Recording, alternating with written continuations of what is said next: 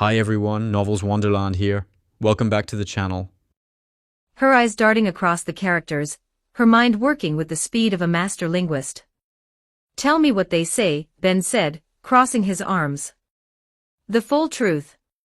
Robin took a deep breath, her voice taking on a formal, almost reverent tone. "The poneglyph from the royal treasury, it is as I suspected. It contains the precise coordinates and the key to the location of the ancient weapon Pluton.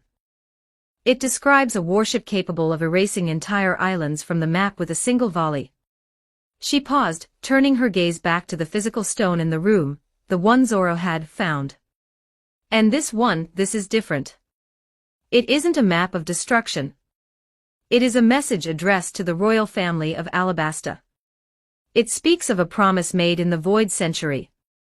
It says that in the future, when Joy Boy returns, the Alabasta line must stand ready to assist him. And to do so, they are to use their guardian deity to pave the way." She finished and looked at Ben, expecting him to press her for the location of Pluton. She expected the hunger for power that she had seen in Crocodile's eyes, or the cold ambition of the world government. But Ben simply stood there, nodding thoughtfully. He didn't ask for the coordinates. He didn't ask how to find the ship. Confused, Robin stepped closer. "Do you not want to know? The location of Pluton is right here, in my mind.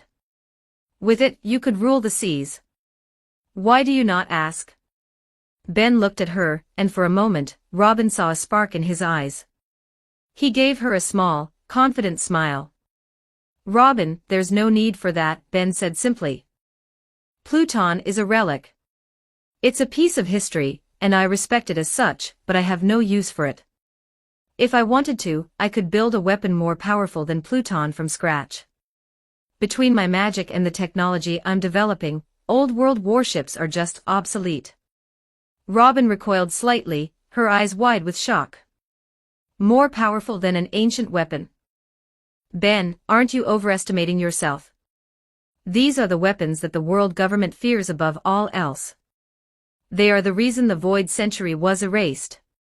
Ben walked over to her, his tone softening but remaining firm. "Darling, you are underestimating me. The people who built Pluton were limited by the resources and the physics of their time. I can create anything I can think of. Why would I chase a ghost when I can build the future?" He gestured to the poneglyph Zorro had found. "As for that guardian deity mentioned in the text, we actually found a devil fruit in those same ruins. Given the context, it's almost certainly a mythical Zoan. That is the deity the prophecy refers to. It's not a machine, it's a power passed down or hidden away." Robin nodded slowly, processing the sheer scale of Ben's ambition. It was terrifying, in a way, but also strangely liberating. He didn't want to control the world through the shadows of the past, he wanted to outpace it. Robin's eyes drifted away from the poneglyph and toward the walls of the research room. For the first time, she truly noticed the sheer volume of books lining the shelves. There were thousands of them, their spines representing a dizzying array of subjects. She had stayed away from this room until now. Despite Ben's openness, she had felt like an outsider, a stowaway who hadn't yet earned the right to sit in the sanctum of the crew's leader. "Ben," she said softly, her fingers trailing along the edge of a mahogany shelf. "These books, would I be permitted to read them? I notice some of these are from Drum Island, and many others appear to be from the Alabasta Royal Library." Ben turned to her, his expression warm. "Robin, you don't have to ask. You're part of this crew. You can spend as much time in here as you want. Take whatever you like back to your quarters, too. I've already had Mary scan and upload every single one of them into the ship's servers, so the physical copies are mostly for the feel of the paper." A genuine, rare smile broke across Robin's face. "Thank you. Truly." She began to wander the aisles. It was a treasure trove. There were medical texts from Drum that were centuries ahead of the rest of the world, botanical studies from Alabasta that detailed plants she had only ever seen in legends, and technical manuals written in Ben's own hand that seemed to describe impossible machines. As she pulled a leather-bound volume on ancient flora from the shelf, the door hissed open again. Chopper trotted in, carrying a tray of small glass slides and a concentrated look of determination on his furry face. "I've finished the cellular analysis of the latest batch." Chopper chirped, then paused when he saw Robin. "Oh, hi Robin. Are you looking at the books? The one on the third shelf about medicinal herbs is really good." Robin chuckled. "I'll be sure to check it out, Doctor." Ben checked a clock on the wall. "All right, Chopper. Time is of the essence. We've reached a bottleneck in the synthesis process, and I want to try a new simulation." Ben and Chopper moved toward two sleek, reclining pods at the back of the room, the VR interface units. "We're still working on the artificial devil fruit project," Ben explained to Robin as he climbed into his pod. "The problem isn't the physical structure, it's the soul or the energy signature of the fruit. It keeps collapsing during the stabilization phase." Chopper hopped into his own pod, his little helmet fitting snugly over his ears. "We're using a 1:5 time dilation today," the reindeer explained. "For every hour that passes out here, we get 5 hours of research time in the virtual lab. We're going to stay in until tonight." Robin watched with fascination as the pods hissed shut. "Mary," Ben's voice came over the intercom, sounding slightly distant. "Initiate the dilation protocol. Load the devil fruit research workspace." "Understood, Ben." Mary replied. The lights on the pods began to pulse with a soft blue glow.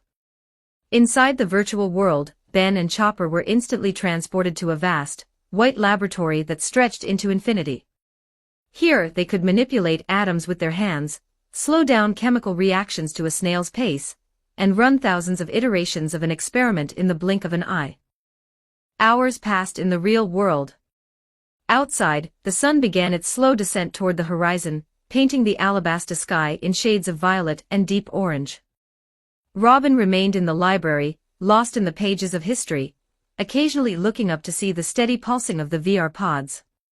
Inside the simulation, Ben and Chopper were exhausted.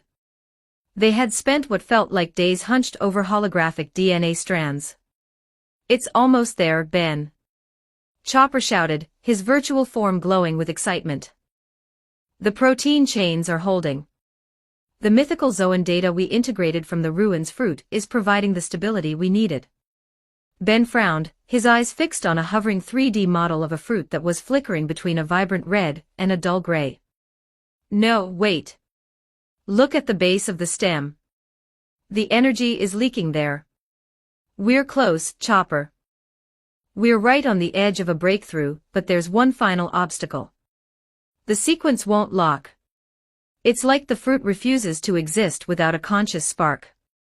They continued to work, their minds linked through the ship's neural net, pushing against the boundaries of science and magic.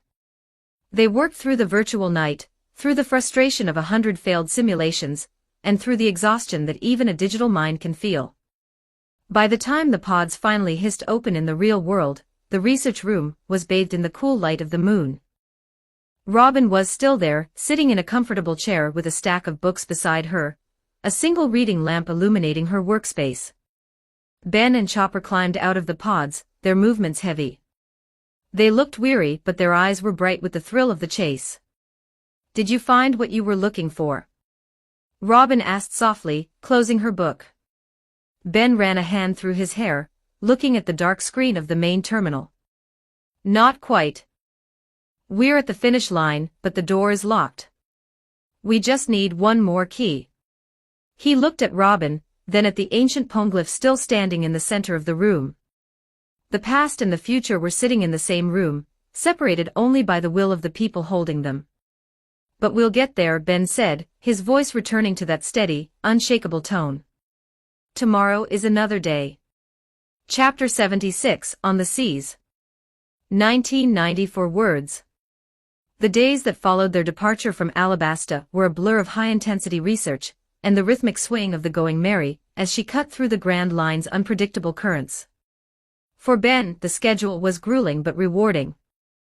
He split his time with clinical precision, Half his day was spent submerged in the VR world with Chopper, wrestling with the final sequences of the artificial devil fruit, and the other half was dedicated to his own secret projects, refining the technology that would ensure the crew's survival in the tumultuous years to come. Inside the research room, the air was always thick with the hum of servers and the soft glow of holographic displays. Outside, the crew lived their lives with the boisterous, chaotic energy that defined them. But this morning, the atmosphere was different. Breakfast had been the usual battlefield. Luffy had tried to steal Sanji's bacon, resulting in a swift kick to the head. Usopp was regaling anyone who would listen with a heavily embellished tale of how he personally scouted the desert ruins, and Nami was obsessively checking the log pose. Once the plates were cleared, Ben stood up. Meeting room. Now, he said, his voice carrying an weight that silenced the table. We have things to discuss that concern the future of this crew. The crew filed into the ship's dedicated meeting room. It was a sleek, modern space that felt out of place on a wooden caravel, dominated by a long, polished glass table that seemed to float in the center of the room. One by one, they took their seats. Luffy, grinning with anticipation, perched on his chair like he was ready to spring into action. Usopp and Chopper sitting side by side, looking a mix of nervous and curious. Nami and Robin, the intellectual pillars of the group, watched Ben with sharp, attentive eyes. Vivi and Kuro, the former princess looking regal yet anxious, her faithful duck standing tall behind her. Minnie Mary, the small girl, sat near the head of the table. Sanji and Zoro sitting as far apart as possible, though both were focused on Ben. Dory and Bragi, the giants, sat facing each other. Ben reached into a containment unit and pulled out the fruit they had recovered from the underground palace. It was a mesmerizing thing, swirling with colors that seemed to shift under the room's LED lighting, covered in the signature curly patterns of a devil fruit. For those who weren't there, Ben began, glancing at Vivi, Chopper, and the others. Zoro managed to get himself spectacularly lost in the desert near rain dinners. In doing so, he stumbled into a buried palace, an ancient ruin that predates the current Alabasta kingdom. Vivi leaned forward, her hands gripping the edge of the glass table. An ancient palace beneath the sands. I've lived in Alabasta my entire life, and never heard even a whisper of such a place. It was meant to stay hidden, Vivi, Ben explained. But more importantly, the poneglyph we found there, the one Robin translated, gave us a name. A name tied to the very dawn of history. Then Ben tells them all what Robin and he discussed. Joy Boy, Robin whispered, her eyes dark with a hunger for knowledge. She turned to Ben. The poneglyph mentioned him specifically. Ben, you have abilities. You see things others cannot. Can your sight reach back into the past? Can you tell us who this man was? The room went silent. Even Luffy stopped fidgeting. Ben leaned back, his fingers interlaced. He looked at the ceiling for a long moment, as if reading invisible lines of code in the air. I don't have the full picture, Ben said slowly, his voice dropping an octave. My sight is more about trajectories, where things are going based on where they've been. But I know this, Joy Boy was a man born over 900 years ago. He came from a kingdom so advanced it would make our current world look like it's living in the Stone Age.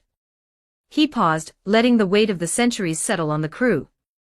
He was the first man in the history of the sea to be called a pirate. He was a man of absolute freedom, and he left a promise behind that the world is still waiting for him to fulfill. The crew was stunned. To think that the very concept of being a pirate started with a man from a lost, high-tech civilization 900 years ago was almost too much to process. Tell us more. Usopp leaned in, his eyes wide. What did he look like? Did he have a huge ship?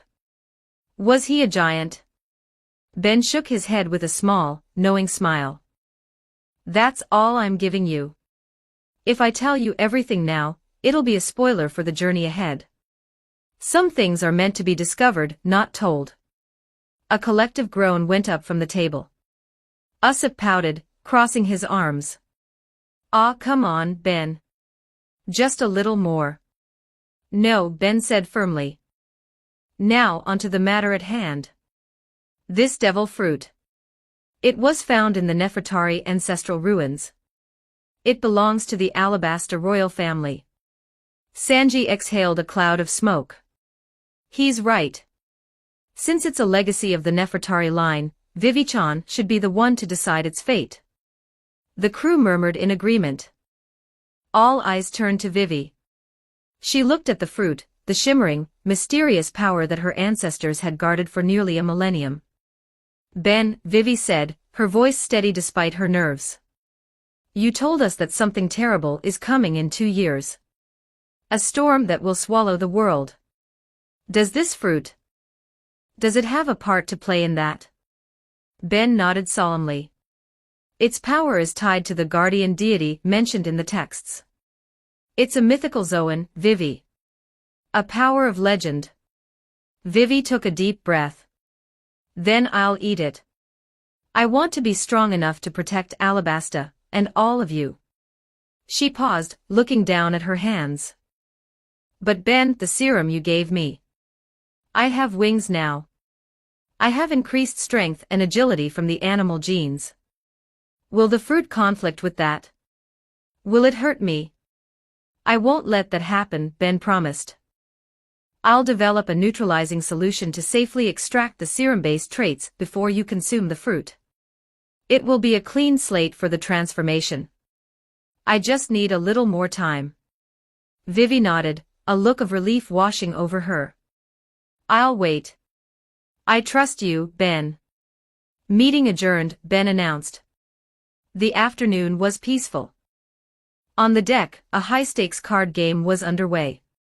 Luffy, Usopp, Dory, Broggy, and Karoo were huddled around a crate, while Zoro leaned against the mast, occasionally throwing down a card with a bored expression. Suddenly, the light began to fade. It wasn't a cloud passing over the sun. It was a shadow, vast, jagged, and terrifyingly fast. It started as a small blotch on the cards in the middle of the crate, and expanded outward until the entire deck of the Mary was plunged into an artificial twilight. Who turned out the lights? Luffy complained, looking up. His jaw dropped. His eyes literally bugged out of his head. The ship's bell chimed thrice, Mary's automated warning system. Warning, massive object in vertical vicinity. Above them a colossal galleon, its wood rotting and its sails tattered like the wings of a dying moth, was falling straight out of the sky.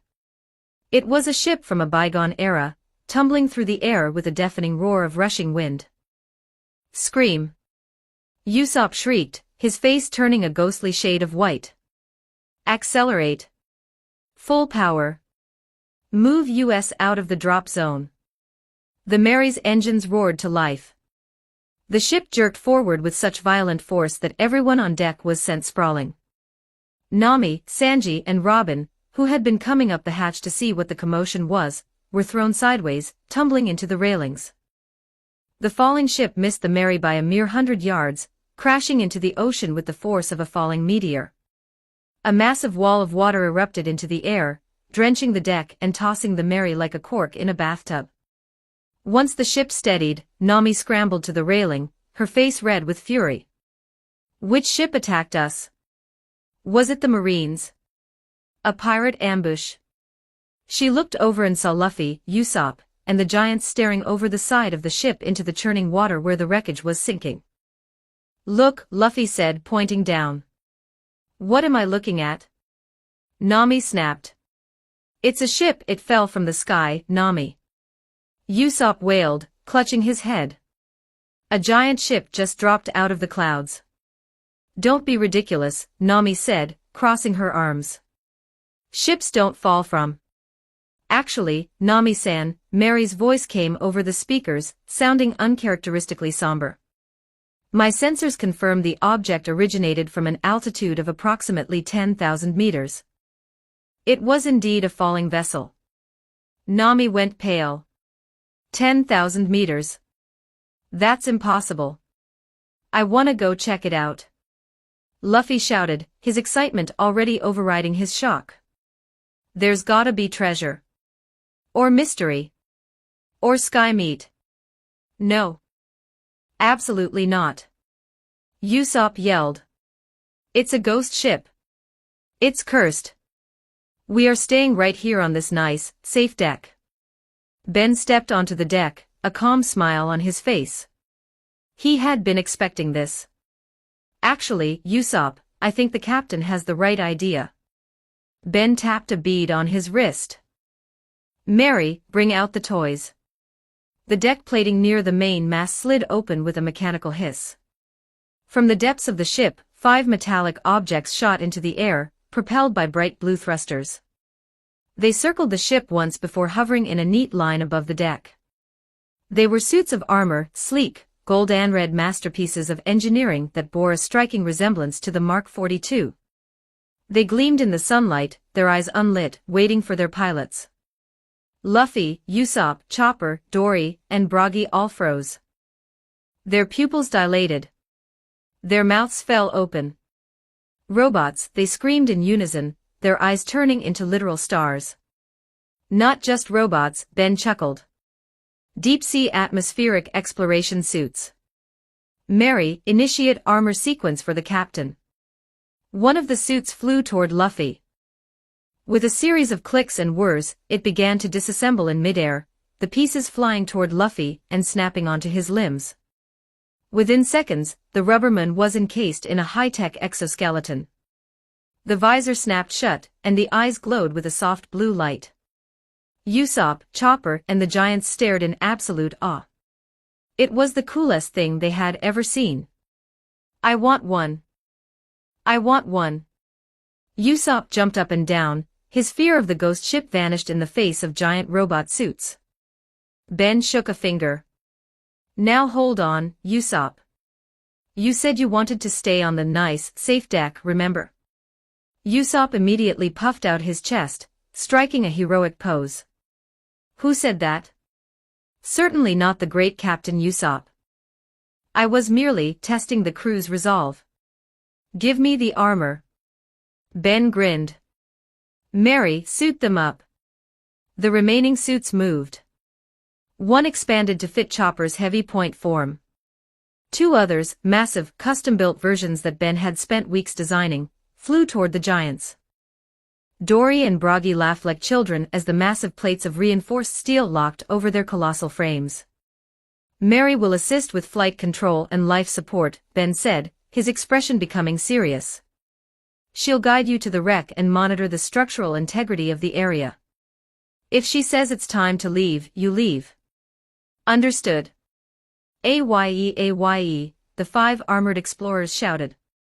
With a collective roar of repulsors, the 5 iron pirates blasted off the deck, leaving trails of white smoke in the sky as they dove toward the churning waters below. Chapter 77, On the Seas. 2,446 words. The sky above the Grand Line was a canvas of piercing blue, broken only by the streaks of white vapor trailing behind 5 golden-red figures. The roar of repulsors cut through the wind as Luffy, Usopp, Chopper, and the 2 giants, Dory and Broggy, soared through the air in their Mark Series armors. Yahoo! Luffy's scream of pure, unadulterated joy echoed inside his helmet and blasted out through the external speakers, startling a flock of passing news coos. He did a corkscrew spin, the thrusters on his palms flaring as he accelerated. I'm flying. I'm really flying. Look at me, Luffy. Chopper squealed, his heavy point armor bulky and tank-like, yet moving with surprising grace thanks to the gravity stabilizers Ben had installed. I'm a rocket reindeer. Gabba-ba-ba-ba. Broggy's laughter was like thunder. The giant's armor was a marvel of engineering, a massive exosuit that made him look like a mechanical god of war. This magic is incredible, Ben. To think men of Elbaf could take to the skies like dragons. Indeed, brother. Dory roared, diving past them. The sea below looks like a mere puddle from this height. Down on the deck of the Going Merry, the scene was less chaotic but no less emotional. Ben stood near the railing, monitoring the flight telemetry on a holographic pad. Beside him, Karoo, the super spot-billed duck and faithful companion to Princess Vivi, was staring up at the sky with his beak wide open. Karoo looked at the flying figures, then looked at his own wings. He flapped them experimentally. Nothing happened. He looked at Ben. He looked back at his wings. Then he looked at Ben again, his large, round eyes shimmering with a heartbreaking mixture of anticipation and puppy dog pleading. Ben glanced down and chuckled. I know that look, Karoo. Karoo quacked loudly, pointing a wing at the sky and then puffing out his chest, as if to say, I am a warrior too. Where is my metal suit? Ben sighed, scratching the back of his head. Sorry, buddy. I don't have a suit designed for avian physiology ready right now. The aerodynamics for a duck are complicated. Karoo's face crumbled. The feathers on his head drooped. He let out a low, mournful quack, looking at the deck as if his entire world had collapsed. It was the picture of absolute despair. But Ben added quickly, seeing the devastation he had caused. I've got some blueprints for a high-velocity beakbreaker armor. I'll make one for you in the future. Promise. Karoo's head snapped up so fast there was an audible crack. His eyes sparkled, beams of light practically shooting out of them. He saluted Ben with a wing, quacked a joyous affirmation, and began running in circles around the deck, training for his future life as a mechaduck. High above, the fun was about to turn into a mission. All right, Iron Pirates, Ben's voice crackled over the comms system. Target acquired. The wreckage of the sunken ship that is directly below you. Initiate dive sequence. Roger that. Usopp shouted, trying to sound professional despite his heart hammering in his chest. The 5 armored figures tipped their bodies downward. Gravity took hold, and combined with the thrusters, they became missiles. They punched through the surface of the ocean with a synchronized splash, the impact absorbed instantly by the inertial dampeners. The world turned from bright blue to murky azure. Engage floodlights, Ben ordered. Beams of high-intensity light cut through the gloom. The massive, broken hull of the ship loomed before them, drifting slowly toward the dark depths. It was a ghostly sight, seaweed already clinging to its rotting wood, the shattered masts pointing like accusatory fingers. Let's go inside. Luffy yelled, his repulsors propelling him toward a hole in the hull. Wait for us, Captain. Chopper called out. Inside the ship, it was silent and eerie. Debris floated in the stagnant water, broken chairs, soggy books, and personal effects of a crew long dead. Search for anything valuable, Ben's voice guided them. Logs, maps, unique artifacts. Ignore the gold, we have enough money. We want information. Nami grabs Ben's wrists and shouts, no, do not ignore gold, bring them back. Usopp was hovering near the back, his head on a swivel. This place is creepy, he muttered. Why is it so creepy? It's just a ship. A dead, wet, dark ship. He turned a corner into what looked like the galley. His light swept across a table. Jaya. Usopp screamed, his suit's thrusters firing in a panic, sending him slamming into the ceiling. There, floating near the table, was a skeleton. It was still wearing the tatters of a pirate uniform, its jaw hanging open in an eternal, silent scream. What is it? Dory's deep voice rumbled through the water. ASS skeleton. Usopp wailed. It looked at me. It's dead, Usopp, Zoro's voice cut in over the comms from the Mary. Stop being embarrassing. You try being down here in a tin can. Usopp shot back. Focus, Ben commanded. Luffy, check the captain's quarters. Giants, check the cargo hold. Luffy, unfazed by skeletons or ghosts, smashed through the door to the captain's cabin. He saw a chest bolted to the floor. Found a box, he announced, ripping the lid off. Inside wasn't gold but a log pose, an older model, and several maps. Good, Ben said. Secure them. Mary, scan the cargo hold. Scanning, the AI responded. Detecting trace amounts of alloys. Dory, groggy, grabbed the rusted weapons in the corner. While they worked, a shadow fell over the surface far above them. On the surface, the Going Merry was suddenly not alone. A massive ship, easily 3 times the size of the Mary, had pulled up alongside them. It was a bizarre vessel, painted in garish tropical colors, with huge pulleys and cranes dominating its deck. The figurehead was a giant, goofy-looking monkey. "You there?" a voice boomed across the water. Standing on the bow of the new ship was a man who matched his figurehead perfectly. He was huge, hairy, and wearing a jumpsuit that looked like a banana peel. "I am Masira," the man shouted, striking a pose. "The Salvage King. This is my territory. Anything that falls from the sky into these waters belongs to me." Nami, Sanji, Zoro, and Vivi tensed up. Sanji's cigarette shifted in his mouth. "Trouble?" he asked quietly. Ben stepped forward, raising a hand to signal the crew to stand down. He put on his best harmless traveler smile. "Greetings," Ben called back. "We're just passing through.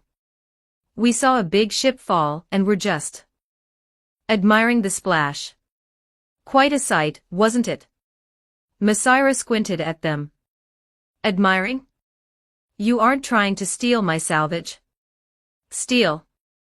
Ben laughed, waving a hand dismissively. "We're just a humble crew. We wouldn't dream of interfering with a professional like you." While he spoke, Ben tapped a rhythm on his wrist console. "Mary, patch me through to the underwater team." Ben didn't stop smiling at Masira, then he spoke to Luffy and the others below when Masira was ordering his crew. "Listen up. We have company. A salvage pirate named Masira just showed up. He thinks the wreck is his. I need you to finish grabbing whatever you can in the next 60 seconds and get out." Below the waves, Luffy paused. "A pirate? Can I fight him?" "No," Ben replied instantly. "We don't want a war over garbage. Just get the intel and get back to the ship unseen." "Roger," the team replied. Back on the surface, Masira puffed out his chest. "That's right. I am a professional. Prepare the buckets. We're going to pump air into the wreck and raise it." "Aye aye, boss." Masira, his crew shouted, scrambling to man the massive air pumps on the deck. "You see," Masira lectured Ben, "salvage is an art. You have to respect the sea." "Fascinating," Ben said, his eyes flicking to the sonar display on his wrist. "Tell me more about your technique." While Ben kept Masira distracted with questions about air pressure and buoyancy, topics Masira barely understood but loved to brag about, the underwater team was moving. "Mary, guide us in," Chopper whispered. Calculating blind spot, Mary's voice was cool and precise. "The Victory Hunter, Masira's ship, has a visual obstruction on its port side due to the crane assembly. Approach from deep, come up directly under the Mary's starboard hull." The 5 iron pirates moved like shadows. They abandoned the wreck of the St. Briss just as Masira's divers began to splash into the water on the other side. Using their thrusters at low power to avoid surface turbulence, they glided beneath the Mary. "Magnetic clamps engaging," Mary announced. The suits latched onto the hull of the Mary underwater. They climbed up the side of the ship opposite to where Masira was pontificating. As they crested the railing, the suits hissed. The back plating opened up and Luffy, Usopp, Chopper, Dory, and Broggy stepped out. "Armor return protocol," Ben muttered under his breath. The 5 suits immediately disassembled into their component parts and flew, low and quiet, into the open hatch of the research lab, stacking themselves neatly in their charging bays. Luffy shook his head, spraying water everywhere. Even though he was dry, it was a habit. He grinned, holding the bundle of wet maps and the log pose. He saw the crew gathering near the port rail, talking to the monkeyman. "Hey!" Luffy shouted, sprinting across the deck, waving the rusted log pose in the air. "Look what I found in the sunken ship. It's a mystery box and a cool compass." The silence on the deck was deafening. Ben closed his eyes and pinched the bridge of his nose. Nami turned slowly. Her eyes were white with fury. Usopp, who had just managed to sneak back into the group, turned pale. "You idiot. Wham! Nami's fist collided with the top of Luffy's head with the force of a meteor. Usopp joined in, chopping Luffy. We're supposed to be sneaky. Luffy rubbed the massive lump growing on his head. Why did you hit me? We got the treasure. On the other ship, Messira froze. His ears twitched. He leaned over the railing, staring at the straw hats. Sunken ship? Messira asked, his voice low and suspicious. Did that straw hat guy just say he found something in the sunken ship? Nami stiffened. She grabbed Luffy's face, stretching his rubber cheeks into a grotesque smile. She turned to Messira, sweat dropping down her forehead. You misheard. Nami laughed nervously. He said he found a bun in the... He found a potato chip bun. He's very hungry. You know how captains are. A potato chip bun. Messira scratched his head. That sounds delicious. I could have sworn he said sunken ship. He narrowed his eyes. You guys aren't trying to trick me, are you? I take salvage very seriously. The tension rose. The rest of Messira's crew stopped working and picked up their weapons. Luffy pushed Nami's hand away. He looked at Messira. He tilted his head to the side. He squinted. Hey, Luffy said bluntly. You look like a monkey. The entire Straw Hat crew stopped breathing. Sanji dropped his cigarette. Usopp began to recite his last will and testament. Nami looked ready to throw Luffy overboard. You don't just insult a pirate captain to his face, especially one who is clearly sensitive about his appearance. Messira stared at Luffy. His mouth hung open. The silence stretched for 5 agonizing seconds. Then, Messira blushed. He put his hands on his cheeks and wiggled his body shyly. Oh, stop it. Messira giggled. You're embarrassing me. There's no need for such high praise. The Straw Hats, except Luffy and Ben, jaw dropped. He took it as a compliment. Usopp shrieked. You really think I look like a monkey? Messira asked, batting his eyelashes. Like a real, strong monkey. Yeah. Luffy gave a thumbs up. A big, funny monkey. Brother. Messira shouted, tears streaming down his face. I like you. You have a good eye for character. Stand down. These are friends of mine. Aye, boss. Ben chuckled, leaning back against the mast. Diplomacy, Luffy style. So, Messira wiped his eyes. Since we are friends, you can watch the master at work. I shall raise the ship. Messira turned back to the sea, ready to command his divers. But something was wrong. The water between the two ships began to bubble. It wasn't the bubbles from the air pumps. It was something else. The ocean surface began to dome upward, frothing white. Is that the ship coming up? Vivi asked, holding onto the railing. No, Ben said, his tone dropping instantly. He checked the sonar. A massive red blip had just appeared, eclipsing everything else.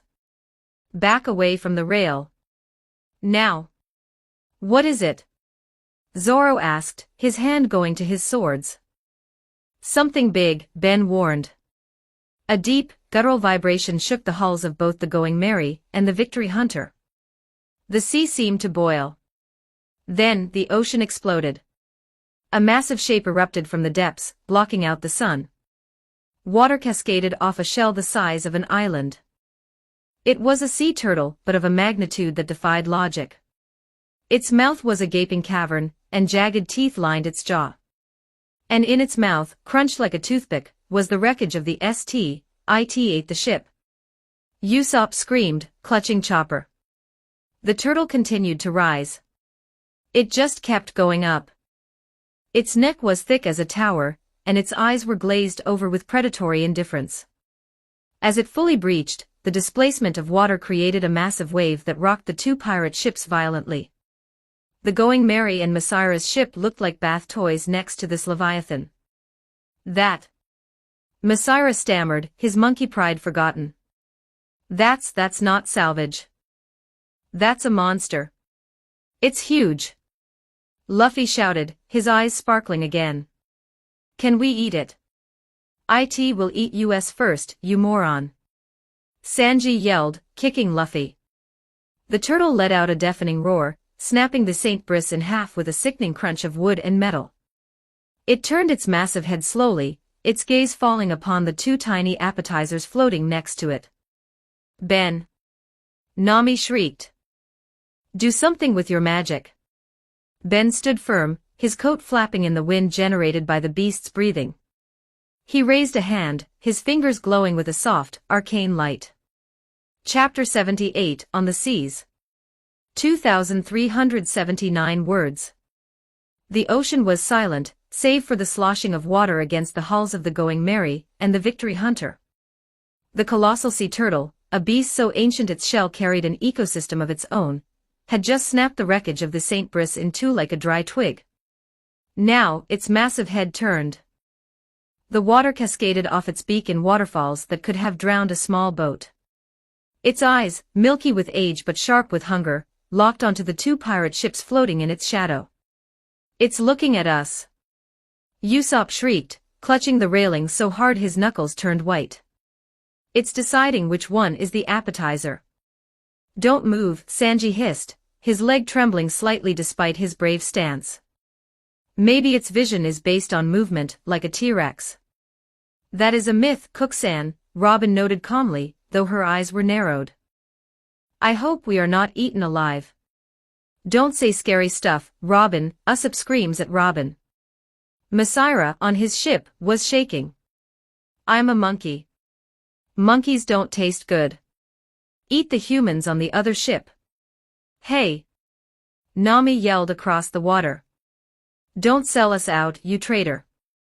The turtle opened its maw, a cavern of jagged teeth, and prepared to lunge. But then, the world stopped. It didn't stop because of time manipulation or magic. It stopped because the very atmosphere seemed to curdle. The bright sunlight that had been bathing the ocean suddenly vanished, not behind a cloud, but behind something far more substantial. A chill wind swept across the deck, carrying a smell that wasn't salt or sea. It smelled of thin air and ozone. Why is it getting dark? Chopper whispered, looking up. It's noon. Luffy, who had been ready to punch the turtle, froze. Slowly, the crew looked up. Piercing through the dense fog that had rolled in out of nowhere, three silhouettes appeared against the backdrop of the gray sky. They were not ships. They were not islands. They were people. But they were wrong. The scale was impossible. The giants, Dory and Bragi, were the largest living things the crew had ever seen, standing at nearly 20 meters tall. But these shadows, these figures loomed over the horizon, their heads piercing the clouds, their torsos obscuring the sun. They were miles high. They bore massive wings, and in their hands, they held spears that looked long enough to pierce the planet itself. In the world is that? Zoro breathed, his hand gripping Wado Ikimonji but not drawing it. How do you cut someone that size? Monsters. Bragi rumbled, his axe lowered. Even in Elbaf, we have no legends of titans this size. It's the Yumabozu. Usopp cried, tears streaming down his face as he fell to his knees. The giant sea monks. We're all going to die. The ocean is cursed. Even the giant sea turtle, the apex predator of this region, was not immune. The beast looked up, saw the three-winged gods looking down at it, and visibly shuddered. Sweat, thick, oily beads of fear, broke out on its scaly forehead. It whimpered, a sound like grinding rocks, and began to back away. Everyone was paralyzed. Their hearts hammered against their ribs like trapped birds. The sheer cosmic horror of the sight had stripped away their ability to scream. Everyone, that is, except Ben. Ben stood on the quarterdeck, his coat fluttering in the cold wind. He looked up at the shadows with a calm, analytical gaze. He knew what they were, a trick of the light, a projection from the sky island above onto the dense imperial cumulus clouds below. But knowing the science didn't make the sight any less imposing. "Mary," Ben said, his voice cutting through the silence of the deck. "Yes, Ben," the AI responded, her voice sounding slightly strained, as if even the ship's sensors were overwhelmed by the data. "Get us out of here." "Understood." Engaging emergency maneuver, flank speed. The sudden roar of the Mary's engines broke the trance. "Awaya." The crew finally found their voices, screaming in unison. "Run away!" Luffy shouted. "Those are ghosts. Big ghosts." "Mary! Go faster!" Nami screeched, hugging the mast. "I don't care where, just go." "The turtle is diving." Sanji yelled. The sea turtle, terrified out of its mind, scrambled. It dove straight down, creating a whirlpool that threatened to suck the ships in. Masira didn't even say goodbye. "Full sail. Row, you lazy monkeys. Row for your lives." The Victory Hunter turned tail and fled east, its paddles churning the water into white foam. Heading west-northwest. Ben commanded.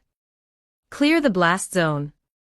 The Going Mary shot forward, her reinforced hull cutting through the waves. They didn't stop looking back until the fog swallowed the three-winged shadows, and the sun began to peek through the clouds again. 30 minutes later, the Going Mary was drifting in calm waters, miles away from the incident. The adrenaline crash had hit the crew hard. Usopp was lying flat on the deck, staring at the sky. Chopper was checking everyone's pulse, mostly to distract himself. Zoro was napping, or pretending to calm his nerves. Nami stood near the helm, staring at her wrist. She had been staring at it for 5 minutes straight. Nami Swan, Sanji cooed, floating over with a tray of iced tea. "You look tense.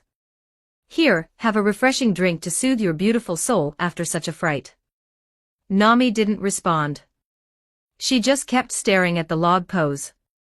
"Nami?" Luffy poked her cheek. "Are you broken?" "It's broken," Nami whispered. Her voice trembled.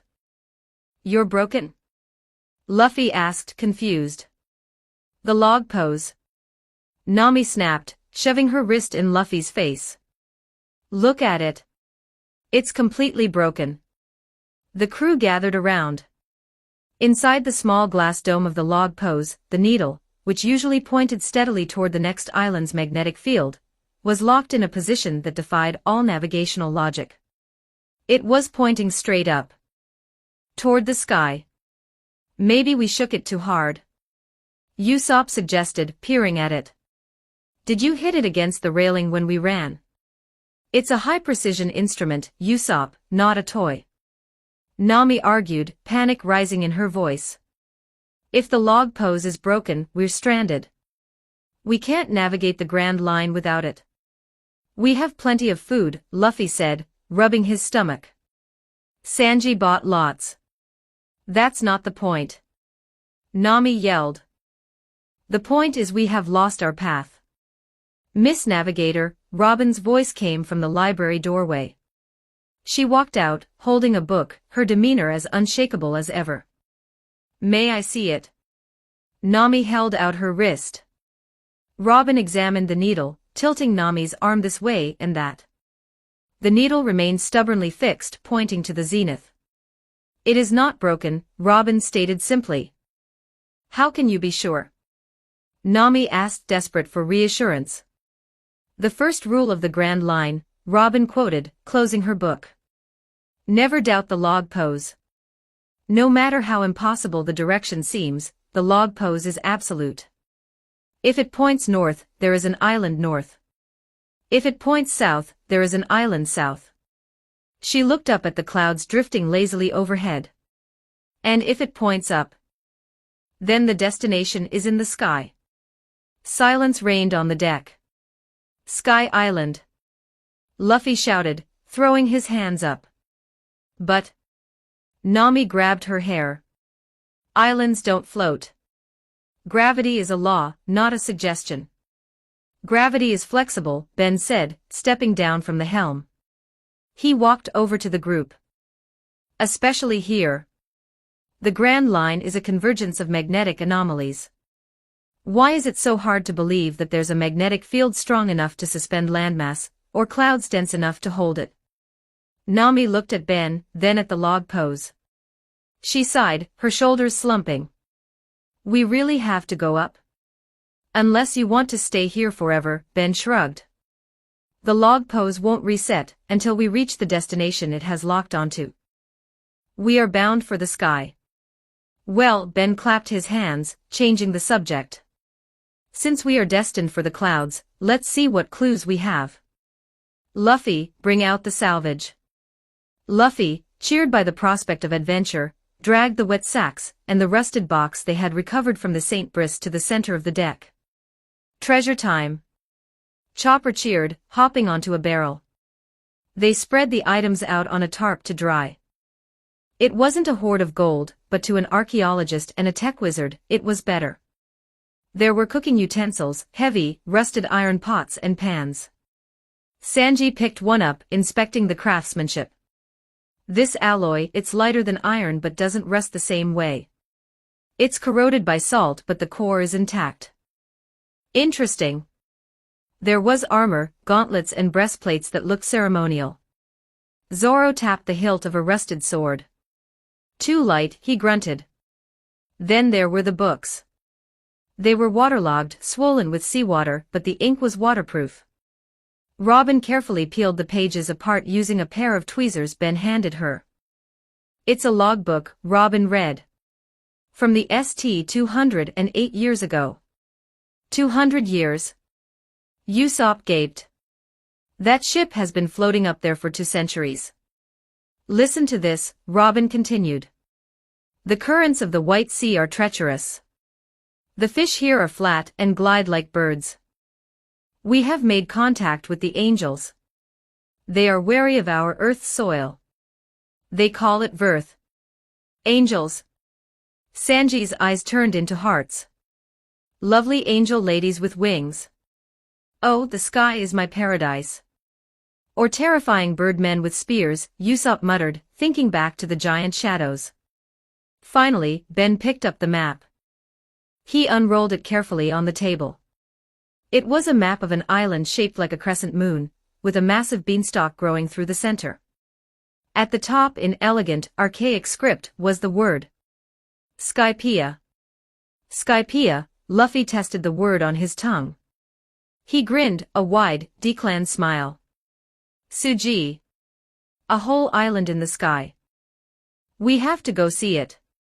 I want to see the angels. I want to eat the sky fish. I want to climb the beanstalk. He turned to Nami, eyes sparkling.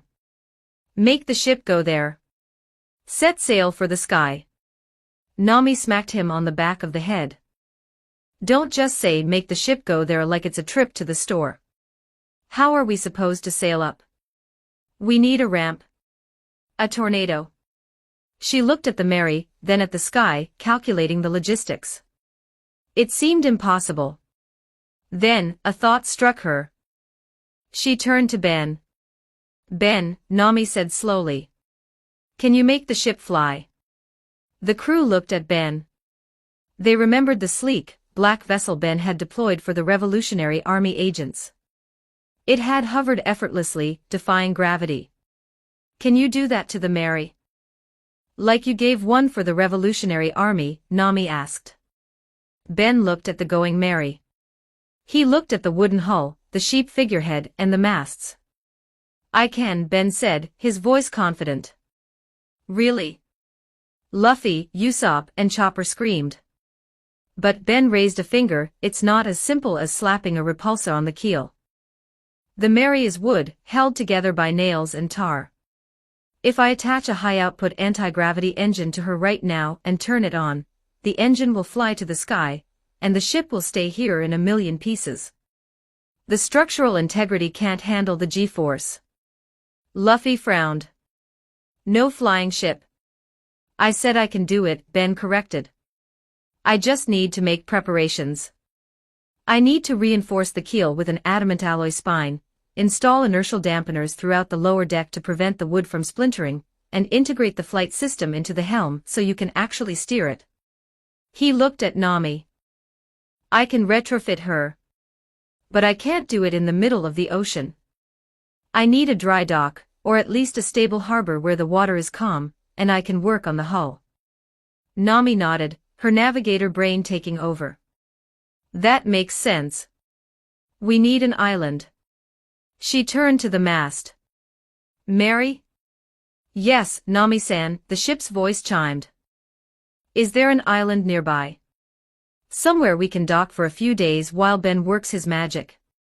There was a brief pause as the ship's long-range sensors swept the horizon. Scanning. Mary hummed. Triangle coordinates locked. Log pose vector analyzed. There is a large landmass approximately 40 nautical miles to the southwest. It appears to be a chaotic zone, heavily populated by pirates, but it has a harbor. What's it called? Nami asked.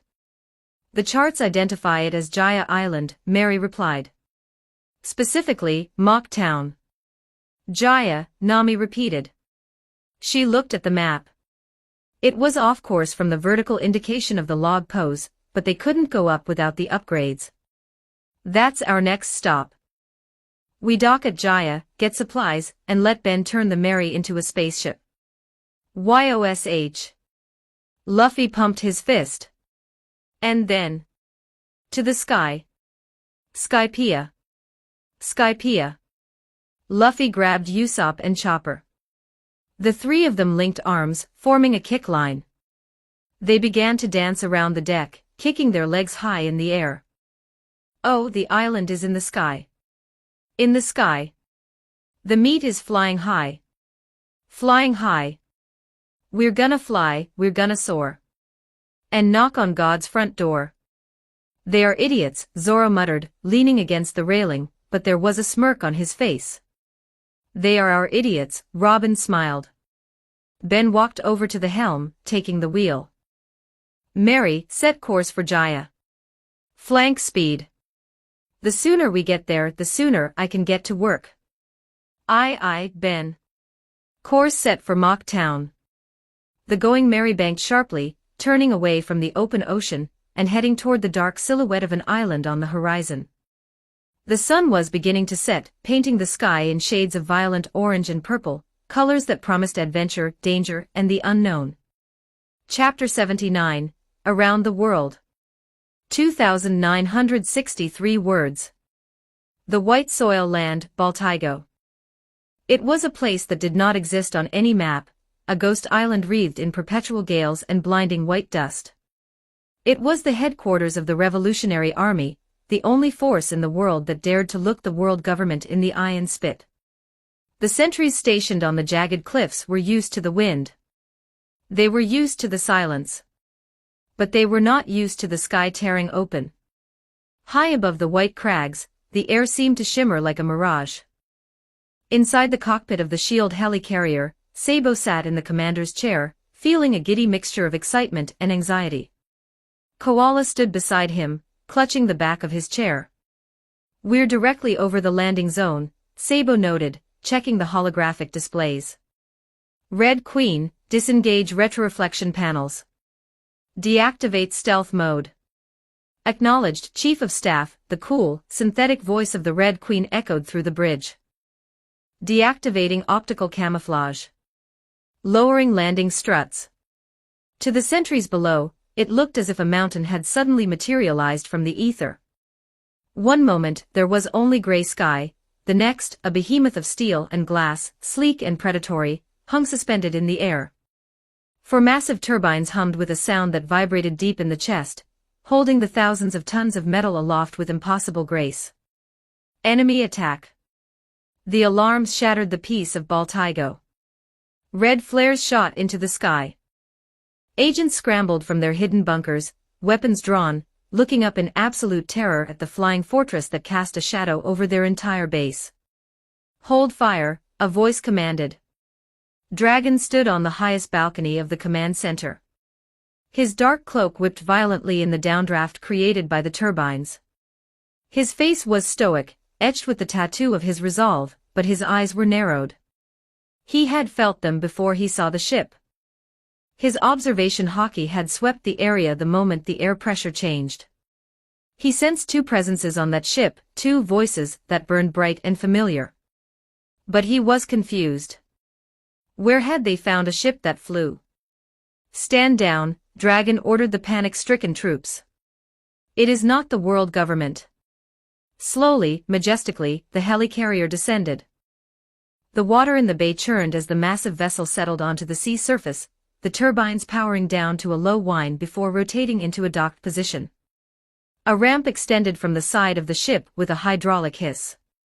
Sabo and Koala walked down, looking fresh and unharmed, contrasting sharply with the battle-ready revolutionaries waiting for them. Dragon walked forward to meet them, his boots crunching on the white soil. The wind died down as he approached, his sheer presence calming the storm. "Dragon-san." Sabo saluted, a wide grin on his face. Dragon nodded, his gaze drifting past his second-in-command to the metallic leviathan floating behind him. "I am glad you have returned safely. However," he pointed at the helicarrier. "Care to explain where you acquired a flying fortress?" Sabo blinked, looking genuinely confused. "Ben said he told you about it." Dragon's eyebrow twitched. "Ben?" "Yeah, Ben," Sabo explained, gesturing enthusiastically to the ship. "He said he contacted you and told you he was gifting this to the Revolutionary Army as a mobile base. That's the only reason we accepted it. I thought you approved it." Dragon stared at Sabo. Sabo stared at Dragon. The silence stretched, filled only by the confused murmurs of the surrounding soldiers. "He told me no such thing," Dragon said flatly. Sabo's jaw dropped. But he was so convincing. "He said, I've already cleared it with your boss, just take the keys." He even gave us the manual. Koala, who had been standing slightly behind Sabo, suddenly let out a heavy sigh. She slapped her forehead. "I knew it. He played us." "Played us?" Sabo looked at her. "He knew we wouldn't accept something this valuable without orders," Koala said, a mix of annoyance and admiration in her voice. "So he lied to us to make us take it. He forced the gift into our hands." Sabo paused, processing this. "Cheeky bastard." A smile slowly crept onto his face. "Well, he got us." Koala stepped forward, her excitement bubbling over. "Dragon-san, trickery aside, you have to see this. It's not just a ship. It represents a century of technological advancement." Dragon looked at the ship, then back at his subordinates. "Lead the way." As Dragon and a select group of officers stepped onto the bridge of the helicarrier, the lights flickered on automatically. "Welcome aboard," the disembodied voice of Red Queen spoke. "Biometric scan complete. Identity confirmed, Monkey D. Designation, Supreme Commander. Transferring primary command codes to you." The officers jumped, reaching for their weapons. "It's okay."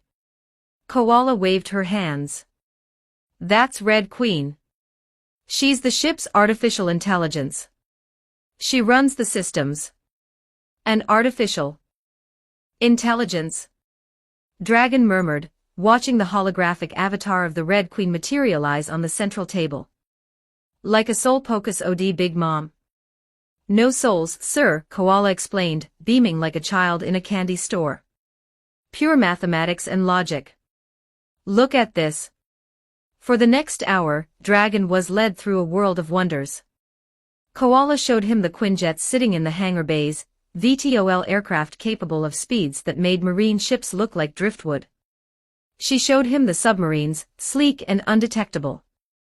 She explained the force fields that could withstand Buster Call-level bombardment. She pointed out the laser artillery that could snipe a target from miles away with pinpoint accuracy. "And this," Sabo said, pressing a button on the console, "is the stealth drive. It bends light around the hull. To the naked eye, we vanish. To radar, we are a cloud. Dragon ran a hand over the cold steel of the console. He was a man who rarely showed emotion, but his eyes were wide. This ship alone changed the balance of power. With this, they could move armies unseen. They could strike Marie-Joy's and vanish before the admirals could respond. Magnificent, Dragon admitted. We aren't done, Sabo grinned. Everyone, please exit the ship.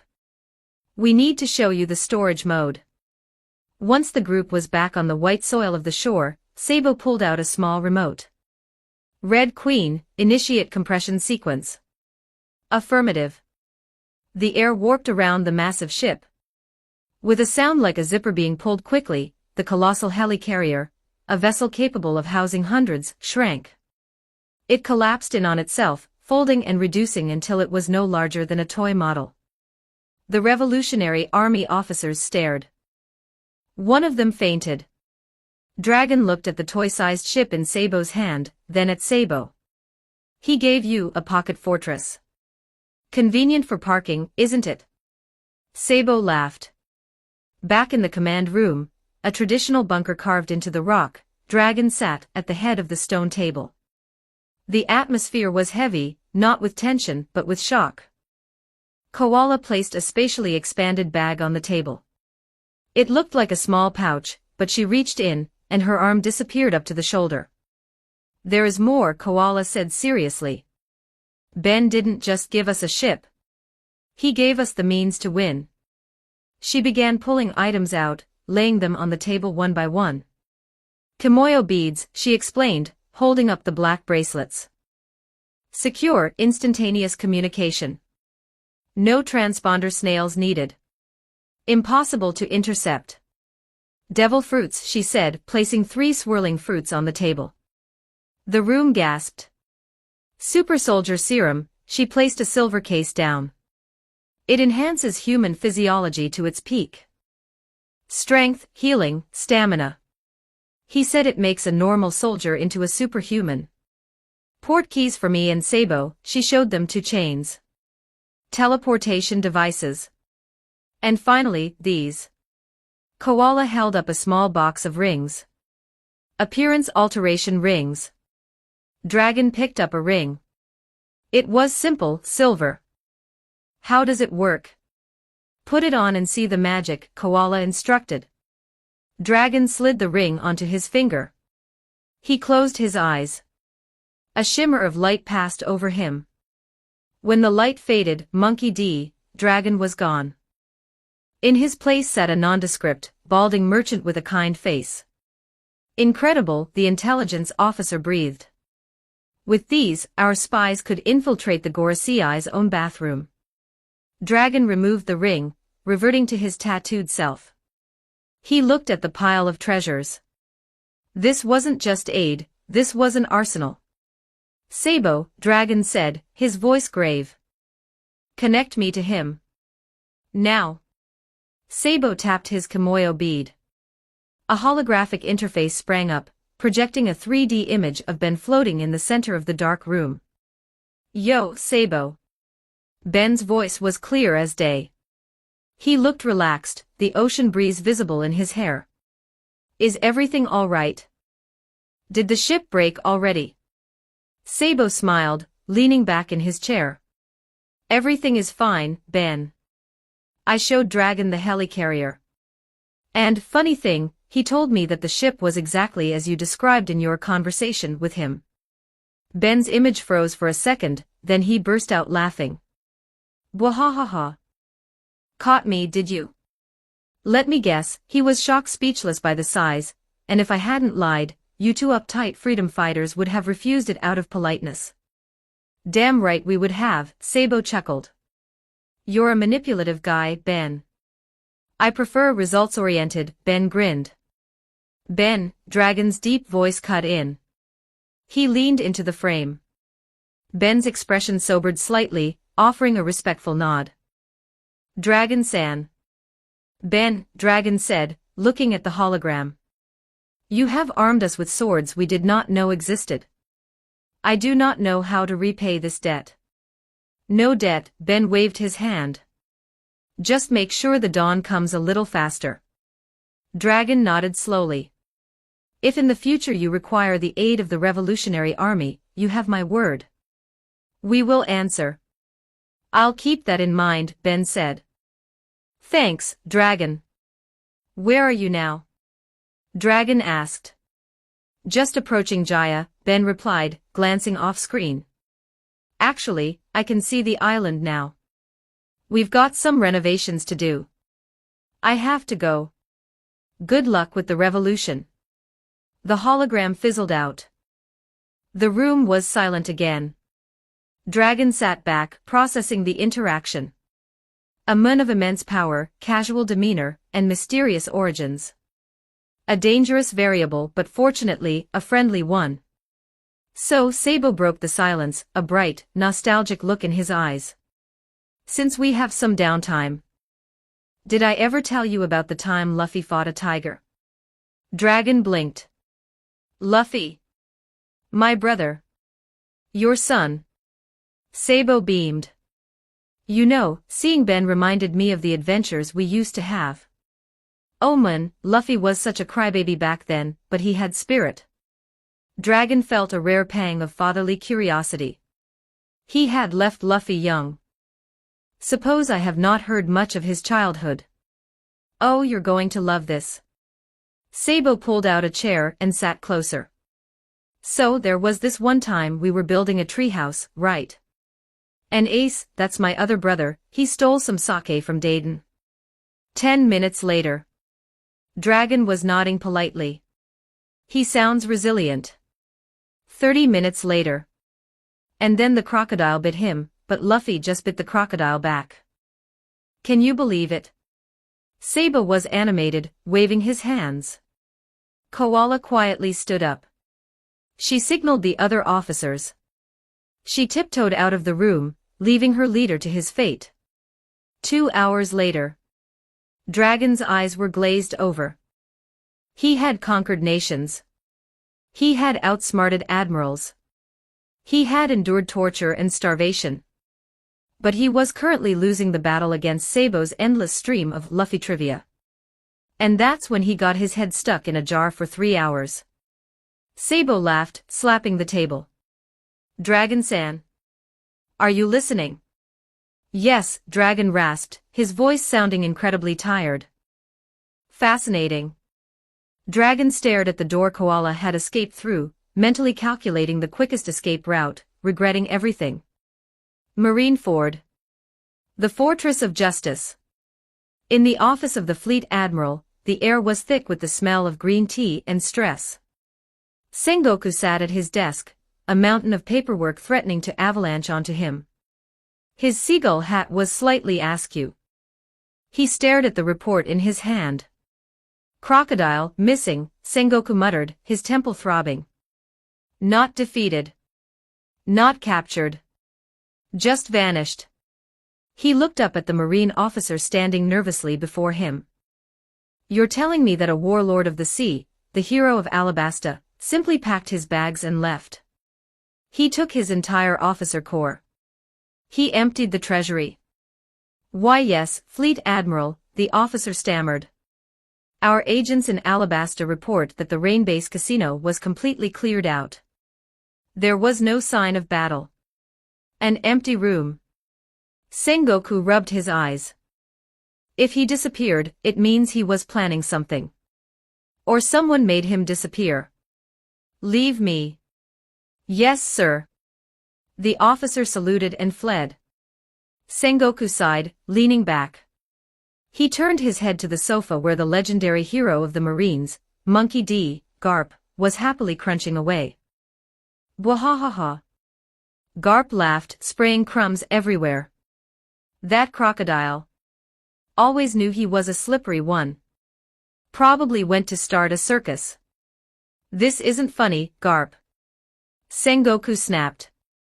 The balance of the three great powers is fragile. If a warlord goes rogue or disappears, it creates a vacuum. We look incompetent. We are incompetent, Garp said cheerfully, reaching into his bag of rice crackers. Want one? What now? Sengoku asked, ignoring the offer. He's technically still a warlord until we revoke the title, but we can't find him. And he has world government immunity. Who cares? Garp mumbled, mouth full. If he's gone, he's gone. Less paperwork for you. Sengoku's patience snapped. A vein popped on his forehead. He reached over and snatched the bag of rice crackers out of Garp's hand. Hey! Garp shouted, standing up. Give those back. That's the limited edition seaweed flavor. Confiscated. Sengoku yelled, clutching the bag like a war trophy. As penalty for your insubordination and your annoying chewing. He slammed the bag onto his desk. And speaking of annoyance. What are you going to do about your family, Garp? Garp sat back down, picking his nose. My family? They're fine. I'm talking about your grandson. Straw Hat Luffy. Sengoku waved another report. I got a report from Smoker. He spotted Straw Hat at Nanohana. And not just him. Fire Fist Ace was there too. Garp froze mid-nose pick. Bwahahaha. Those brats are having a reunion. This is serious. Sengoku roared. The 2nd Division commander of the Whitebeard Pirates and a rookie with a 30 million berry bounty were in Alabasta right before Crocodile vanished. Smoker tried to pursue them, but they slipped away. Were they involved? Did they fight Crocodile? Who knows? Garp shrugged. Smoker said he couldn't find them afterwards. They vanished into the desert and then. Reports say they left the island. Sengoku glared at Garp. Your bloodline is a curse on the Marines, Garp. A revolutionary son and 2 pirate grandsons. What are you going to do about them? Garp's expression shifted. The goofy smile remained, but his eyes darkened slightly behind the facade. He crossed his massive arms. What can I do, Sengoku? Garp said, his voice dropping to a rumble. They chose their path. They hoisted their flags. They are men of the sea now. They will live by their choices, and they will die by them. He looked out the window toward the Grand Line. But. Garp cracked his knuckles, the sound like gunshots in the office. If I run into them, I'll show them that freedom comes with a price. There is a hell waiting for them. A hell called Grandpa's Love. Thousands of miles away. The Going Merry cut through the waves, the silhouette of Jaya growing larger on the horizon. The crew was in high spirits, the promise of a sky island filling them with wonder. Luffy was sitting on his special seat, the sheep's head figurehead. He was laughing at something Usopp was doing on the deck. Suddenly, Luffy froze. His eyes went wide. His pupils constricted to pinpricks. The hair on his arms stood straight up. A cold, terrifying shiver shot down his spine, rattling his very bones. It wasn't the fear of a monster or an enemy. It was a primal, instinctual fear that transcended logic. Gah! Luffy shrieked, clutching his shoulders and looking around frantically. Luffy! Nami looked up from her charts. What's wrong? Did you sense a Sea King? No. Luffy shuddered, rubbing his arms. Then what happened? I don't know, Luffy whispered, his face pale. I felt a chill run down my spine just now. Meanwhile, on a small striker boat powered by fire, Ace was cruising through the waves in a different part of the ocean. He suddenly sneezed violently, his flames flaring up and nearly scorching his hat. He rubbed the back of his neck, looking behind him with a paranoid expression. Someone's talking about me, Ace muttered. Back on the Merry, the moment passed. Luffy shook his head, slapping his cheeks. Whatever. Luffy shouted, pointing at the island ahead. Jaya is here. Adventure. Sky Island prep. Ben stepped out onto the deck, his tools already strapped to his belt. He looked at the lawless island of Mock Town approaching. "All right, everyone," Ben called out. "Park the ship. I've got work to do. And Luffy, try not to punch anyone for at least 5 minutes." Luffy grinned, a promise he definitely couldn't keep written all over his face. Shishishi. No promises. Chapter 80, Jaya. 2,384 words. The anchor of the Going Merry splashed into the murky waters of Mock Town's harbor. Unlike the pristine coasts of Alabasta or the welcoming shores of normal islands, Jaya smelled of stale rum, gunpowder, and rotting fish. It was a haven for the dregs of the Grand Line, pirates who had failed to reach the top, bounty hunters with loose morals, and murderers hiding from the law. The town itself looked like a mouth full of broken teeth, buildings piled haphazardly on top of each other, windows boarded up, and the constant sound of glass breaking and men shouting echoing from the streets. On the deck, Nami surveyed the scene with a critical eye.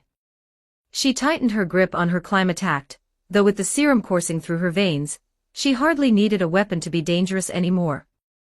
"Listen to me," Nami commanded, pointing a finger at Luffy and Zoro.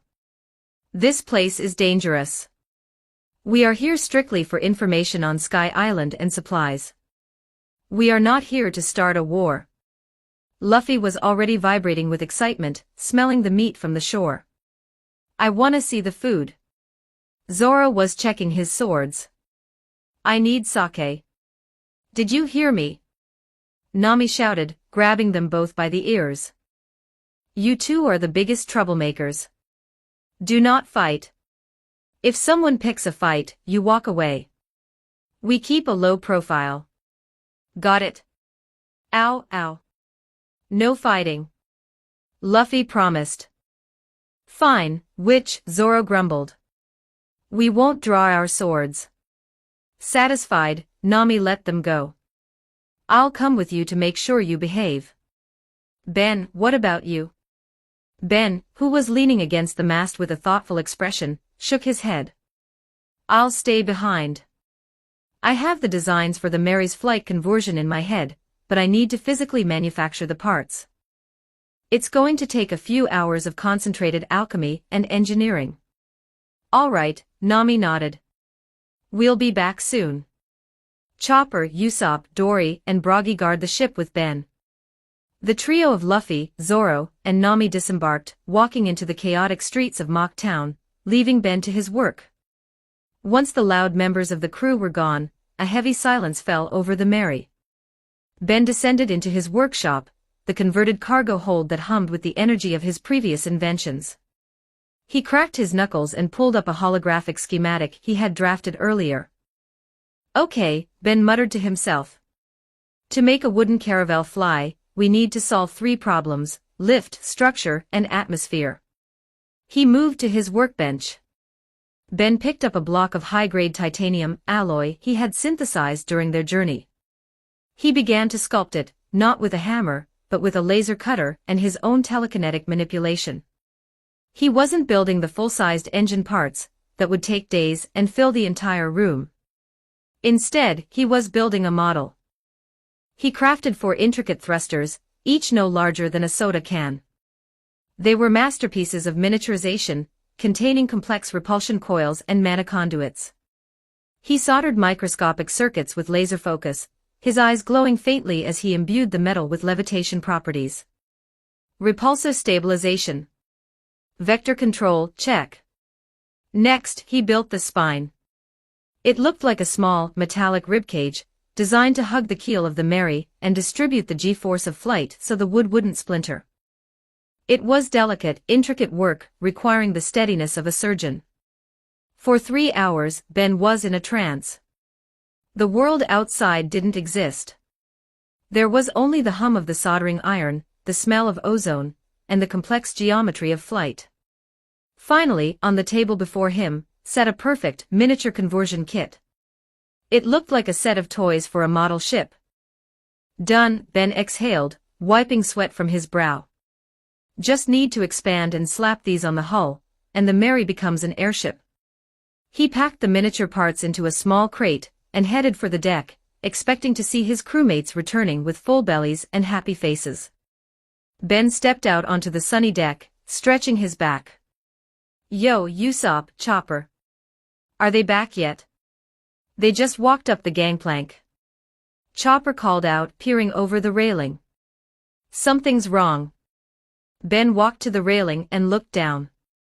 He raised an eyebrow. Luffy and Zoro were a mess.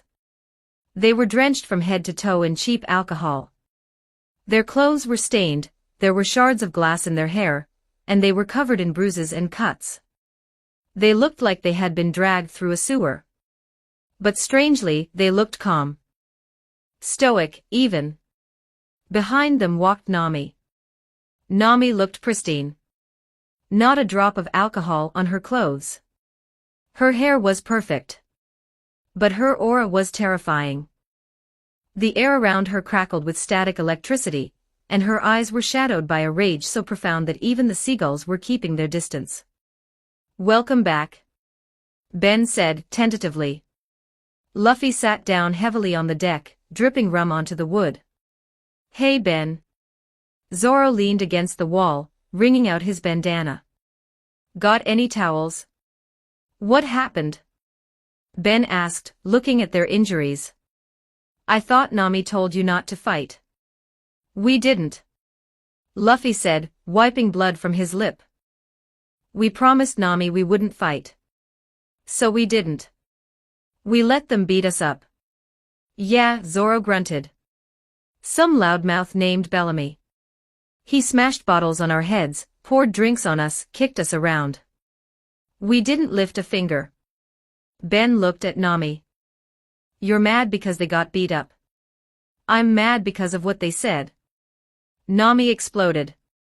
She stomped her foot, and a spiderweb of cracks appeared in the deck planks. Her eyes flashed with literal electricity. "They laughed at us, Ben. They laughed at the Sky Island. They called it a fairy tale. They said the era of dreams is over." Nami paced back and forth, her hands clenching and unclenching.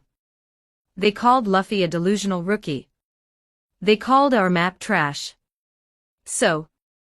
Ben pieced it together. Luffy and Zoro took the high road. They realized fighting people with no dreams is pointless. That's actually very mature of. "And then I broke their spines."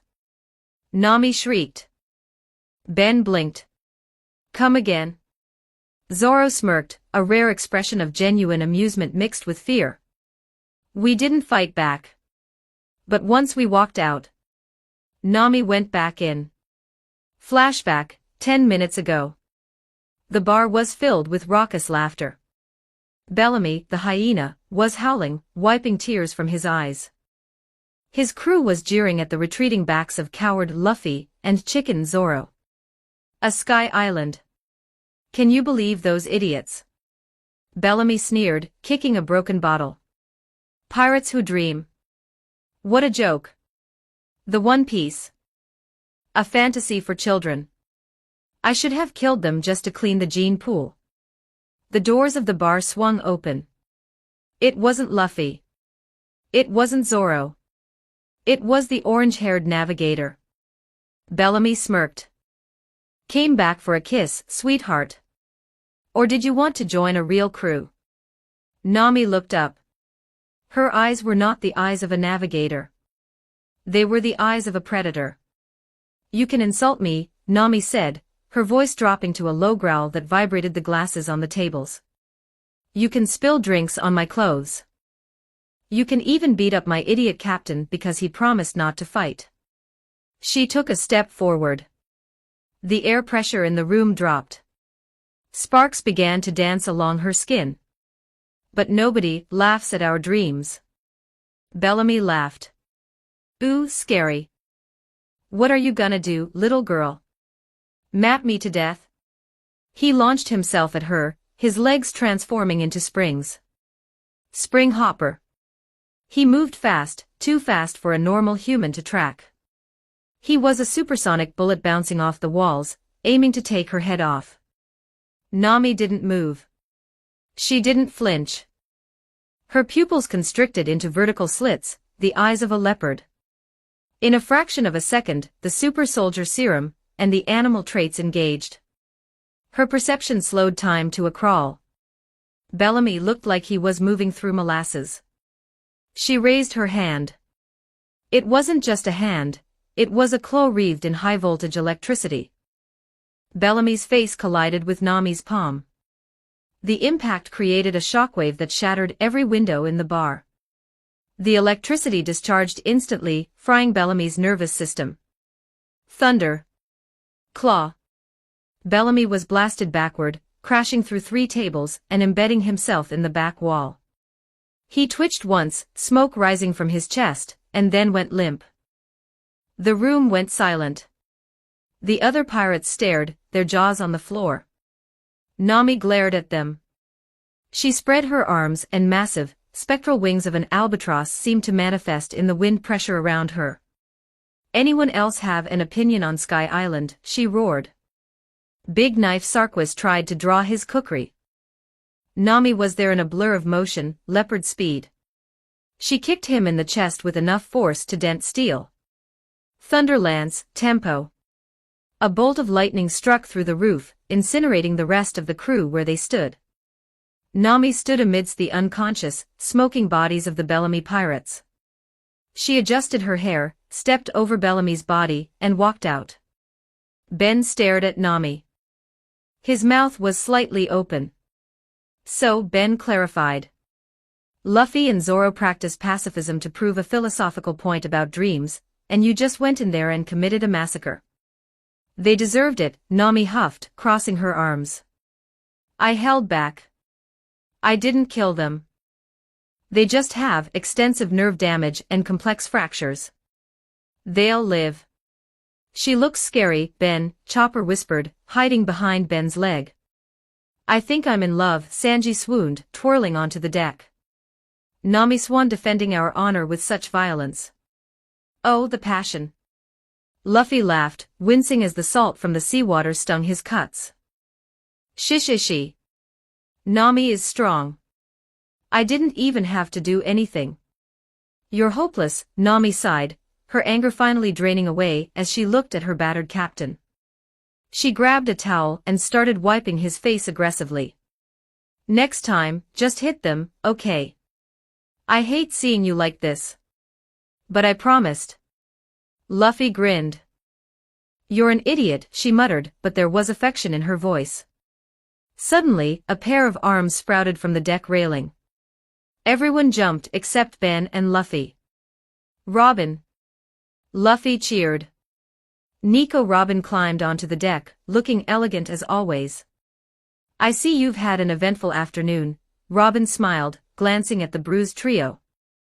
I have returned with information regarding the Sky Island. Tell us. Usopp shouted. Is it real? The people in this town mock the idea, Robin explained. However, I found a lead. There is an outcast who lives on the other side of the island. A man named Mont Blanc Cricket. Cricket? Chopper tilted his head. He is a descendant of Mont Blanc Noland, the liar from the storybooks, Robin continued. He was executed for claiming he saw a city of gold. His descendant lives here, searching for the truth. If anyone knows about Sky Island, that is him. Then we go see him. Luffy decided immediately. Nami, set sail. Wait, Ben interjected. He held up the crate of miniature parts. Before we go anywhere, I have good news. The flight conversion kit is ready. The crew's eyes widened. You finished it already? Usopp gasped. It's been like 3 hours. I'm efficient, Ben shrugged. But I can't install it here in the port. Too many eyes. And I need the ship to be dry-docked, or at least beached to attach the keel spine. Cricket's house is on a secluded part of the coast, Robin noted. It would be an ideal location for modifications. Perfect, Ben nodded. We sail to Cricket's place. We get the info on the Sky Island. And while you guys talk to him, I'll turn the Mary into a bird. All right. Luffy shouted, throwing his arms up. Let's go. To the cricket guy. The Going Merry pulled away from the dock. As they sailed out, they could see smoke rising from the bar district. Ambulances were rushing toward the location where Nami had unleashed her fury. We probably shouldn't come back here, Usopp noted, watching the chaos. Good riddance, Nami said, flipping her hair. A town that laughs at dreams doesn't deserve our business. As they rounded the Cape of Jaya, the scenery changed. The squalor of the town gave way to lush, dangerous jungles. The trees were massive, and the sounds of giant insects echoed from the shore. This side of the island is untamed, Robin observed. The currents are stronger here. Ben, Luffy asked, sitting on the figurehead again. Can the Merry really fly? Really high? Ben walked up to the bow, leaning against the railing next to his captain. He looked at the wooden sheep, battered by storms and battles, yet still smiling. Luffy, Ben said softly. Ships are vessels of freedom. The ocean is vast, but it has boundaries. The sky is just another ocean. With these upgrades, the Merry won't just sail. She'll soar. She'll take you higher than any pirate has gone in centuries. Luffy looked at Ben, his eyes shining. You're the best, Ben. I know, Ben smirked. Now, get ready. Once we land at Cricket's, I'm going to need everyone's help. We're doing a full overhaul. The Going Merry cut through the waves, heading toward the eastern coast of Jaya. Toward the castle of a liar, the promise of gold, and the path to the heavens. And in the crate at Ben's feet, the miniature thrusters hummed, waiting to be unleashed. I didn't want to involve experiments on Blackbeard's bloodline because we don't know if he can eat 2 or 3 devil fruits, because of the devil fruit or his bloodline. Because we know his bloodline is of a buccaneer. So I am not doing any experiments on him and his team. And as for devil fruit to Merry, I am waiting for Oda to reveal Loki's devil fruit to see what it is. Because there are few theories it might be a mythical bird, so I am waiting for it. Chapter 81, Jaya. 2,523 words. The Going Merry drifted away from the violent, rum-soaked docks of Mock Town, leaving the bruised egos of the Bellamy pirates behind. The ship hugged the coastline of Jaya, moving from the developed, rot-infested port into the wild, untamed embrace of the island's eastern shore. Here, the trees were ancient and gnarled, their roots twisting like petrified sea serpents into the water. The jungle hummed with the sound of insects the size of cats, and birds that sounded like screaming women. It was a place where civilization had tried to take root and failed, choked out by the aggressive flora. Ben said he needs a quiet place to work, Nami muttered, consulting the map Robin had sketched. According to the intel, this cricket guy lives on a cape just past those twin capes. Luffy, who had recovered remarkably fast from his passive beating, mostly thanks to a ham shank Sanji had provided, was perched on the figurehead, shielding his eyes against the setting sun. I see something. Luffy shouted, pointing a rubbery finger. It's huge. Usopp scrambled up to the crow's nest, adjusting his goggles. By the great seas. Luffy's right. It's a castle. A castle. Chopper gasped, running to the railing, his hooves clattering on the deck. Like a real castle. With knights and a king. It's massive. Usopp reported, his voice trembling with excitement. It's got turrets. It's got battlements. It looks like a fortress of solitude. This cricket guy must be a legendary warrior to live in a place like that. The mist cleared slightly, revealing the silhouette of a grand stone structure rising from the beach. It had high towers, waving flags, and an imposing gate. Suji! Luffy, Usopp, and Chopper screamed in unison. Their eyes sparkled with the universal love for cool architecture. We're gonna explore it. Luffy declared. Adventure in the castle. Hold on, Ben said, guys, don't get your hopes up. Why? Luffy asked, drooling slightly. Is it haunted? Even better. Look closer, Nami sighed. You idiots. As the Mary drew nearer, the illusion began to shatter. The stone walls didn't have the depth of Real rock. The towers looked strangely flat. And as the wind shifted, the entire castle seemed to wobble precariously. Flat. Chopper whispered, heartbroken. It's a cutout, Zoro grunted, leaning against the mast. It's a piece of painted wood. The ship dropped anchor a few meters from the shore. The castle was revealed for what it truly was, a massive plywood facade painted to look like a fortress. Behind the majestic front lay a small, humble, slightly run-down brick house. It was like seeing a movie set from the wrong angle, all prop, no substance. My dreams. Usopp fell to his knees. It's a lie. It's all a lie. A liar's house, Robin mused, a small smile playing on her lips. How fitting for the descendant of Noland. The crew disembarked, wading through the shallow surf to the sandy beach. The air here was heavy and humid. Ben stayed near the ship, already eyeing the hull and preparing his tools for the expansion work, but he waved them on. Go check it out. I'll start prepping the Mary. Luffy, Nami, Zoro, Sanji, Vivi, Karoo, Dory, Bragi, Usopp, Robin, and Chopper walked up to the small house hidden behind the fake castle. Hello. Luffy shouted, banging on the wooden door. Is the cricket guy home? We want to ask about the sky. No answer. The door creaked open under Luffy's fist. It wasn't locked. Intruding is rude, Luffy, Sanji chided, lighting a cigarette. It's fine, it's fine. Luffy walked in. The interior was dim and dusty. It smelled of old paper, tobacco, and loneliness. There was no furniture to speak of, just a hammock, a desk covered in charts, and piles of gold bullion thrown carelessly in the corner as if it were trash. Whoa, look at the gold. Nami's eyes turned into berry symbols for a second, but she shook it off. Focus, Nami. Sky Island first. Robin walked to a bookshelf that was overflowing with journals. But on the center of the desk, lying open, was a large, colorful picture book. This is... Robin picked it up. The cover showed a cartoonish man with a chestnut on his head, grinning stupidly. Oh, Sanji said, stepping up beside her. He blew a plume of smoke, his expression turning nostalgic. I know this book. It's Liar Noland. Liar Noland? Chopper asked, tilting his head. Is he a bad guy? It's a fairy tale, Sanji explained, leaning against the desk. Or rather, a cautionary tale.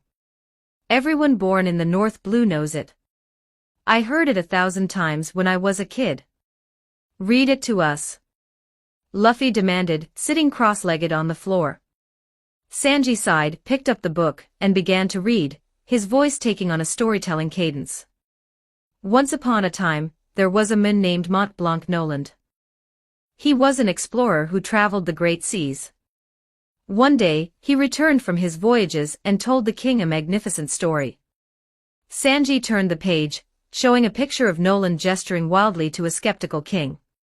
I found a golden city. Noland claimed.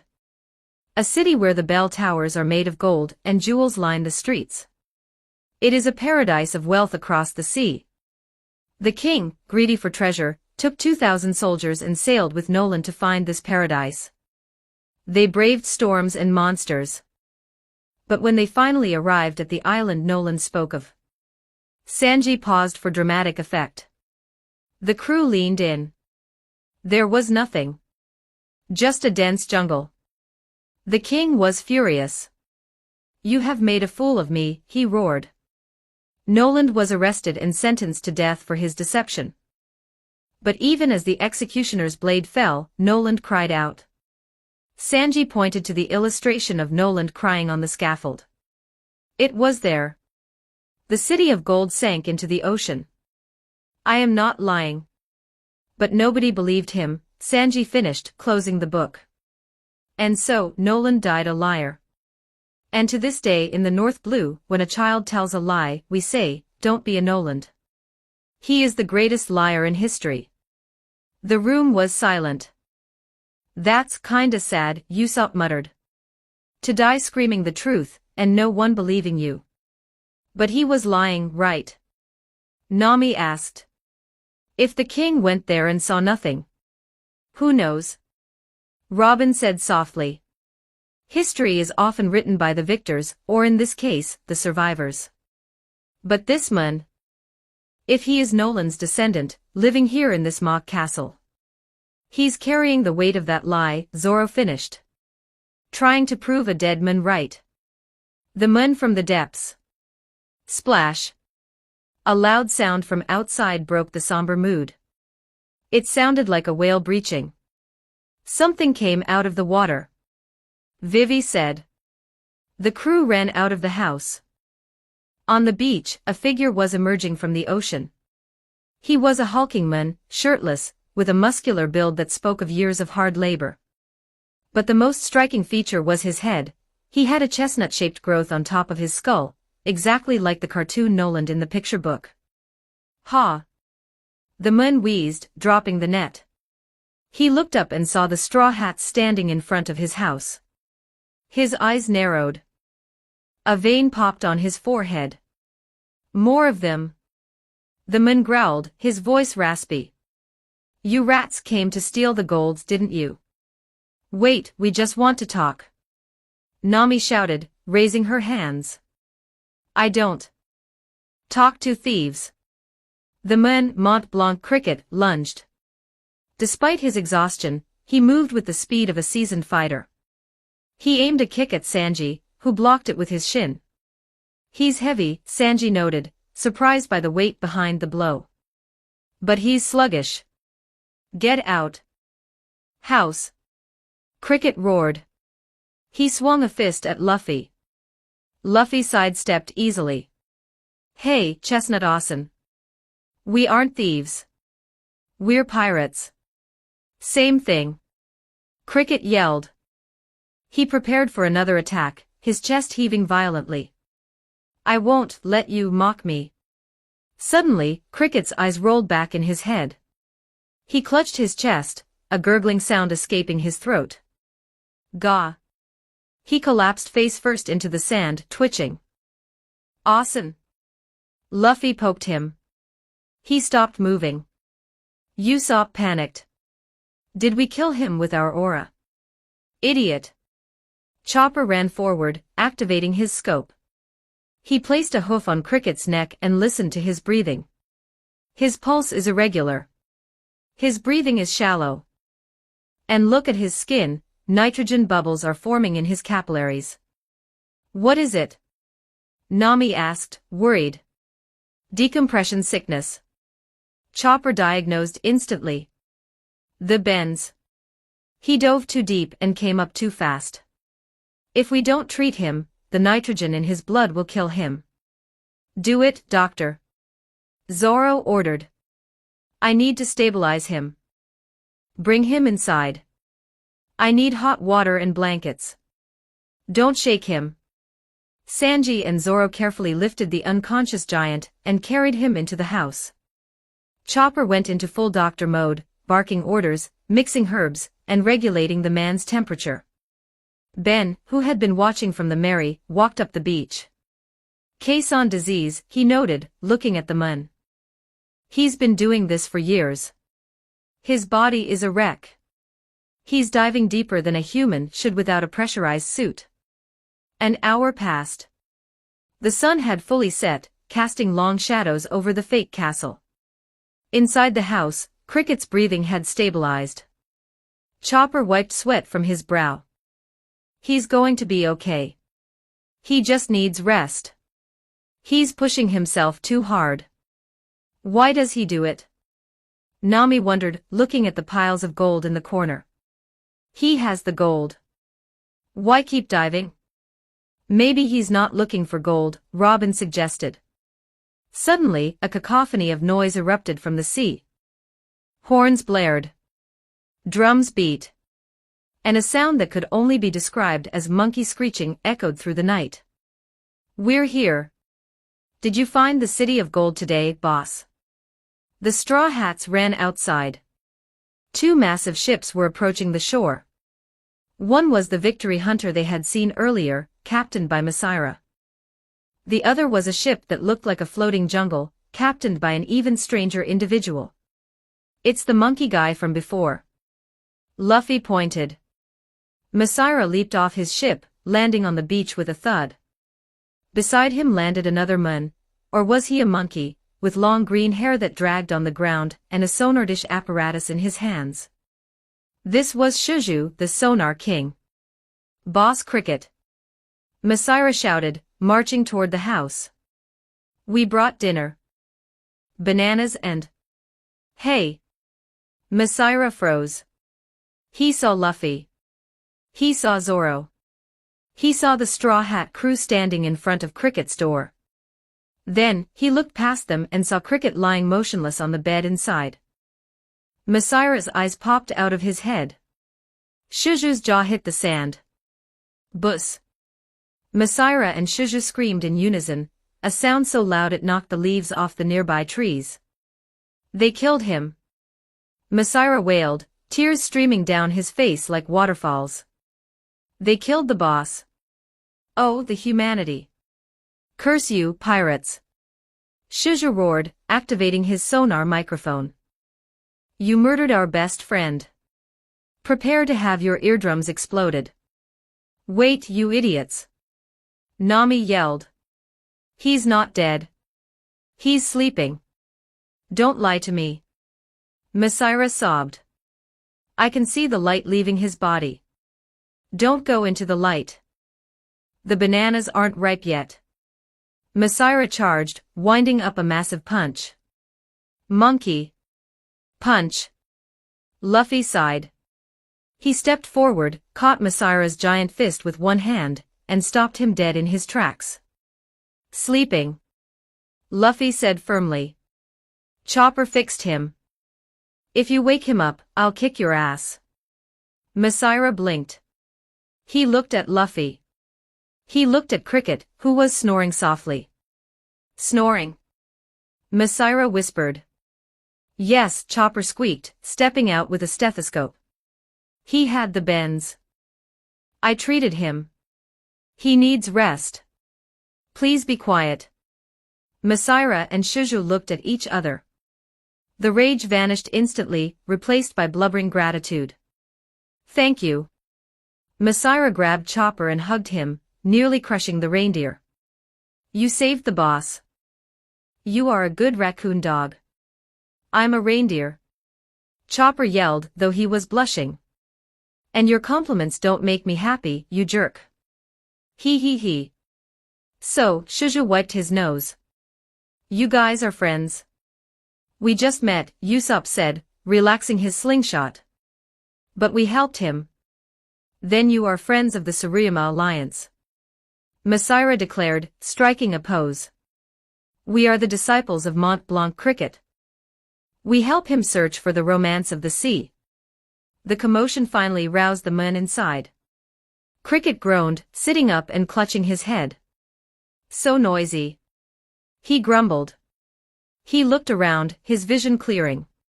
He saw the Straw Hats, saw Messira and Shuju crying with joy, and saw the medical supplies next to him. He looked at his arm, seeing the 4-drip Chopper had set up. "You." Cricket looked at Chopper. "You treated me." "You were in bad shape, old man," Sanji said, leaning against the doorframe. "You shouldn't dive like that." Cricket swung his legs off the bed. He looked at Luffy. "I attacked you. And yet you saved me." "We aren't here for the gold," Luffy said simply. "We want to go to the sky." Cricket froze. He stared at Luffy for a long moment. Then, he let out a short, rasping laugh. He reached for a pack of cigarettes on his desk, lit one, and took a deep drag. "The sky, huh?" Cricket exhaled a cloud of smoke. "You're a rare breed, kid. Everyone else comes here to laugh at the liar's descendant or steal the gold. But you want to chase a ghost even bigger than mine. He stood up, shaky but standing tall. He walked over to the picture book of Noland and closed it. I don't know if the Sky Island exists, Cricket said, his voice gruff but not unkind. But I know this, my ancestor, Noland, was not a liar. He was the most honest man in the world. And if he said there was a city, then there was a city. He looked at the straw hats, a grin forming on his face, a grin that matched the golden statues of Noland. Shuju.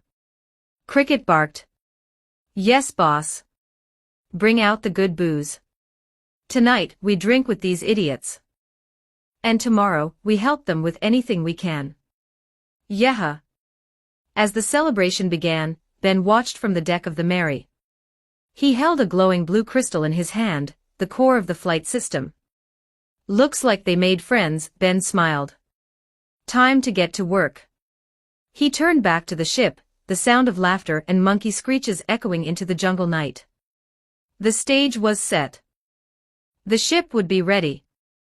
And soon, the liar's legend would be vindicated in the clouds. Chapter 82, Jaya. 2,401 words. The morning sun over the eastern coast of Jaya was humid and heavy, cutting through the jungle canopy in thick beams of gold. The sea was calm, lapping gently against the hull of the Going Mary.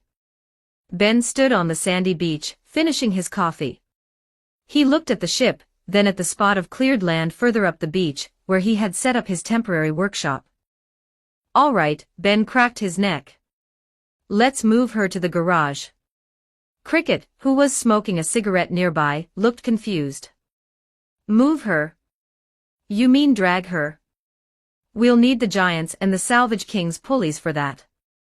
The keel will drag in the sand. No need for pulleys, Ben said calmly.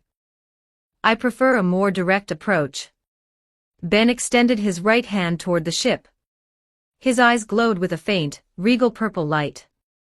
He didn't chant a spell, he simply exerted his will upon the world. Ruler's authority. The air around the Going Mary warped. The water beneath the hull was pressed down by an invisible force. Then, with a groan of timber settling into a new equilibrium, the entire caravel, weighing tons, lifted out of the water. Cricket's cigarette fell out of his mouth. What in the blue hell? The ship floated through the air, water dripping from its underside like rain. It moved smoothly, controlled by Ben's telekinetic grip, and drifted over the beach. Gently, with the precision of a feather landing on a pillow, Ben lowered the Mary onto the wooden scaffolding he had prepared. All right, Ben clapped his hands, turning to a petrified Cricket. Let's get to work. I need to install the repulsor spines along the keel, and mount the thrusters. Mind handing me that wrench? Cricket blinked, shook his head to clear the shock, and picked up the tool. Devil fruit user, Cricket thought, exhaling smoke. Has to be. Some kind of float fruit. Doesn't matter. If this kid says he can make a ship fly, I'm starting to believe him.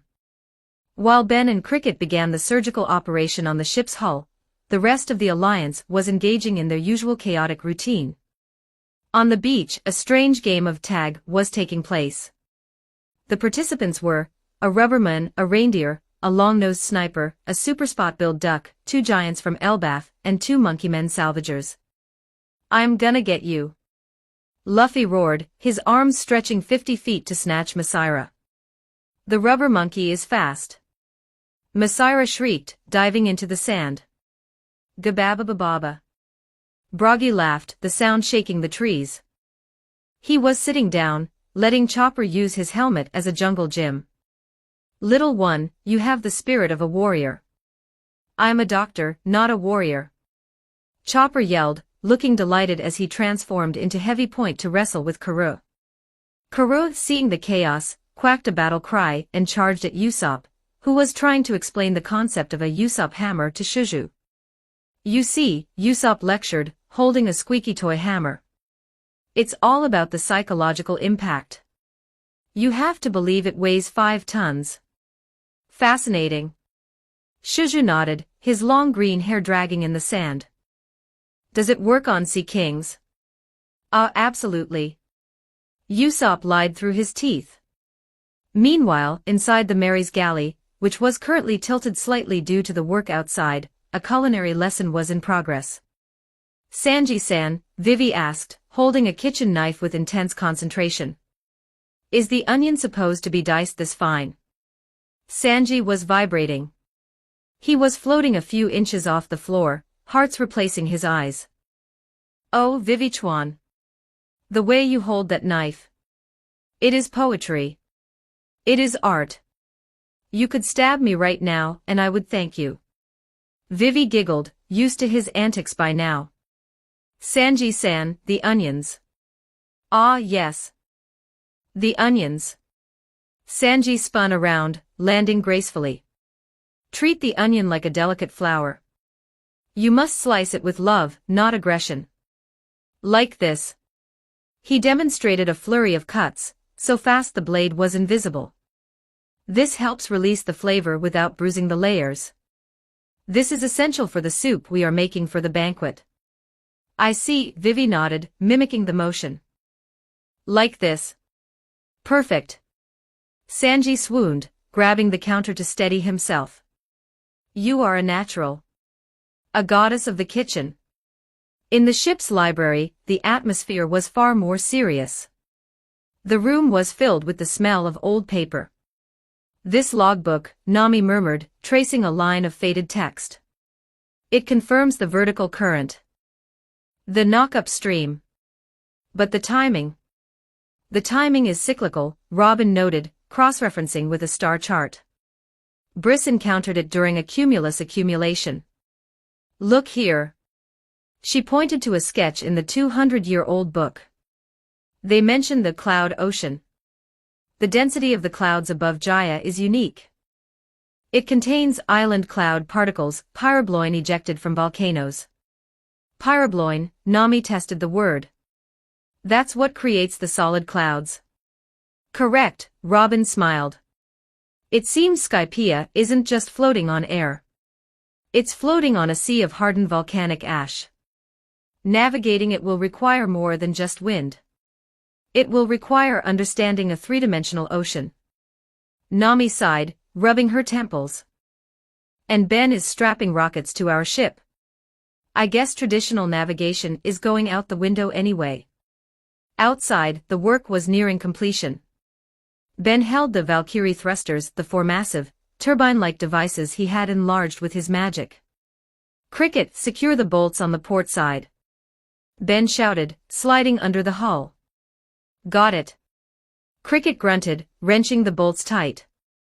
These alloys. They're lighter than wood. Where did you get this metal?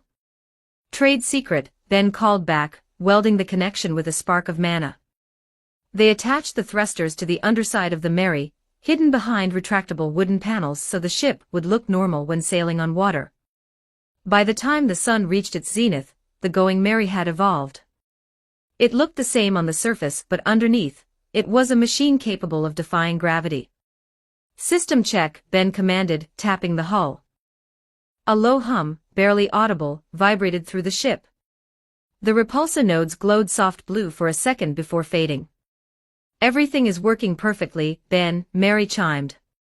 It's done, Ben wiped grease from his cheek. Lunch was a feast, thanks to Sanji and his new apprentice, Vivi. The crew ate on the beach, surrounding a massive bonfire. It's time, Luffy announced, swallowing a chunk of meat whole. He stood up, looking at the Mary. We're going to the sky. The crew began to pack up. Dory and Broggy carried the heavy supplies on board. But as they prepared to leave, Mont Blanc, Cricket, Masira, and Shuju stood by the tree line, arms crossed. Well, Cricket said, lighting a fresh cigarette. Looks like you're all set. The sky is waiting. Get on, Luffy said. Cricket blinked. Huh? Get on the ship, Luffy repeated, pointing at the gangplank. You, the monkey guys, and the bird. Kid, Cricket shook his head, a sad smile on his face. I told you. I'm staying here. My fight is with the ocean floor. I've spent 10 years diving for evidence of Nolan's city. I can't just leave my post. Why not? Usopp asked. Don't you want to know if it's up there? Of course I do. Cricket snapped. What if it's not? As long as I'm here looking, the dream is alive. If I go up there and find nothing, then Nolan really was just a liar. And You're scared, Ben's voice cut through the air. Cricket stiffened.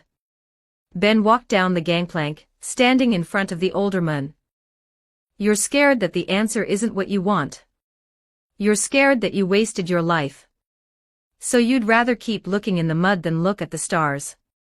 Watch your mouth, brat, Messira growled. Come with us, Ben said, his voice softening. The ship has plenty of room. We added quarters in the expansion. And listen to me, Cricket.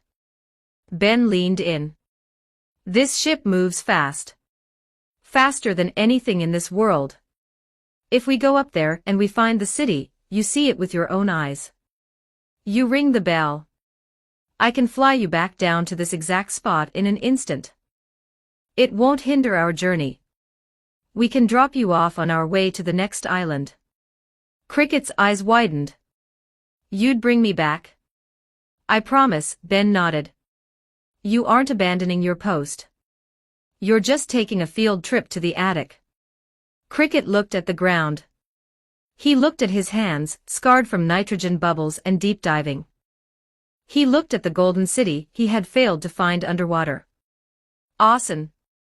Luffy shouted from the deck. Let's go. It's an adventure.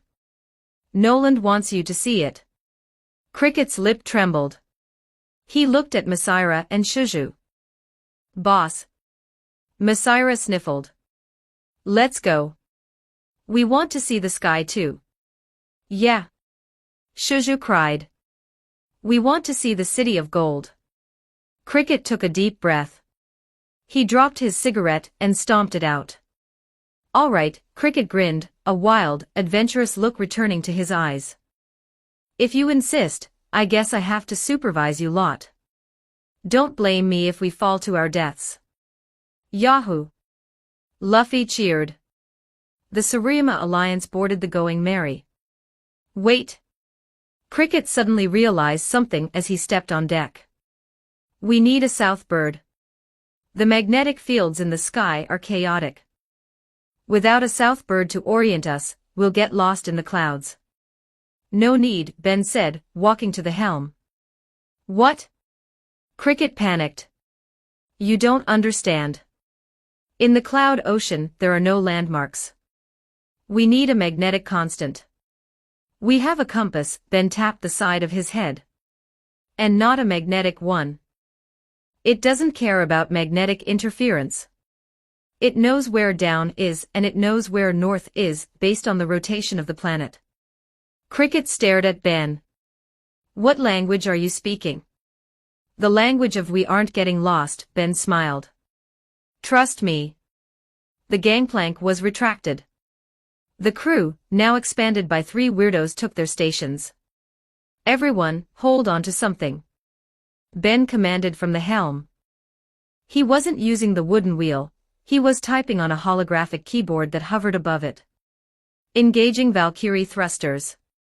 Anti-gravity output, 40%. VRMMMMMMMMMMMMM. A sound like a deep, vibrating hum resonated through the ship. The sand around the Mary began to dance. The palm trees on the shore bent away, as if a giant wind was pushing them. We're moving. Chopper squealed, hugging the mast. Slowly, smoothly, the Going Merry rose straight up. No run-up, no ramp, no geyser. It simply rejected gravity. 10 meters. 50 meters. 100 meters. The jungle of Jaya shrank beneath them. The ocean became a vast, glittering tapestry. Incredible. Cricket whispered, looking over the side. We're flying, we're actually flying. Higher. Luffy shouted. Go to the clouds. Increasing thrust, Ben said. locking vector to the log pose altitude. The ship accelerated, pushing them slightly into the deck. The wind rushed past, but Ben raised a hand. Shield, dome. A translucent, shimmering barrier appeared over the deck of the Mary, blocking the wind. The roar of the air became a whisper. It's so quiet, Vivi marveled. I can see everything. As the Mary ascended past the tree line and began to drift out over the bay, a shadow emerged from the dense jungle below. A group of men walked onto the beach where the Mary had just been. Leading them was a massive man with a thick black beard, missing teeth, and a presence that felt like a void. Marshal D. Blackbeard. Zay ha ha ha ha. His laughter boomed, surprisingly loud even from this distance. Luffy looked down. It's the cherry pie guy. Cherry pie guy? Vivi asked, looking over the railing. Who is he? Just some weirdo we met in Mock Town. Luffy picked his nose. He talks a lot about dreams. But he has bad taste in food. Blackbeard looked up at the floating ship, his eyes narrowing. He held a wanted poster in his hand, Luffy's poster. Straw Hat Luffy. Blackbeard shouted, his voice amplified by raw lung power. Don't think you can run. Your head is worth 30 million. That's my ticket to the warlord position. He's a pirate hunter. Usopp shrieked. And he wants Luffy. Zihahaha. A flying ship. Interesting. Blackbeard grinned, darkness swirling around his hand. But gravity pulls everything down eventually. Black vortex. He raised his hand. A swirling vortex of darkness formed, trying to suck the ship back down. The Mary shuddered slightly. Ben. Nami yelled. He's doing something. Gravity manipulation, Ben noted, unimpressed. But we have our own gravity. Ben ramped up the thrusters. The Mary surged upward, fighting the pull of the darkness. Captain, a calm, chilling voice spoke from beside Blackbeard. It was Van Augur, the supersonic sniper. He raised his long rifle, Senriku. Fate has determined their course, Van Augur said softly. Let us see if they are lucky. Bang. The bullet moved faster than sound. It was aimed perfectly at Luffy's head. At this range, normal observation hockey might have missed it until it was too late. But the Mary was no longer just a ship. It was a fortress. A ripple of blue light flared on the underside of the ship, just below the figurehead. The bullet, capable of piercing steel at 3 miles, stopped dead in the air, flattened against the invisible force field Ben had erected. What? Van Augur lowered his rifle, his monocle glinting. It hit a barrier. A force field, Ben said, glancing at the readout. Kinetic dampening engaged. On the ground, Blackbeard's eyes widened. They have some toys. Zehahaha. Run, Straw Hat. Run to the sky. But remember this. Blackbeard pointed a finger at the retreating speck of the ship. A man's dream. Will never die. Let them go to the sky. If they survive, I'll be waiting right here to drag them down to hell. His laughter echoed across the bay, a chilling promise of future conflict. High above, the Going Mary broke through the cloud layer. The darkness of Blackbeard was left far below, replaced by a blinding, brilliant white. We're safe, Ben announced, stabilizing the ship. Chapter 83, Skypiea. 2,862 words. The Going Mary hovered. The thrusters underneath the hull hummed with a low, steady vibration, maintaining their altitude at exactly 7,000 meters above sea level. Below them, the blue world they knew had vanished. Above them, the sky was a piercing, crystalline azure. But all around them, stretching to the horizon in every direction, was a sea of blinding white. It was not mist. It was not fog. It was a rolling, physical ocean of clouds. The waves moved with a sluggish, dreamlike quality, foaming and cresting just like water but silent and soft. Unbelievable. Vivi whispered, gripping the railing. She reached out a hand, her fingers brushing the top of a passing cloud wave. It feels, but also fluffy. It's the White Sea, Mont Blanc Cricket said, his voice thick with emotion. He was leaning against the mast, tears streaming down his rugged face. It's real. The ocean in the sky. It's actually real. Boss. We made it. Masaira and Shuju were hugging each other, sobbing loudly. We didn't die. And it's so fluffy. Gabababababa. Bragi laughed, the sound booming in the thin air. I have climbed the highest mountains in Elbaf, but never have I sailed on clouds. This is a tale for the ages, Dory. Gegia Jaya Jaya. Indeed, brother. Dory agreed, poking a cloud with his massive sword. There are fish. Luffy's head snapped around. Where? Sure enough, swimming through the clouds as if they were water, were strange, flat fish with balloon-like bodies and wing-like fins. They glided effortlessly through the vaporous ocean. Sky fish. Sanji identified them immediately, his chef instincts kicking in. I wonder what the texture is like. Do they taste like clouds? Or fish? Meat is meat. Luffy declared, drooling. While the crew marveled at the ecosystem, Usopp was standing on the gunwale, staring at the cloud ocean with a contemplative expression. He adjusted his goggles, struck a pose, and looked back at the crew. Listen up, men. Usopp announced, puffing out his chest. We have conquered the Blue Sea. Now great Captain Usopp shall conquer the White Sea. I wonder. Can a brave warrior swim in this fluff? Don't do it, Usopp, Sanji warned, looking at him. We don't know much about these clouds. Ha! Usopp waved her off. Foolish navigator. I am a master of buoyancy. Watch and learn. He began to stretch. Left arm, right arm. He did a few deep squats. Go Usopp. Chopper cheered, waving his hooves. Show us the swimming style of a brave warrior. You can do it, Longnose. Masaira cheered.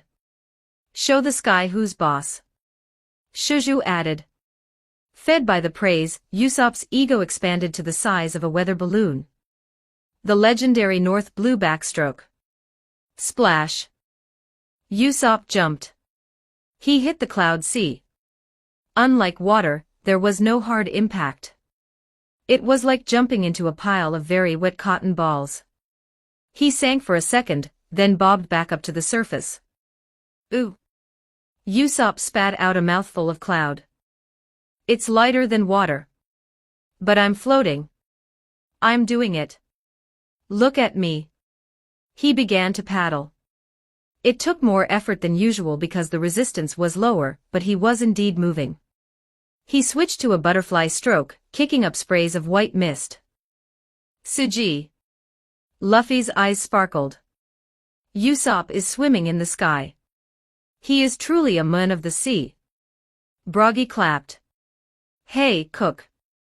Usopp shouted back at the ship, treading water. You said we don't know anything about this sea. Well, I know it's easy. You worry too much. A real man takes on new challenges head-on. Sanji lit a cigarette, leaning over the rail. I'm just saying, idiot. If that's not water, then what happens if you stop kicking? Details, details. Usopp scoffed. I'm going to dive. Usopp took a deep breath, flipped over, and dove beneath the surface of the clouds.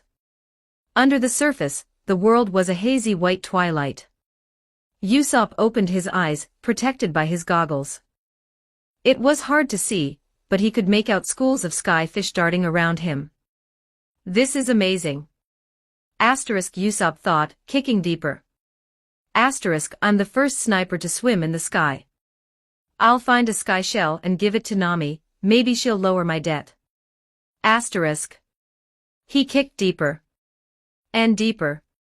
Suddenly, the resistance around him changed. The White Sea was a layer of island clouds, dense pyrobloin, resting on top of sea clouds. But the density wasn't uniform. There were pockets. Thin spots. Usopp kicked down, expecting to hit a sandbar or a reef. Instead, his hand brushed against. The clouds suddenly thinned out. The white haze cleared. Usopp looked down.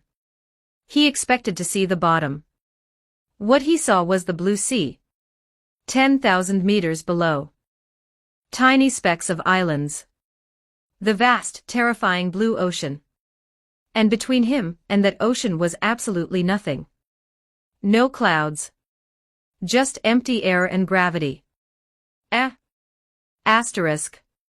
Usopp's brain short-circuited. There's no bottom. Asterisk. Gravity, realizing Usopp was no longer supported by the cloud density, took hold. Usopp fell. He slipped right through the bottom of the White Sea like a coin dropping through a hole in a pocket. Jaya. His scream was muffled by the clouds as he plummeted out of the White Sea and into the open air beneath it. On the Mary, a minute had passed. He's been down there a while, Chopper said, his ears twitching. Come up. The spot where Usopp had dove was still. Vivi frowned, a cold thought entering her mind. We are in the sky. If this sea is just a layer of clouds, does it have a sea floor? The crew froze. Robin turned a page of her book, her face perfectly calm. Logic dictates that if the density creates a fluid dynamic, there must be a threshold where the density fails. If he passes that threshold. She looked at the spot. He would fall. From 10,000 meters. When a human body hits the ocean from that height, the surface tension of the water acts like concrete. He won't just splash. He will turn into a fine red paste. Robin. Chopper screamed, crying rivers of tears. Don't say scary stuff. Usopp is paste. He fell. Luffy panicked, stretching his neck over the side. Usopp. Idiot. Sanji grit his teeth, preparing to jump. I have to go get him. Blue walk might work. Stop, Ben's voice cut through the panic. Ben was sitting on a deck chair, monitoring a holographic screen projected from his wrist. He didn't look worried. He looked annoyed. Relax, Ben said, sipping his tea. Sanji, you can't catch a falling object that has a head start in thin air without expelling too much energy. And Chopper, stop crying. But Usopp is dying. Chopper wailed. He's not dying, Ben sighed. Did you forget? I gave him the serum. He has the DNA of a falcon. He has wings. The crew paused. Oh, right. Nami face-palmed. He can fly. That idiot. Mary, Ben commanded. Status report on unit, Longnose. The ship's voice chimed in, sounding almost disappointed. Target, Usopp is currently in freefall. Altitude, 5,800 meters and dropping rapidly. Velocity, terminal velocity approaching. Tell him to open his wings, Ben ordered. I have attempted communication via the Kimoyo beads, Mary replied. However, there is no response. Is the signal blocked? Nami asked. No, Mary clarified. Biometric scans indicate that target, Usopp has lost consciousness due to extreme terror. Heart rate was 200 beats per minute before syncope. Silence reigned on the deck. He passed out. Zoro muttered. From fear.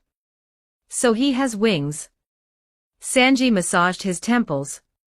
But he fainted before he could use them. What a useless superpower. The entire crew, including the giants and the monkeys, shouted in unison. He's actually going to die because he's a coward, Robin noted, fascinated. Ben. Luffy grabbed Ben's collar. Save him. He's dumb, but he's our sniper. I know, Ben stood up. Mary, deploy the Iron Legion, Mark 7. Search and Rescue Protocol. Ben. Deploying Iron Legion. A hatch on the side of the Going Mary hissed open. From the hatch, a humanoid figure shot out. It wasn't a person. It was a suit of armor, sleek and painted in metallic red and gold but unmanned. The eyes of the helmet glowed blue. The armor broke the sound barrier instantly, diving into the cloud sea. It punched a hole through the white layer and vanished into the blue void below. Whoa! Luffy's eyes sparkled again. A robot. That's the Iron Man armor. Chopper gasped. So cool. 5 minutes passed. The crew waited anxiously. Then, a sonic boom echoed from below. The Iron Legion armor shot back up through the clouds, jets flaring as it slowed down. In its metal arms, held in a delicate princess carry, was Usopp. Usopp was soaking wet, limp and drooling. The armor hovered over the deck and gently dropped Usopp onto the wooden planks. Then, with a mechanical whir, the armor flew back into its hatch and powered down. Usopp. Chopper ran over and slapped his face. Wake up. Usopp's eyes snapped open. He scrambled backward, screaming. The ground is gone. The sky is a lie. I saw him. I saw the Reaper. He had an afro. Shut up. Nami stomped on his head. Gah. Usopp froze, feeling the pain. I feel pain. I am alive. You're alive because Ben's robot saved you, Sanji kicked him in the ribs. You moron. Why did you dive when you don't know the terrain? And why didn't you use your wings? Zoro barked. You have wings. Fly, you chicken. Usopp sat up, trembling. He looked at Ben. He prostrated himself on the deck, bowing so low his nose bent. I'm sorry. Usopp sobbed. I got cocky. The emptiness, it looked back at me. I thought I was a goner. Thank you, Ben. Thank you, Robot-san. Next time, Ben said, sitting back down, check the depth before you leap. Or at least remember you're a birdman. Yes, sir. With Usopp traumatized but safe, the journey continued. Nami-san, Robin called out. The log pose. Nami looked at her wrist. The needle was still pointing almost straight up but slightly angled forward. We're at 7,000 meters, Nami analyzed. But the log pose is still pointing higher. We have to go higher. Vivi looked up. The air is already thin here. Mary can handle it, Ben assured them. The atmospheric dome is maintaining pressure. Mary, follow the log pose vector. Ben.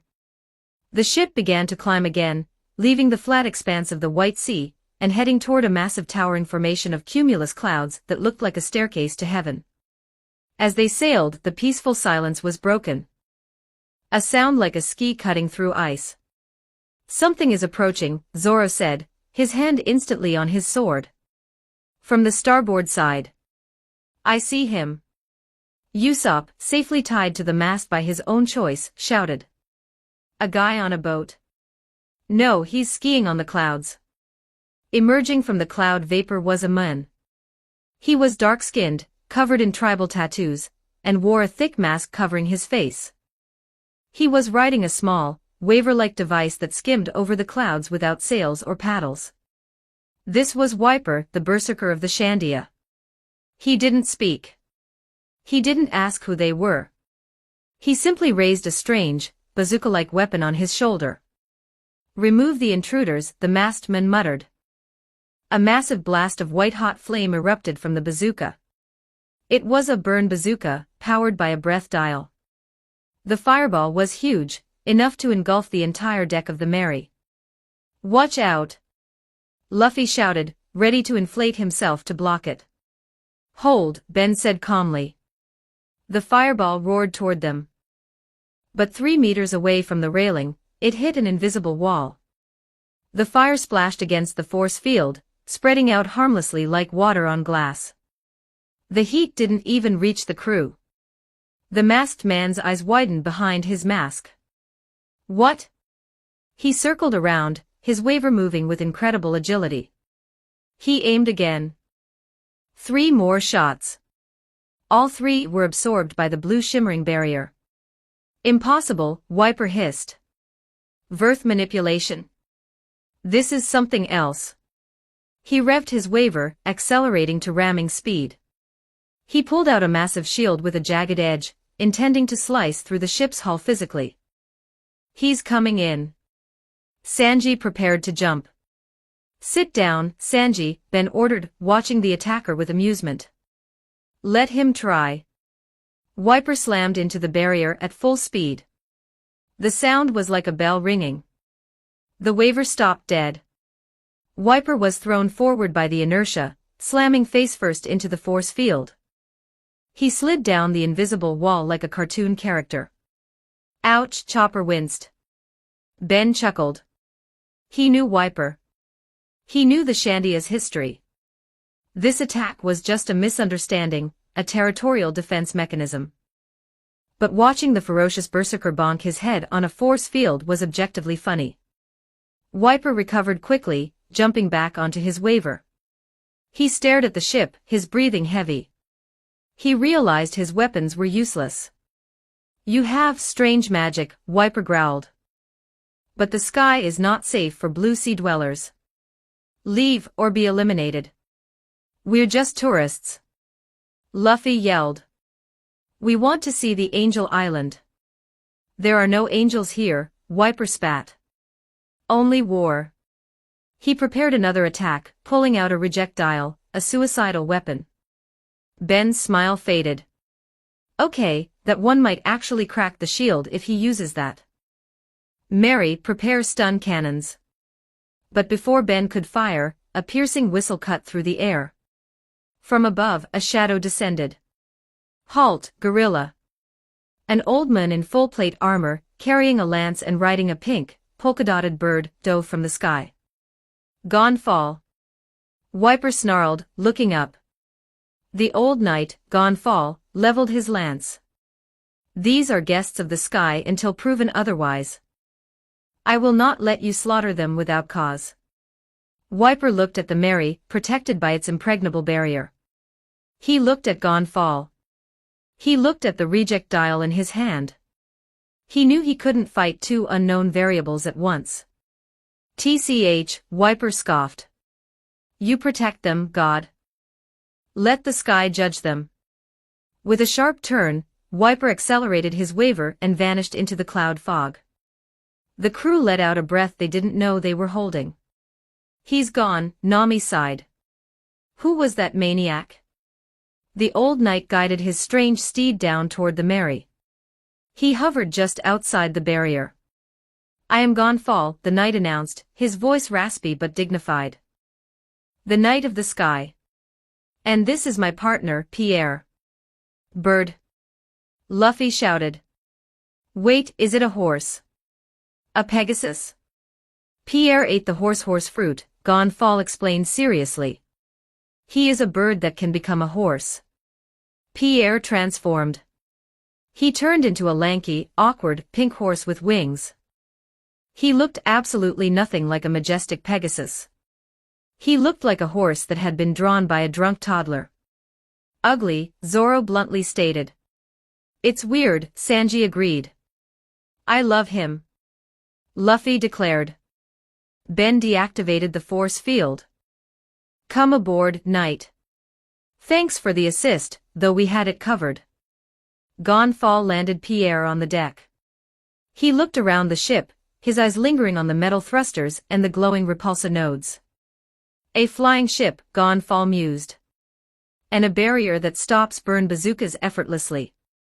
You blue sea dwellers are well equipped. We have a good magician and mechanic, Luffy grinned, slapping Ben's back.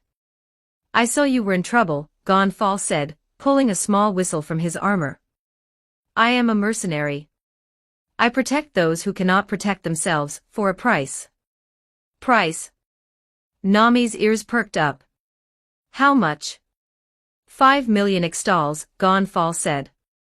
Extals? Nami frowned. Is that berry? Sky currency, Gonfal explained. The exchange rate is roughly 10,000 extals to 1 berry. So, 500 berries. Nami calculated fast. That's cheap. Gonfal tossed the whistle to Nami. Blow this whistle if you are in danger. Pierre and I will come to your aid, anywhere in the sky. First time is free, after that I will charge money. Free? Nami's eyes turned into hearts. I like you, old man. Understood, Ben nodded. We appreciate it. With a flap of wings, Pierre launched into the air. Gonfal saluted them with his lance and flew off into the distance. Nice guy, Usopp said, finally untying himself from the mast. All right. Luffy pumped his fist. Mary, full speed ahead. To Skypiea. Aye, Captain. Mary chirped. The ship surged forward, climbing the final stretch toward the massive white gate that loomed in the distance, the entrance to the white sea, and the domain of God. Ben looked at the gate, his eyes glowing faintly. Enel, Ben thought. The Logia of Lightning. This is going to be a fun experiment. Chapter 84, Skypiea. 2,556 words. The Going Merry glided smoothly along the milky road, a river of clouds that cut through the white sea. The mist parted before them, revealing a massive structure that loomed like a tombstone against the bright blue sky. Heaven's Gate, Robin read the inscription carved into the archway. It was a grandiose checkpoint, flanked by massive waterfalls of clouds cascading into the abyss below. Sitting in a booth at the center of the gate was a tiny, wrinkled old woman with small wings on her back. She looked bored, holding a camera in her hand and staring at the approaching ship with eyes that had seen too many tourists, and not enough excitement. This was Amazon, the gatekeeper. Halt, Amazon croaked, her voice dry as parchment. State your business. We're tourists. Luffy shouted from the figurehead, waving his rubber arms. We came from down below to have an adventure. Blue Sea people. Amazon scribbled something on a notepad. Rare these days. Usually, you lot fall off the knock-up stream and die. Very well. If you wish to pass into God's land, Skypiea, you must pay the entrance fee. Fee. Nami's ears perked up, her internal calculator already whirring. She stepped up to the railing, putting on her best diplomatic smile. Of course, ma'am. How much is it? Amazon looked at the large ship, the giant brothers, the monkey men, the duck, and the strange assortment of pirates. 1 billion extals per person, Amazon said flatly. Silence descended on the deck. Nami blinked. Excuse me. Did you say billion? 1 billion extals, Amazon repeated. Poor head. There are, let's see, about 15 of you plus the bird. So, roughly 16 billion extals. Luffy, Zoro, Nami, Usopp, Sanji, Ben, Chopper, Robin, Dory, Bragi, Minnie Mary, Vivi, Karoo, Cricket, Masira, Shuju. Nami's face turned pale, then red, then purple. Steam practically shot out of her ears. 16 billion. Nami shrieked, gripping the railing so hard the wood creaked. Are you insane? That's robbery. That's extortion. Even if the exchange rate is 10,000 to 1, that's still 100,000 berries per person. That's millions of berries total. Nami-san, calm down, Vivi tried to soothe her. Maybe we can negotiate. Nami leaned over the rail, channeling her inner market hag. Listen here, Granny. We just got here. We don't have local currency. And that price is ridiculous. How about a discount? A family discount. A we climbed a waterfall discount. Amazon stared at her, blinking slowly. How about 90% off? Nami proposed shamelessly. No, Amazon said. We don't have the money. Nami crossed her arms. What are you going to do? Send us back? Amazon sighed. She looked at the crew. She looked at the flag. She didn't look angry. She looked indifferent. I do not care, Amazon said, stifling a yawn. Don't pay. Don't pass. It is all the same to me. I am just the gatekeeper. Whether you enter with a ticket or enter as intruders is your choice. Wait, Usopp frowned. That sounds suspicious. If we don't pay, do we get arrested? I am not the police, Amazon mumbled, leaning back in her chair. I just watch the gate. You may proceed. Really? Luffy grinned. Thanks, Granny. Full speed ahead, Mary. Wait, Luffy. Nami hesitated. She didn't say it was free, she just said she didn't care. It's fine, it's fine. Luffy laughed. She let us through. Let's go. Ben, who was at the helm, eyed the old woman. He saw her raise the camera as the ship passed. She took a photo of the crew. Ben? Robin whispered, standing beside him. She took a picture. I know, Ben nodded, his face impassive. She's marking us. Illegal entry. We're about to become fugitives the moment we cross this threshold. Should we stop? No, Ben smirked, revving the thrusters. If the god of this land wants a fight, let him come. Besides, I refuse to pay 16 billion extals on principle. Let's go. The Going Merry sailed past the gate, leaving Amazon behind. Amazon watched them go, developing the photo in her hand. Class 11 criminals, she whispered into a small dial on her desk. Illegal entry. Heaven's judgment awaits. The ship traveled up a spiraling current of clouds, ascending another layer until they burst through into a blindingly bright paradise. Angel Island. It was breathtaking. Lush, green forests grew out of the clouds. Waterfalls cascaded from floating islands into a sparkling white lake. The air was sweet and fresh. And everywhere the ground was made of fluffy, pure white clouds. The Mary drifted toward a stretch of beach. It wasn't sand. It was soft, compacted cloud material. We're here. Luffy shouted, leaping off the figurehead before the ship even stopped. Luffy landed on the beach.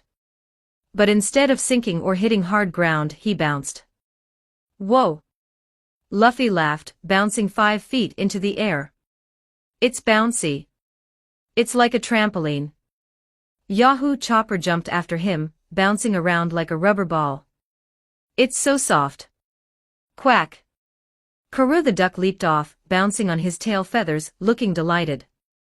The ship docked, Ben, engaging the landing gears he had installed. The rest of the crew disembarked, stepping tentatively onto the strange terrain. It's weird, Sanji tapped the ground with his shoe. It feels like firm foam. This is Island Cloud, Robin explained, kneeling down to touch it. It has a different density than the sea clouds. It can support vegetation and structures. Mont Blanc Cricket walked slowly down the gangplank. He fell to his knees on the bouncy beach, grabbing a handful of the cloud soil. I'm fine, Cricket wiped his eyes, smiling. I'm just. Go play, you idiots.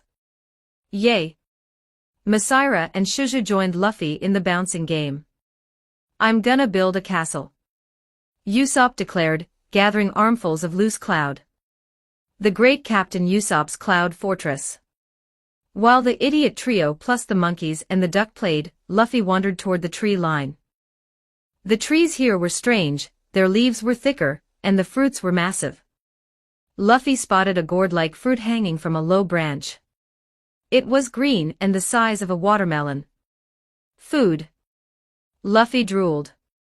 He stretched his arm and plucked it. He sat down on a bouncy root. Itadakimasu. Crunch. Ow! Luffy recoiled, clutching his jaw. It's hard. It's like a rock. He tapped the fruit. It sounded like stone. What kind of fruit is this? Luffy yelled. It looks delicious, but it's a trap. Hey Luffy. Usopp called out from the beach, where he was shaping a lump of cloud into a vague statue. Check out my cloud angel. It looks just like Kaya. I don't want this stupid rock fruit. Luffy pouted. He swung his arm and hurled the hard fruit toward the beach. The fruit sailed through the air like a cannonball. It landed directly on top of Usopp's head. Gyah. Usopp collapsed, his face buried in his cloud angel, ruining the sculpture. Luffy. Usopp sprang up, a massive bump swelling on his head. Why did you do that? You ruined my art. And you gave me a concussion. Sorry. Luffy laughed. My hand slipped. You aimed it. I saw you. As Usopp chased Luffy around the beach, trying to hit him with a cloud ball, the rest of the crew, Vivi, Nami, Robin, Sanji, Zoro, Minnie Mary, and Ben, were taking in the scenery. It's peaceful, Vivi smiled, the wind blowing through her blue hair. Peaceful is good, Zoro yawned, finding a comfortable cloud dune to nap on. Wake me up if God attacks. Listen, Sanji held up a hand. Do you hear that? Drifting on the wind was a soft, melodic sound. It sounded like a harp. Music. Nami turned. It's coming from over there. The crew minus Zoro, who was already asleep, walked down the beach toward the source of the music. Sitting on a cloud bench near the water's edge was a young woman. She was beautiful, with short blonde hair, and most strikingly, a pair of small, white wings on her back. She was playing a golden harp, her eyes closed in concentration. Beside her sat a small, fluffy white fox. An angel. Sanji's eyes turned into hearts instantly. I have died and gone to heaven. Melarine. The girl stopped playing as she heard them approach. She opened her eyes and smiled warmly. Hizo, she greeted, holding up her hand in a strange two-finger salute. Hizo. Luffy tilted his head, mimicking the gesture. Hizo. Hello, Nami smiled. We're travelers. We just arrived.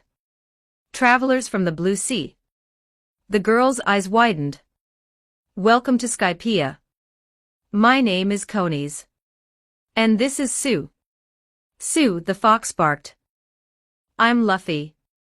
The man who will become the Pirate King. I am Sanji, your humble servant/slave/chair. Sanji twirled over to her. Mademoiselle, your beauty outshines the sun. Konis giggled, a bit flustered. You are very energetic. Are those real wings? Chopper asked, hiding behind Robin's leg. Oh, these. Konis touched her wings. Yes, all Scythians have them. Though they are just ornaments, really. We cannot fly with them. That's a shame, Ben noted, scanning her. Vestigial traits. Or maybe decorative evolution. Before Konis could answer, a loud engine noise tore through the peaceful atmosphere. Vrurumum. Make way. Make way. A voice screamed. A man on a strange, motorcycle-like vehicle was speeding across the white sea, heading straight for the beach. He was wearing a thick suit and goggles. Father. Konis gasped. The brake. Which one is the brake? The man yelled. He was heading straight for a massive tree near where the crew was standing. Look out. Usopp yelled. The man didn't stop. He hit the tree root at full speed. The vehicle flew one way. The man flew the other, tumbling through the air and landing face first in the sand. Dad. Konis ran over. The crew rushed to help. Chopper pulled out his medical kit. We need a doctor. Oh wait, I'm the doctor. The man lay motionless for a second, Then, he suddenly sat up, adjusting his crooked glasses. "I am fine," he said calmly. "I appear to have forgotten how to stop." "Hezo. Hezo." The crew replied, sweat dropping. "He's tough. This is my father, Pagaya," Conies introduced him, dusting the sand off his coat. "Apologies for the scare," Pagaya smiled, rubbing his bruised head. "I was testing the new waiver repair, but it seems the breath dial is a bit too potent." "Waiver?" Vivi asked, looking at the wrecked vehicle. It looked like a jet ski with no propeller. "Yes," Pagaya walked over to the machine. "It is a vehicle of the sky. It uses a dial to propel itself across the cloud sea." "A dial?" Luffy poked the machine. "Dials are shells from the white sea," Conies explained. "They store energy. Wind, heat, sound, light. This waiver uses a breath dial. It stores wind and releases it for thrust." Ben walked over to the waiver. He crouched down, inspecting the engine. He placed a hand on the shell casing. "Interesting," Ben muttered. "Organic battery technology. High output, low weight. Primitive control interface, though. No stabilizers, no vectoring. Can I ride it?" Luffy shouted, his eyes shining. "It looks like fun." "Luffy," Nami warned. "You can't even ride a bicycle without crashing." Pagaya smiled. "You are welcome to try, but it requires a certain knack for balance. The sea clouds provide no friction, so it is like sliding on ice." Luffy dragged the heavy waiver into the water. He hopped on, gripping the handlebars. "Go." Luffy slammed his foot on the pedal. The waiver shot forward. "I'm doing it," Luffy yelled. For exactly 2 seconds. Then, the waiver tilted slightly to the left. Luffy overcorrected. The waiver spun out of control, doing a 360-degree spin. Whoa! Luffy flew off the handle, skipping across the water like a stone before sinking. "Luffy!" Chopper panicked. "He can't swim." Ben sighed, lifting a finger. Ruler's authority. He levitated Luffy out of the water and dropped him on the sand. Luffy was coughing up cloud water. "It's too slippery," Luffy complained. "Stupid boat. I told you," Pagaya chuckled. "It takes years to master. The wind is unpredictable." "Let me try," Nami said, stepping forward. She walked into the water and mounted the waiver. She didn't look nervous. She looked focused. "Nami-san, be careful," Sanji called out. Nami gripped the handles. She closed her eyes for a split second, feeling the wind on her cheek. She felt the subtle current of the clouds beneath the hull. She pressed the pedal. The waiver didn't jerk. It glided. Nami leaned into the turn before the waiver even started to tilt. She accelerated, cutting a perfect arc through the water. She sped up, hair flying behind her, maneuvering the vehicle with the grace of a dolphin. She did a figure eight. She did a sharp turn, spraying a curtain of water. She rode it back to the shore, stopping exactly 1 inch from Luffy's nose. "Easy," Nami smirked, flipping her wet hair. "Nanny?" Pagaya and Conies dropped their jaws. "She mastered it instantly." "How?" Pagaya stammered. "I've been riding for 10 years and I still crash." "She's our navigator," Usopp bragged, thumbing his nose. "She knows the wind and sea better than anyone. Even Sky Sea." "That was amazing."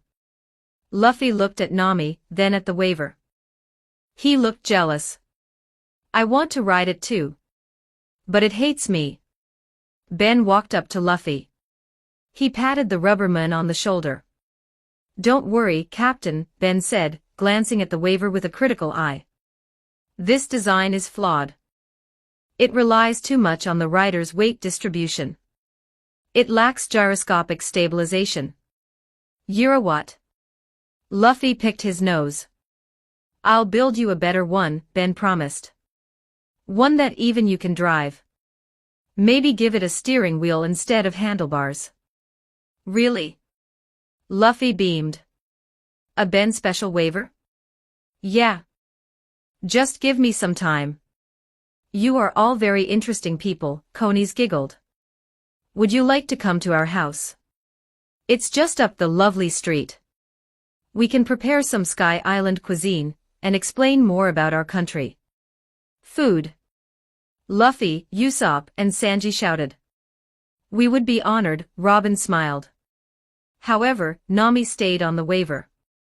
I think I'm going to stay here for a bit. I want to practice more with this thing. It's really fun. And I want to check out the shoreline. Are you sure, Nami-san? Vivi asked. I'll catch up with you guys later. Ben, you go ahead and learn about the tech. I'll just enjoy the ride. Suit yourself, Ben shrugged. Don't go too far. And watch out for, well, everything. I'll be fine. Nami revved the engine. See ya. She sped off along the coast, laughing as she cut through the waves. She is free-spirited, Pagaya noted. Well then, please follow us. Our house is this way. The group, Luffy, Zoro, dragged by Sanji, Usopp, Chopper, Robin, Minnie-Mary, Vivi, Ben, Cricket, Masira, Shuju, and Karoo, followed Conies and Pagaya away from the beach. As they walked, Ben hung back slightly, his eyes scanning the environment. Sky Islands, Ben thought. Isolated ecosystems. Unique technology. And a god with a Logia fruit watching everything via mantra. This is going to be a complicated vacation. Chapter 85, Skypiea. 2,167 words. The lunch at Conies' house was a delightful affair. The Scythian cuisine was unique, fruits that tasted like meat, cloud fox milk that was sweet and rich, and breads made from island grains. This is delicious. Luffy shouted, stuffing his face with a purple pumpkin. Sanji, learn how to make this. I'm already analyzing the texture, Captain, Sanji replied, sipping tea elegantly. It is a humble meal, Pagaya smiled, sipping his tea. We are glad you enjoy it. Suddenly, Conies froze. Her fork hovered halfway to her mouth. She looked around the table, counting heads. Wait, Conies whispered, her face draining of color. I forgot to tell something important to the navigator lady. Sanji blinked, looking around. Nami Swan. She said she should be nearby. Although I haven't heard the engine in a while. Ben, who was leaning against the wall, tinkering with a small piece of machinery, looked up. She went east. She said she wanted to check out the shoreline. Oh no, Conies dropped her fork. East is. Pagaya adjusted his glasses, sweat forming on his brow. Upper yard. Upper yard. Usopp swallowed a piece of bread. Is that a cool place? It is the Forbidden Land, Conies said, her voice trembling. It is the holy ground where God Enel resides. No Scythian is ever allowed to set foot there. If you step onto the land of God, you will face divine judgment. The room went silent. So. Luffy swallowed his food. It's a place where nobody goes. And God lives there. Yes, Conies nodded. It is terrifying. Luffy's eyes began to sparkle. A grin stretched across his face, the grin of a man who had just heard the words, "Do not enter," and interpreted them as welcome. We have to save Nami. Luffy shouted, jumping onto the table. She's in danger. We have to go to this upper yard immediately. To save her. Definitely not to explore the Forbidden Forest. Let's go. You just want to go look at the forbidden stuff. Usopp yelled, pointing an accusing finger. You're a terrible liar. Luffy-san, please be cautious, Vivi warned. If this is the home of their god, we shouldn't antagonize him. But Nami is there. Luffy argued, already running for the door. And she might be eaten by a god monster. We have to go. Ben stood up, pocketing his device. He's not going to listen. You all signed for this the day you joined this crew. While the crew was realizing her location, Nami was already deep within the forbidden territory. She had ridden the waver along a current that naturally pulled her toward a massive, imposing island. Unlike the fluffy white clouds of Angel Island, this place smelled of earth. Real, damp, glorious dirt. Enormous trees, larger than any she had seen on the Grand Line, pierced the sky. She had parked the waver in a cove and wandered into the forest, drawn by the scent of ancient history and potential treasure. But now, she was hiding behind a massive root, her heart pounding in her chest. Through the dense foliage, she watched a clearing. A man, a rugged treasure hunter with a pickaxe, was running for his life. Get away, the man screamed, firing a pistol blindly behind him. I just wanted a little gold. Chasing him was not a human, but a blur of motion. There is no escape from the priests of Enel, a deep, gurgling voice echoed. From the shadows emerged a strange figure. He was tall, with a hairstyle that looked like spider legs, and he was biting his lower lip so hard his eyes were rolling back. This was Gadatsu, the priest of the swamp. Swamp cloud. Burger. Gadatsu shouted internally, launching a cloud that looked like a marsh. He forgot to speak out loud. Nami whispered, terrified but confused. The treasure hunter scrambled up a tree. I'll leave. I'll never come back. Suddenly, the air pressure dropped. The sky above turned a blinding, crackling white. The hair on Nami's arms stood up. Static electricity buzzed in her teeth. Oh? Gadatsu looked up. It seems he has noticed. The treasure hunter looked up. From the heavens, a column of blue-white lightning descended. It wasn't a bolt, it was a pillar of pure annihilation. God's judgment. Zotsaab. The sound was deafening, a thunderclap that shook Nami's bones. The massive tree the moon was climbing vaporized instantly. The moon didn't even scream, he was simply erased from existence. The ground where the tree stood was left smoking, a blackened crater in the sacred soil. Nami clamped her hands over her mouth to stop herself from screaming. What was that? Asterisk, she thought, asterisk, that wasn't normal lightning. That was precise. That was aimed. Asterisk. Gadatsu looked at the smoking crater. He finally opened his mouth. Careless, Gadatsu grunted. Our time limit was up anyway. Ohm just contacted me. A new group has entered the country. He tapped a dial on his ear. 16 of them. 14 humans, 2 animals. They entered illegally through Heaven's Gate. They are to be purged. Nami's blood ran cold. 16, that's us. They know. They know everything. Panic overrode her greed. Nami scrambled back to the waver, pushed it into the water, and gunned the engine. She had to get back to Angel Island. She had to warn them. They were being hunted by a literal force of nature.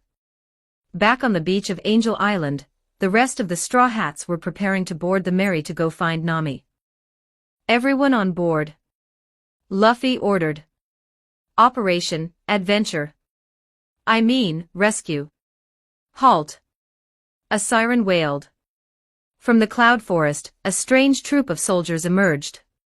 They were sliding on the clouds using skates, moving in a synchronized, crawling formation that looked utterly ridiculous. They wore white uniforms and berets that looked like puddings. Leading them was a stern-looking man with a majestic mustache.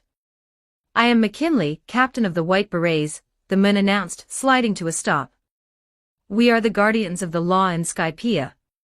Who are these weirdos? Zoro asked, hand on his katana. They're crawling, Luffy observed. Are they worms? We are not worms. McKinley barked. We are humble servants of God.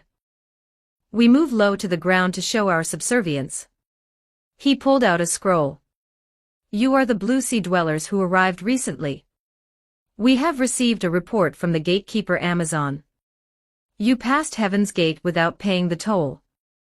Oh, that. Sanji lit a cigarette. The old hag said she didn't care. Ignorance of the law is not an excuse. McKinley shouted.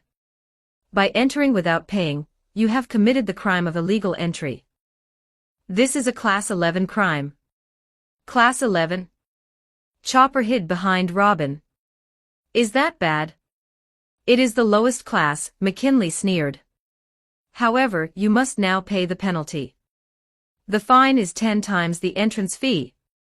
Ben raised an eyebrow. 10 times?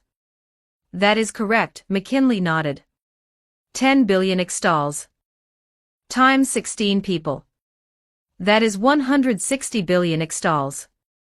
The crew stared at him. 160 billion. Usopp did the math. That's 16 million berries. Usopp screamed. We don't have that.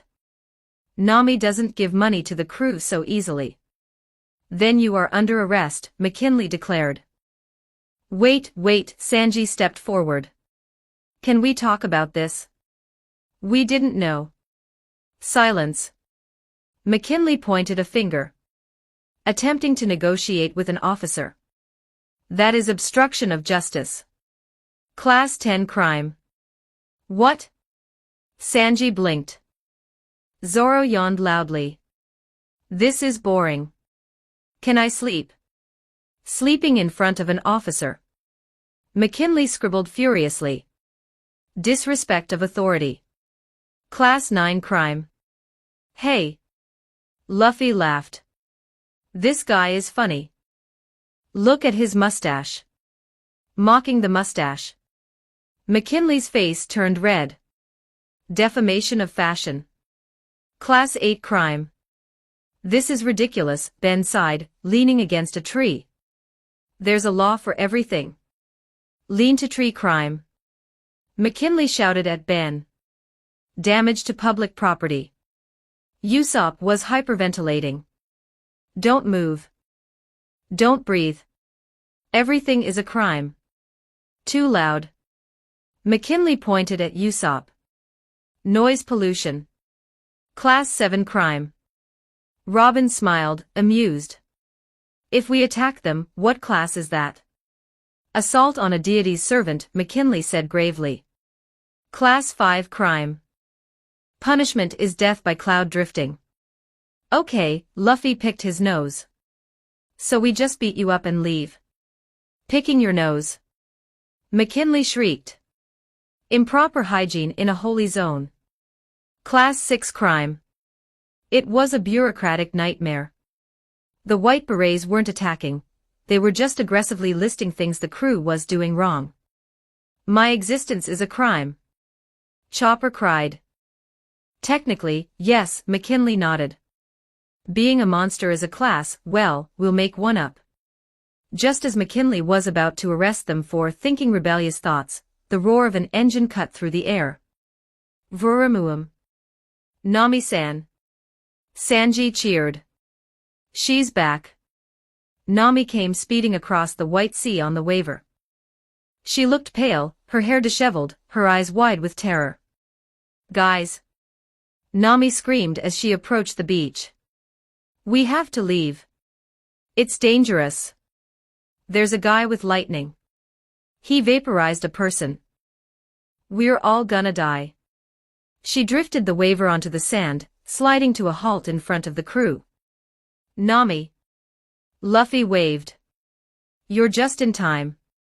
These guys are charging us money. Nami froze. The terror in her eyes momentarily paused, replaced by a twitch in her left eye. Money? Nami asked slowly. Yes, McKinley stepped forward, adjusting his beret. You are the missing criminal. You have entered illegally. The fine for your crew is 160 billion extals. Nami stared at him. 160. Billion? Correct, McKinley smirked. Pay up or face the wrath of God. Something snapped inside Nami. She had just seen a moon disintegrated by a laser from the sky. She was terrified of the priests. She was terrified of Enel. But 160 billion extals. That was a different kind of fear. That was financial ruin. And to Nami, losing money was worse than losing her life. The fear in her eyes vanished. It was replaced by the fires of hell. 160 billion. Nami screeched, her voice cracking the sound barrier. Yes, and if you shout, that is a noise crime. Shut up. Nami slammed her foot onto the waver's accelerator. Vroom. Wait, what are you? McKinley's eyes widened. Nami didn't steer away. She steered into him. I don't have that kind of money. Crash. The waver slammed into McKinley's stomach. The captain of the White Berets folded like a lawn chair. He flew backward, knocking down 6 of his subordinates like bowling pins. Strike. Usopp yelled involuntarily.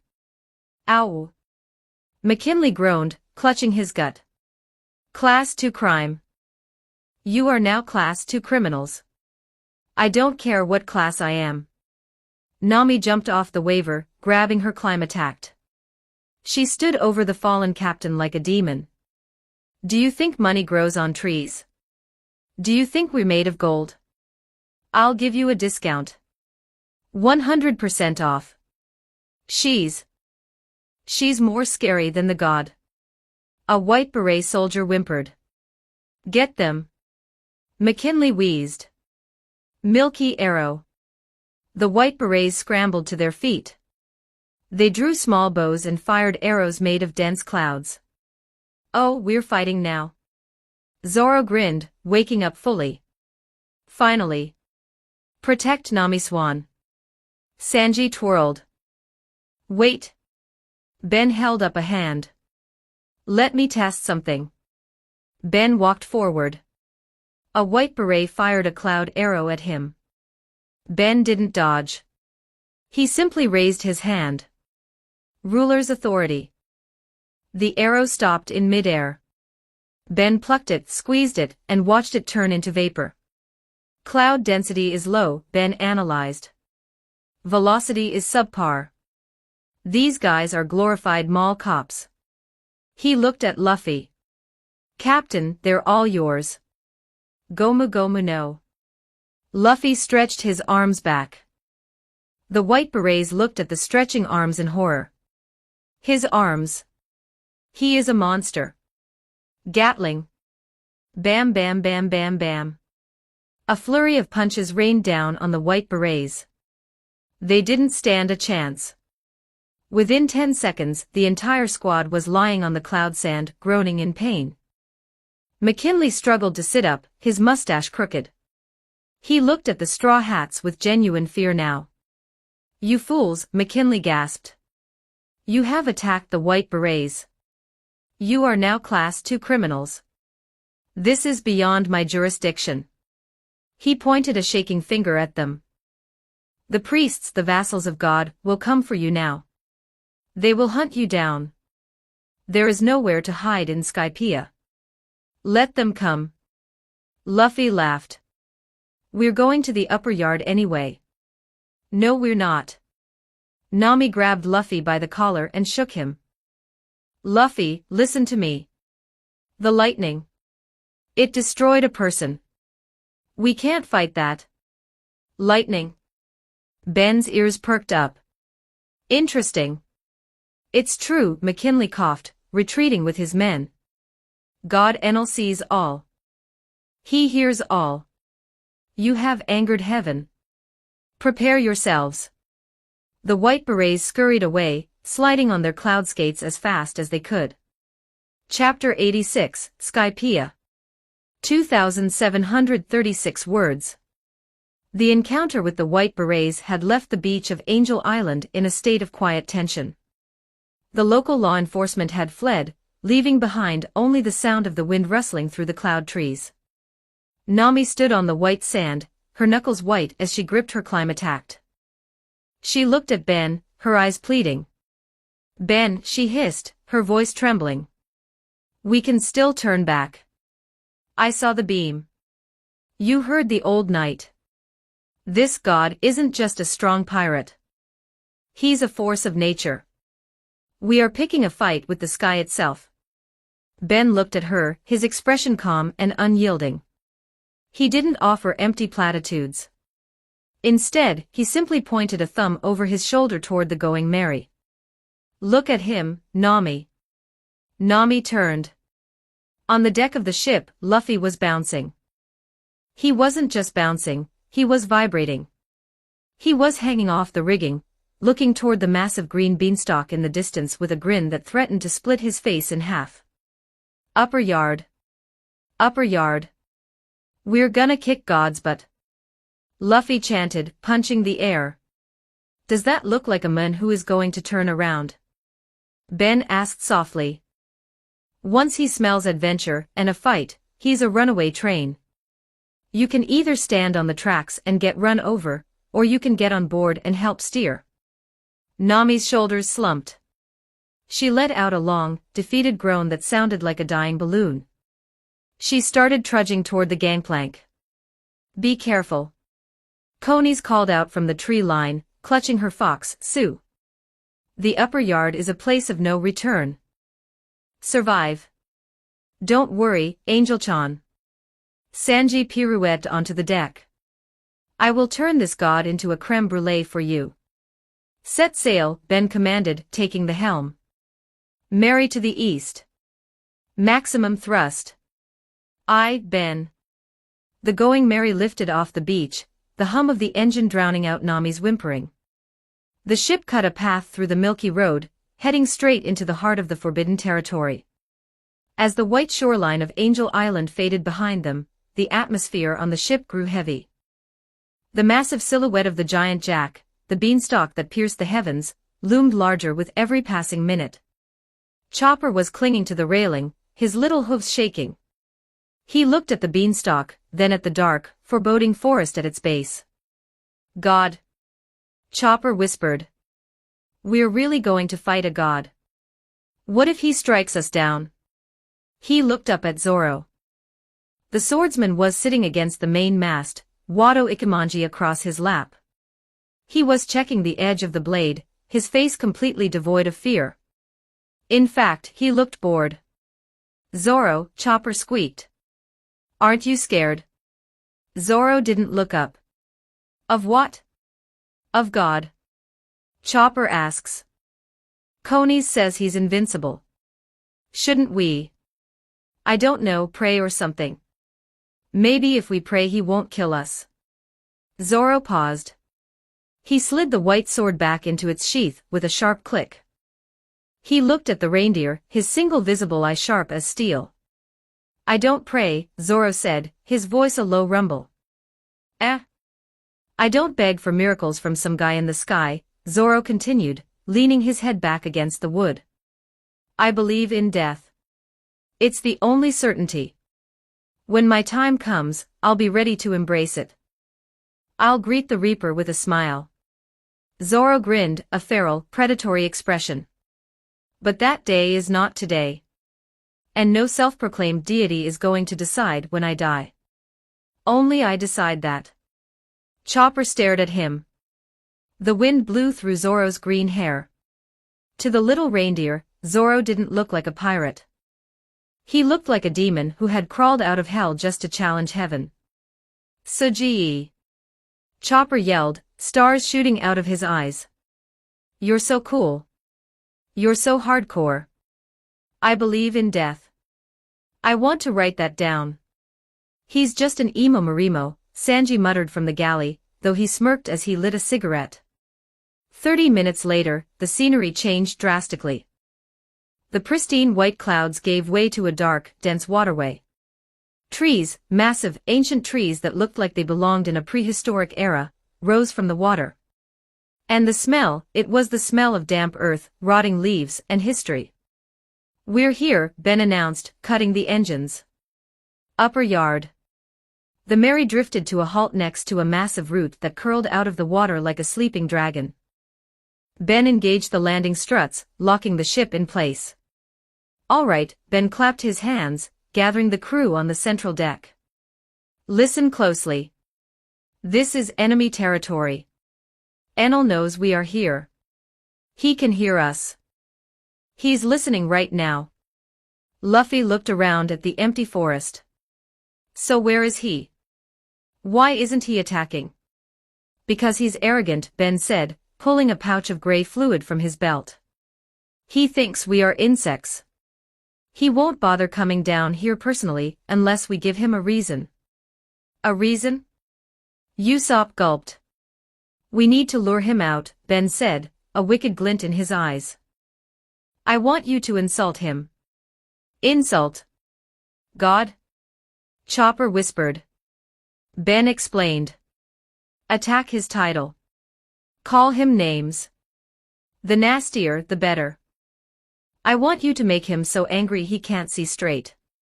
Ben pointed to the loud squad: Luffy, Sanji, Usopp, Masira, and Shuju. You guys have the biggest mouths. Start talking. Wait. Usopp waved his hands frantically.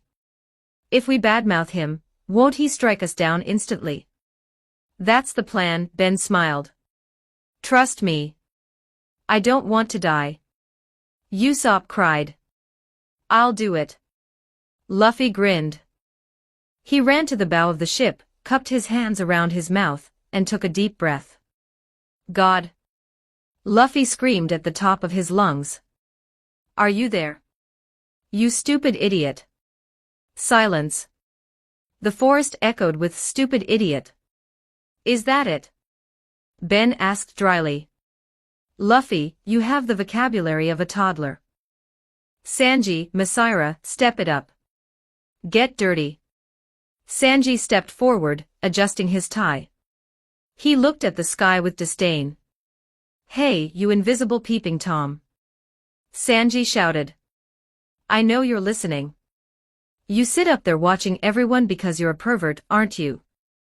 You have no game. You probably have to force people to worship you because no woman would ever look at you voluntarily, you virgin freak. Yeah. Masira roared, beating his chest. Come down here, you coward. I bet you smell worse than a rotting banana. You probably eat your own boogers. Luffy added helpfully. Shuju sonar. Shuju screamed. I bet you're bald. And you have a small dick. Keep going, Ben encouraged. Hey Enel. Luffy yelled. You aren't a god. You're just a scaredy cat hiding in the clouds. Fake. You bastard. Sanji lit up, getting into it. You spineless, gutless, voyeuristic piece of trash. Come down here so I can kick your teeth in. The insults were flying now. But Enel still hadn't shown. Usopp, Ben turned to the sniper. Your turn. No. Usopp shook his head. I'm good. I'm strictly an observer.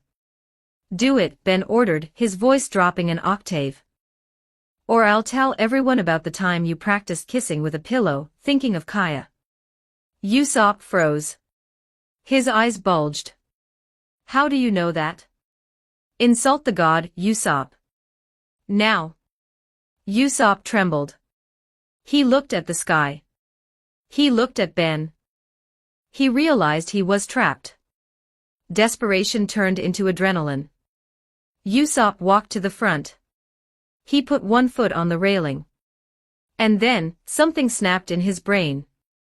All right, listen up, you overgrown fluorescent light bulb. Usopp screeched. The crew paused. Usopp was going in. Who do you think you are? Don't make me laugh. I am Captain Usopp, and I have 8,000 men waiting to kick your ass. Usopp took a breath and pointed a shaking finger at the heavens. I bet you hide up there because you're a freak of nature. Yeah, I said it. You're probably some deformed, inbred skyrat with no friends. Oh, he's getting into it, Zoro smirked. And another thing. Usopp screamed, his face turning red. Stop listening to us, you creep. What kind of loser sits around eavesdropping on tourists? Do you have nothing better to do? Get a life, you shit for brains, pervert. Usopp was panting. He felt good. He felt brave. And I bet your mother was a dumpster fire and your father was a broken toaster. You piss ant. You coward. Come down here and fight me like a man, you worthless sack of static. Usopp finished, throwing his hands up in the air. How do you like that? High above, in the sanctuary of God. Enel sat on his golden throne, his face a mask of absolute, frozen rage. He had been tolerating the stupid comments. He had ignored the pervert comments. But deformed inbred skyrat. Shit for brains. Small dick. Enel's hand gripped the armrest of his throne. The gold metal began to melt under his fingers. Sparks of blue electricity danced wildly around his body. He called me.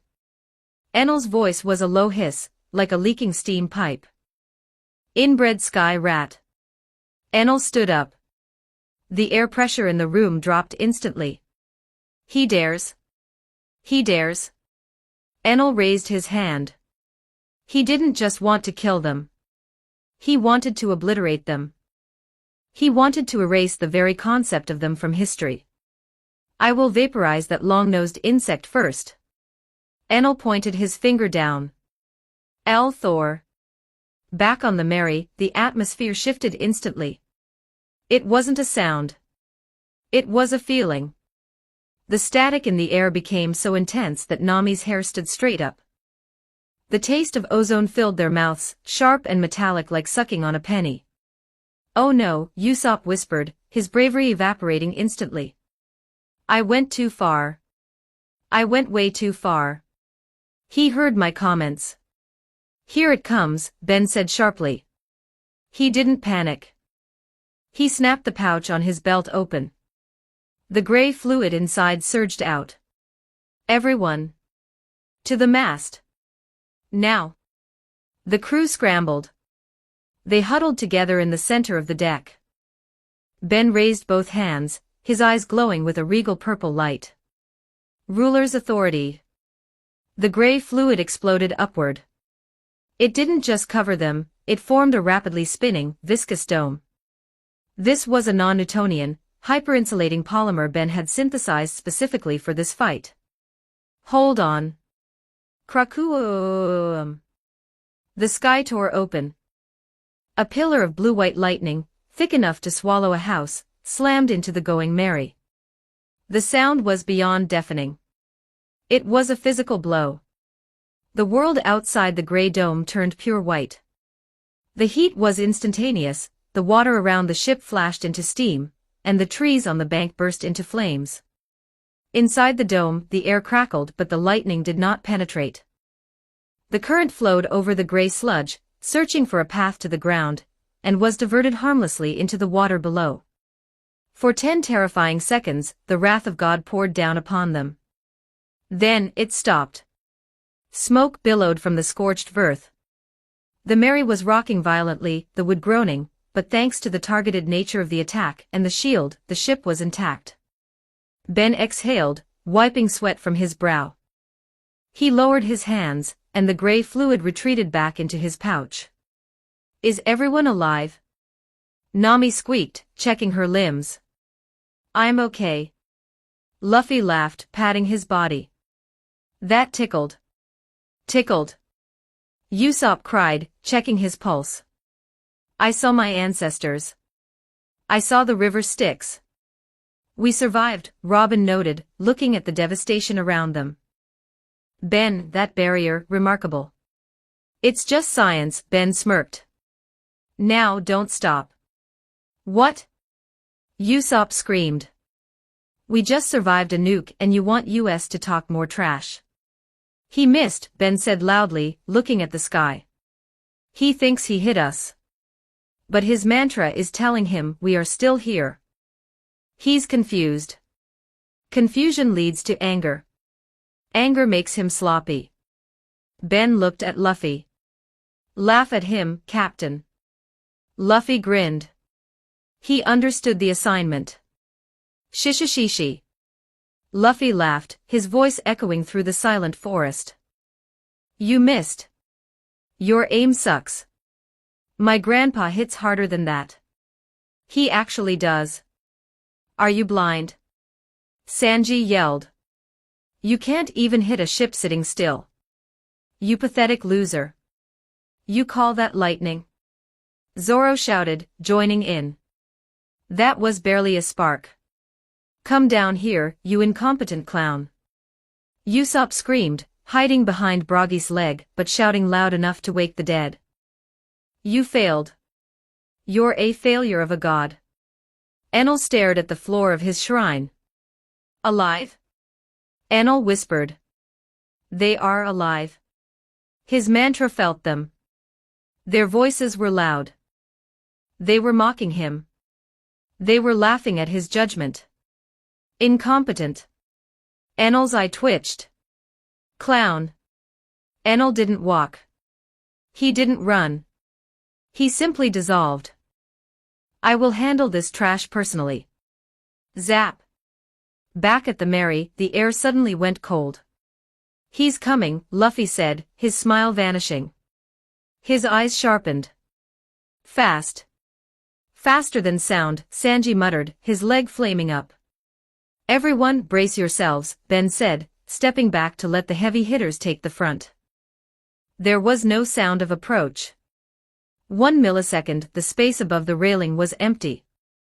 The next millisecond, a moon was standing there. He was floating a few inches off the railing, looking down at them with eyes that held the cold indifference of a storm. Now the crew saw him. He was tall, shirtless, and muscular. He wore baggy pants with a strange pattern. On his back was a ring of 4 tomo drums. But the most striking feature were his earlobes. They were stretched so long they reached his chest. Yahoo, Enel said. His voice wasn't loud, but it carried a terrifying weight. You rats are certainly noisy. The crew froze. The pressure coming off him was immense. It was the presence of a predator who had never known fear. Enel took a bite of an apple he was holding. He chewed slowly, looking at each of them. So, Enel swallowed. Which one of you called me an inbred sky rat? Usopp stopped breathing. His soul left his body for a brief second. Enel's eyes scanned the crew. He looked at Luffy. He looked at Zoro. He looked at Sanji. You speak of God as if I am a peer, Enel said, tossing the apple core into the water. Disrespect to the divine carries a heavy price. The price is death. No jury. Death? Luffy stepped forward. He tilted his straw hat back. I've been waiting for you, earlobe guy. Enel looked at Luffy. To beg? To kick your ass, Luffy grinned. Enel stared at Luffy for a moment. Then he chuckled. A low, mocking sound. But brave. Enel pointed a finger at the crew.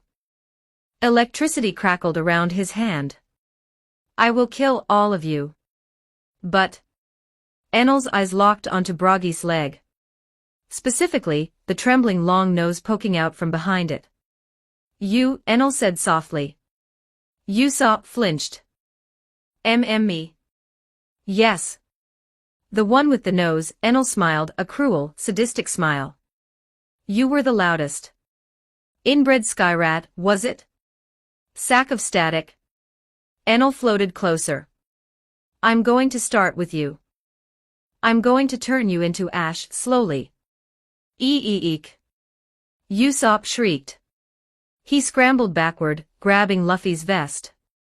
Help me. Usopp cried, tears streaming down his face like waterfalls. He remembered. He has a good memory. Kick his ass.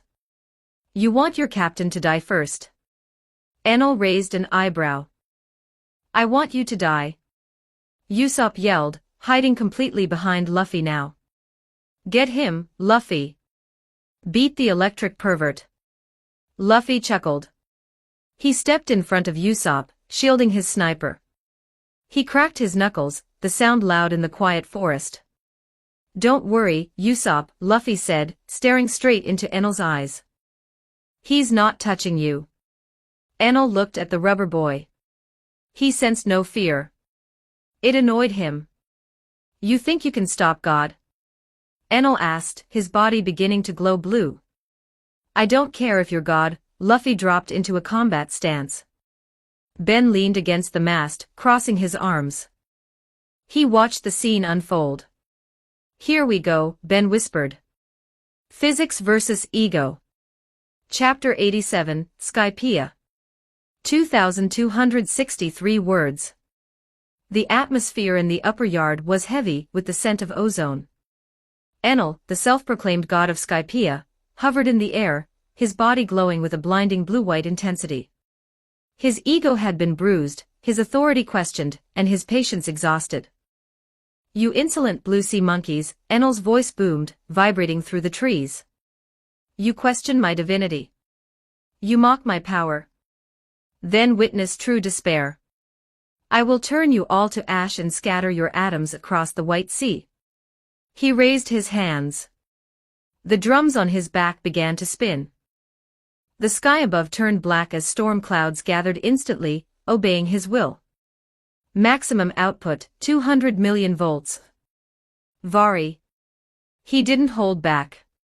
He unleashed a current strong enough to power a city, condensed into a single, devastating beam aimed directly at Luffy.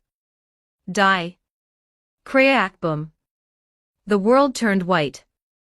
The sound was so loud it wasn't heard, it was felt, a pressure wave that rattled the teeth of everyone present.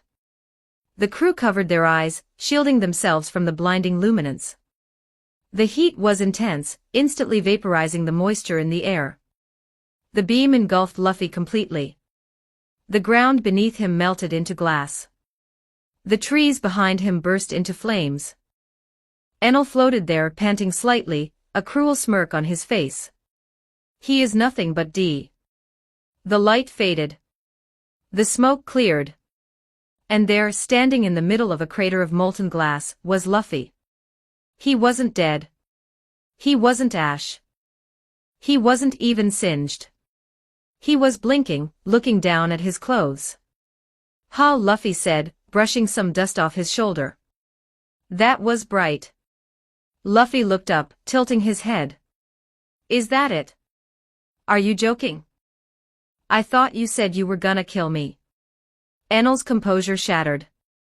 His eyes bulged out of his skull, the stalks extending a full 6 inches. His jaw unhinged and dropped to his chest. His nose ran. His tongue lolled out. It was a face of pure, unfiltered biological confusion. A flashbulb went off. Nice, Ben muttered. Hold that pose. Snap. Ben vanished. He reappeared instantly on Enel's right side. One more for the album. Say fraud. Snap. Ben vanished again, appearing below Enel, pointing the camera up. Chin down a bit. That's the face of a man whose worldview just collapsed. Snap. Ben teleported back to the deck of the Mary, shaking the instant photos to dry them. I'm framing these. WW, what are you? Enel shrieked, finally finding his voice. He pointed a trembling finger at Luffy. Why aren't you dead? That was 200 million volts. You should be plasma. I don't know, Luffy picked his nose. I'm made of rubber. Rubber? Enel blinked. What is? Rubber? It's an insulator. Vivi shouted from the deck, her voice filled with relief. In the blue sea, rubber is a material that doesn't conduct electricity. You can throw 1 billion volts at him, and it won't matter. He is your natural enemy. Natural enemy. Enel whispered. The words tasted like bile. Yeah. Luffy grinned, cracking his knuckles. So your zappy tricks won't work.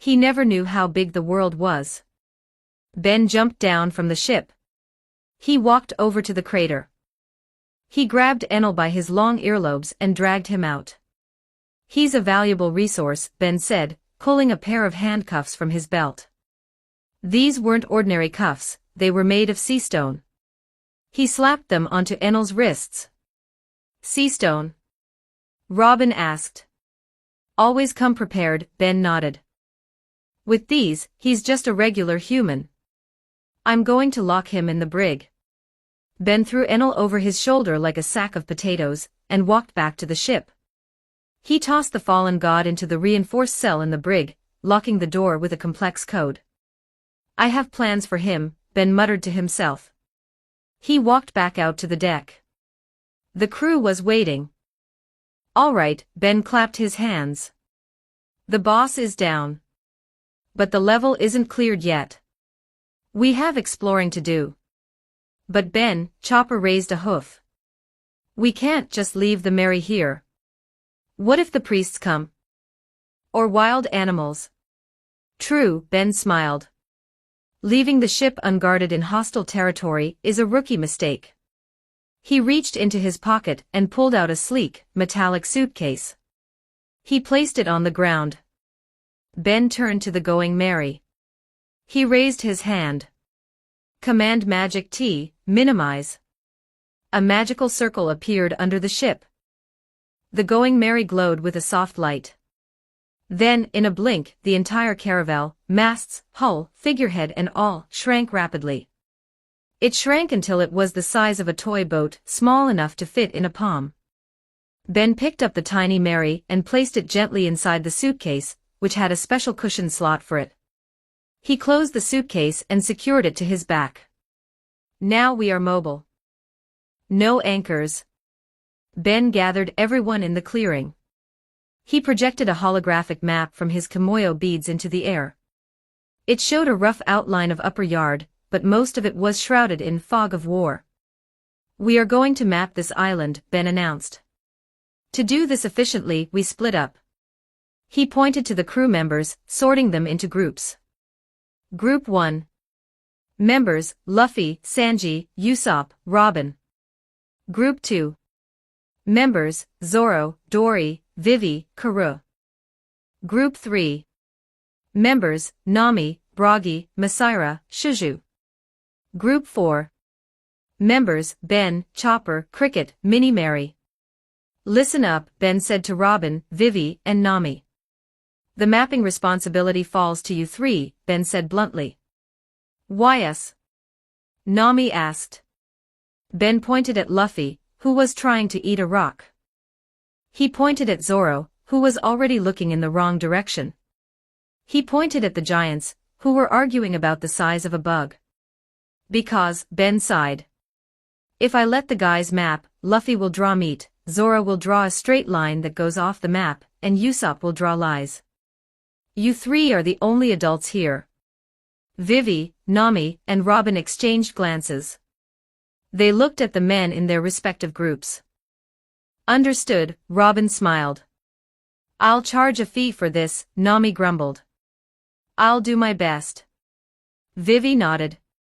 One last warning, Ben's expression hardened.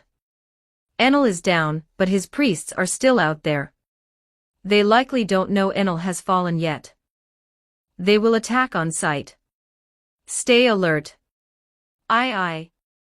The crew shouted. The groups prepared to head out in four cardinal directions. Group 1 headed south. Group 3 headed east.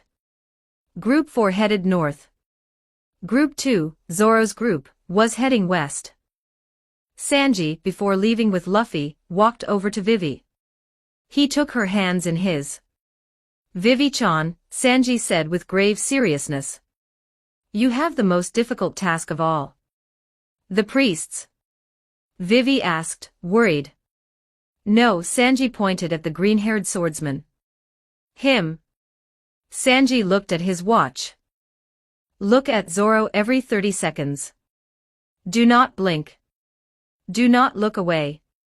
If you take your eyes off him for 31 seconds, he will vanish. He will end up in a different dimension. He will somehow get lost in a straight hallway. Oi, curly brows. Zoro barked, his hand on his sword. I heard that. I don't get lost. The world just moves around me. Yeah, Vivi. Usopp chimed in from Group 1, snickering. You better put a leash on him. Or maybe tie a bell around his neck like a cat. Jingle jingle, here comes the lost Marimo. I'll cut you, Longnose. Zoro yelled. See? Sanji sighed. He's already confused. He thinks West is up. Good luck, Vivi-chan. I'll try my best, Vivi said nervously, grabbing the back of Zoro's coat just in case. Let's go, Dory. Zoro huffed, marching forward. The ruins are this way. Mr. Bushido, Vivi pulled him back. That's the direction we just came. I knew that, Zoro grunted, turning 90 degrees. I was testing you. Ben, Chopper tugged on Ben's pant leg as they watched the groups disperse. Will they be okay? Ben watched Zoro walk confidently toward a cliff edge before Vivi steered him away. They can fight, Ben said, adjusting his glasses. Survival isn't the issue. Navigation is the real enemy today. Ben turned to Cricket. The old man was staring at the soil of Upper Yard, tears in his eyes. Ready, Cricket? Ben asked softly. Let's go find the City of Gold. Let's go clear Nolan's name. Mont Blanc Cricket took a deep breath of the damp, earthy air. He lit a cigarette to hide his trembling lips. Yeah, Cricket whispered. Let's go, boss. With that, the four teams vanished into the dense, ancient jungle of the Upper Yard. The hunt for history was on. Deep in the forest, far away from the landing site. Ohm, the priest of iron, sat on a giant rock with his dog, Holy. His dark sunglasses reflected the canopy above. His Eisen dial chimed. Gadatsa here, the voice came through. I felt a massive disturbance. The god's lightning. But then, it vanished. And now, I cannot hear the god's voice. The mantra is silent from the shrine, Ohm said, frowning. Perhaps he is sleeping. Or perhaps, Shura's voice joined the channel. The intruders are more dangerous than we thought. It does not matter, Ohm stood up, drawing his ironclad sword. They have entered the ordeal. The survival game has begun. If they cross our paths, they die. God or no God, we are the law of this forest. Agreed, Satori giggled over the line. I have my balls ready. Surprise, surprise. The priests began to move. They didn't know their god was currently handcuffed in a suitcase. They didn't know they were walking into a meat grinder led by a rubberman, a demon swordsman, and a mage with a plan. But they would find out soon enough. The true war for Skypiea had just begun. Chapter 88, Skypiea. 2,152 words. The canopy of the upper yard was a sprawling emerald ceiling, thick with the weight of centuries. Below it, the four groups of the Straw Hat crew delved into the unknown, their footsteps muffled by the soft, ancient earth. This was no longer a simple vacation. It was a treasure hunt across a landscape that defied every law of nature known to the Blue Sea. Deep in the southwestern sector, Group 1 moved with a mixture of scholarly intent and chaotic energy. Nico Robin walked with the grace of a woman who had finally found the missing page of her favorite book. She ran her hand over a moss-covered pillar, her fingers tracing the weathered carvings. The architecture, it's identical to the structures found in Jaya, Robin murmured, her eyes alight with academic fire. But these ruins are larger, more preserved. This entire island was once the center of a grand civilization. Luffy, meanwhile, was trying to see if he could stretch his neck far enough to see the top of a giant beanstalk, while Sanji kept a protective and hard-eyed radius around Robin. In the western sector, Group 2 was having a significantly harder time. Vivi was doing exactly what Sanji had instructed, she was checking on Zoro every 30 seconds. 30 seconds, he's there, Vivi whispered to herself, seeing the green-haired swordsman grumbling as he hacked through a thick vine. 30 seconds, he's still there, she noted again, as Zoro stopped to adjust his haramaki. Vivi turned for a moment to answer a question from Dory.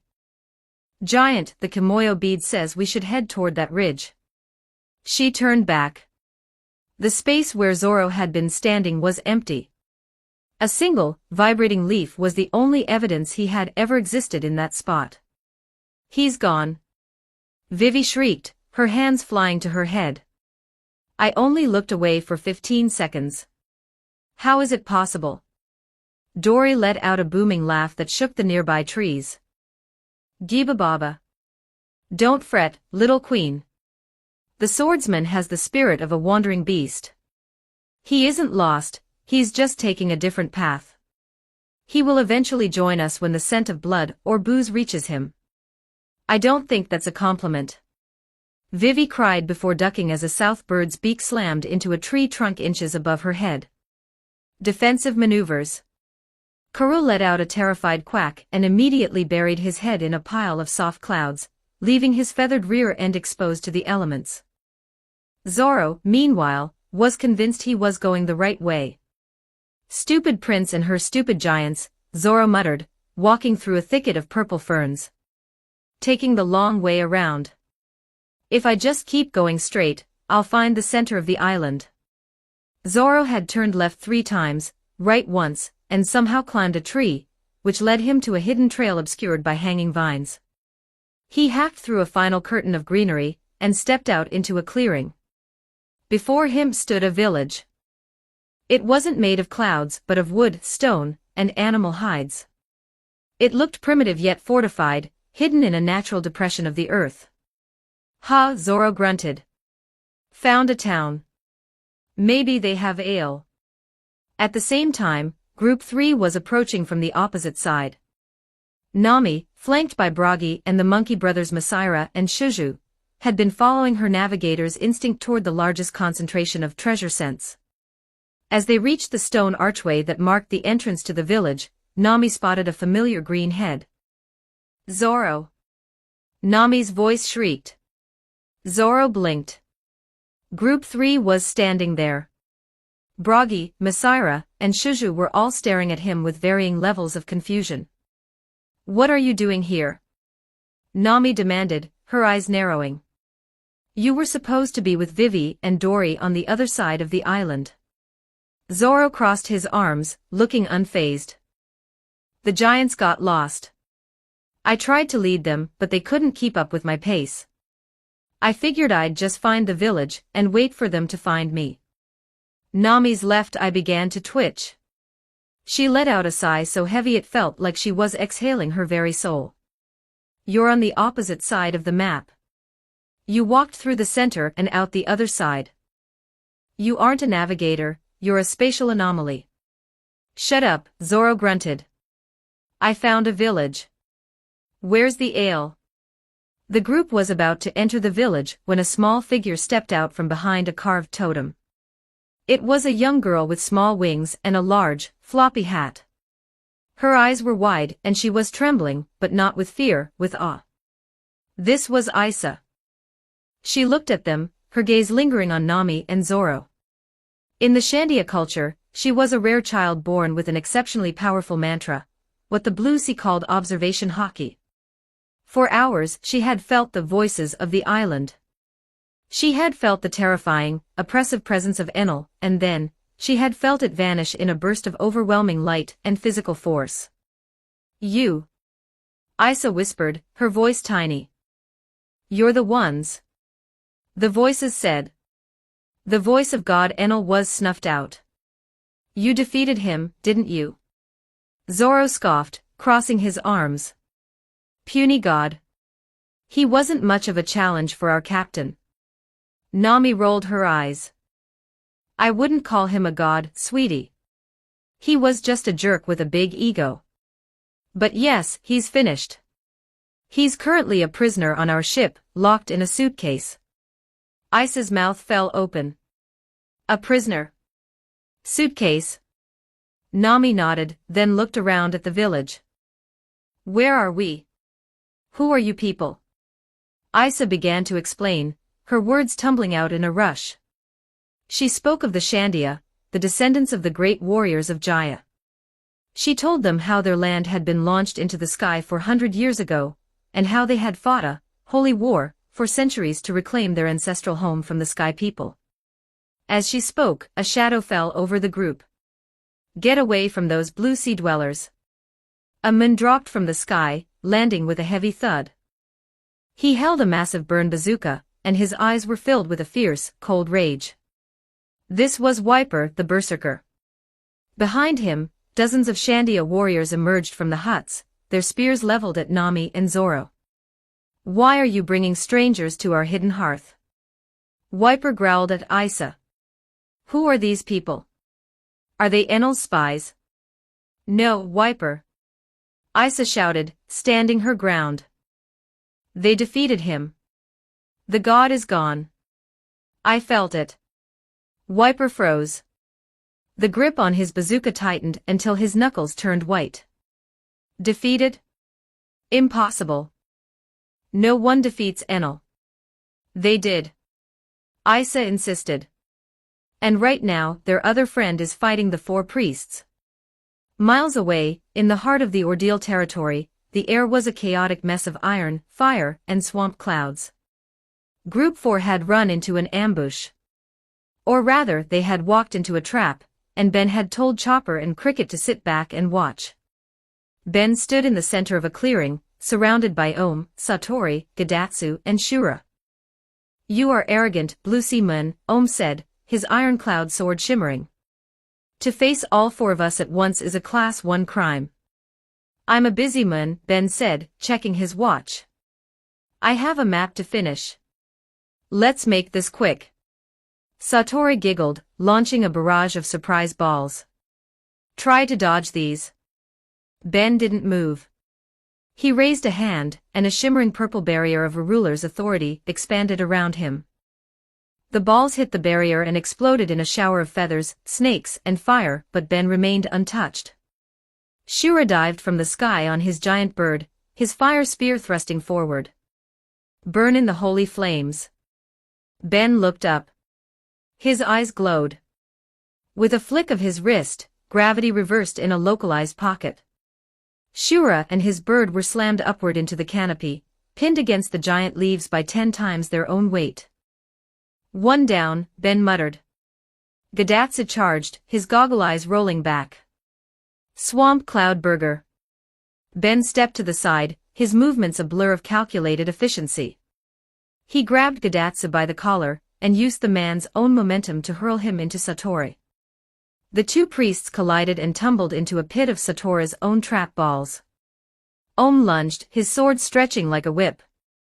Ben caught the blade with his bare hand, his palm coated in a thin layer of hockey-reinforced carbon. Your mantra is impressive, Ben told the shocked priest. But your output is too low. Ben squeezed. The iron-cloud sword shattered into 1,000 pieces. While Ben was dismantling the priesthood, Group 1 was busy being themselves. Sanji, Luffy, and Usopp were walking through a particularly dense part of the forest when they found a strange, glowing fruit hanging from a vine. Mystery fruit. Luffy shouted, his neck stretching out 3 meters to grab it. Wait, Luffy. Don't eat that. Usopp screamed, grabbing Luffy's legs. It might be poisonous. Or it might turn you into a frog. Or it might be a liar's fruit that makes your nose grow even longer. Your nose can't get any longer, Usopp, Sanji said, blowing a cloud of smoke. It's already a structural hazard. Hey. Luffy shoved the fruit into his mouth anyway. His face turned bright purple, his eyes popped out, and he started smoking from his ears. Spicy. Luffy began running in circles, his feet moving so fast they blurred. He accidentally ran up a vertical tree trunk, across the bottom of a giant leaf, and slammed headfirst into a hive of sky bees. Great, Sanji sighed, watching a swarm of angry, glowing bees descend. Now we have to fight the local fauna because of Captain's stomach. Save me, Sanji. Usopp shrieked, already running in the opposite direction. I have can't fight bees in the sky disease. It's fatal. Sanji kicked a bee into the stratosphere. You just made that up. It's a very common ailment in the blue sea. Usopp wailed, tripping over a root and accidentally launching a firebird star into the air, which exploded and set Luffy's shorts on fire. My butt is on fire and the bees are stinging my butt. Luffy screamed, jet-propelling himself through the forest like a rubber rocket. Back at the Shandia village, Isa was relaying the carnage. Your friend. Isa whispered, her eyes wide. He just broke the iron sword with his fingers. The priests, they're all down. The voices are crying out in the forest. Wiper's bazooka lowered. His jaw tightened. The realization hit him like a physical blow. The god was gone. The priests were broken. The 400-year blockade of his home had been demolished by a group of idiots who were currently arguing about spicy fruit and flaming butts. Shandia. Wiper roared, his voice echoing through the village. The bell of Shandora is waiting. The path is clear. We reclaim the upper yard today. The warriors let out a cry that shook the trees. They ignited their skates and roared past Nami and Zoro. Wait! Nami shouted, her eyes turning into berries. If there's a reclamation, there's a treasury. Zoro, move your mossy ass. We're following the war party. I'm going. Zoro yelled, turning 180 degrees and running directly into a hut. Who put this house here? Nami grabbed him by the collar and dragged him toward the forest. This way, you idiot. As they ran, the kimoyo beads crackled. Nami-san. We've reached the central ruins. Robin's voice came through, calm as ever. The architecture here is fascinating. Also, Luffy is currently submerged in a lake trying to cool his flaming butt as he puts it. Vivi here, the princess's voice added. We've cleared the south birds. Dory-san is using one as a pillow. We're heading to your coordinates.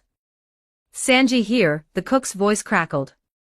If I see that moss head, tell him I'm going to cook him for getting Vivi-chan worried. Also, Usopp is currently stuck in a carnivorous plant. I'm leaving him there for a few minutes to think about his life choices. Let me out. Usopp's muffled voice echoed in the background. It tastes like kale in here. I hate kale. Nami laughed, running through the giant leaves with the Shandia warriors. Are you there? I'm here, Ben's voice came through, sounding remarkably relaxed. The priests are dealt with. Everyone, converge on the giant beanstalk. Hell yeah, the crew shouted in unison, except for Usopp, who was still being digested by a plant. The great exploration had officially turned into a victory lap. The Sky Island would never be the same. Chapter 89, Skypiea. 3,331 words. The old jungle in Upper Yard was alive, buzzing with a raw, primal energy that you could practically feel vibrating in your teeth. Ben and his group were strolling through this potential death trap, like he was window shopping on a Sunday afternoon. On his shoulder, Minnie Mary was swinging her legs rhythmically, her mechanical eyes whirring softly as she scanned every leaf and bug with intense curiosity. Behind them, you had Chopper, currently in his big, muscle-bound heavy point form, but mentally shrinking back to his small brain point because he was absolutely terrified. His blue nose twitched at every snapping twig, and his head swiveled like a radar dish.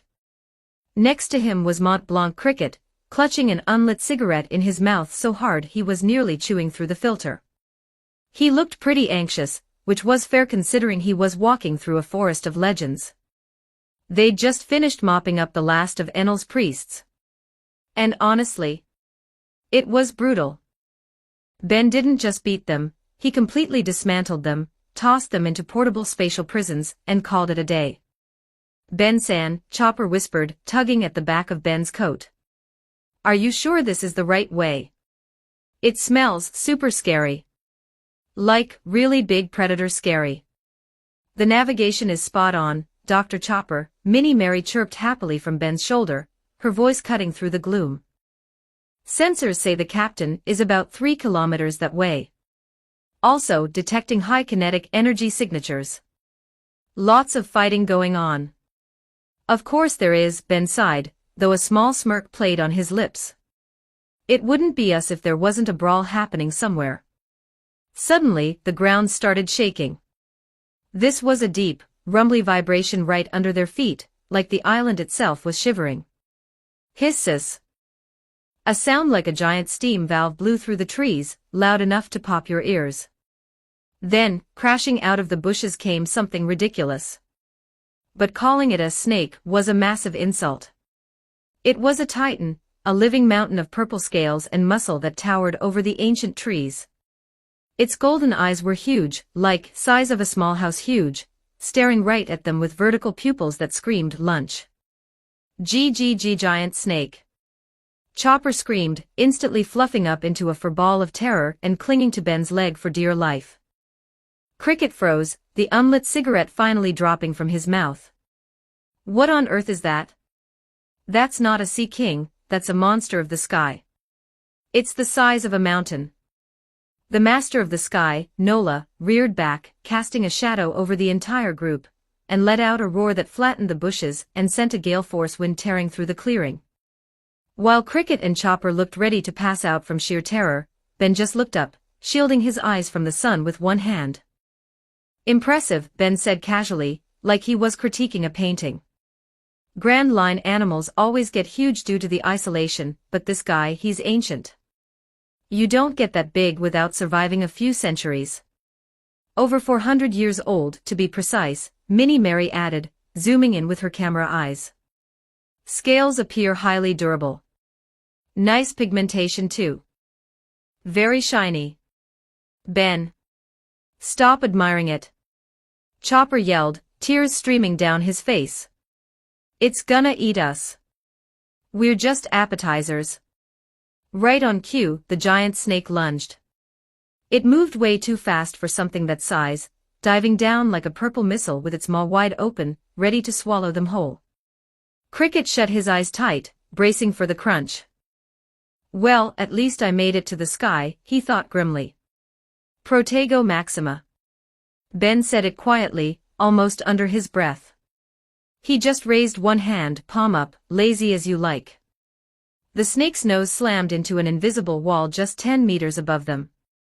The crash sounded like a thunderclap, shaking the whole forest and sending dust flying everywhere. The air shimmered, revealing a translucent, golden dome that covered Ben's group perfectly.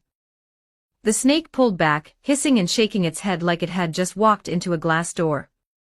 Confused and angry, it reared back and bashed the barrier again. And again.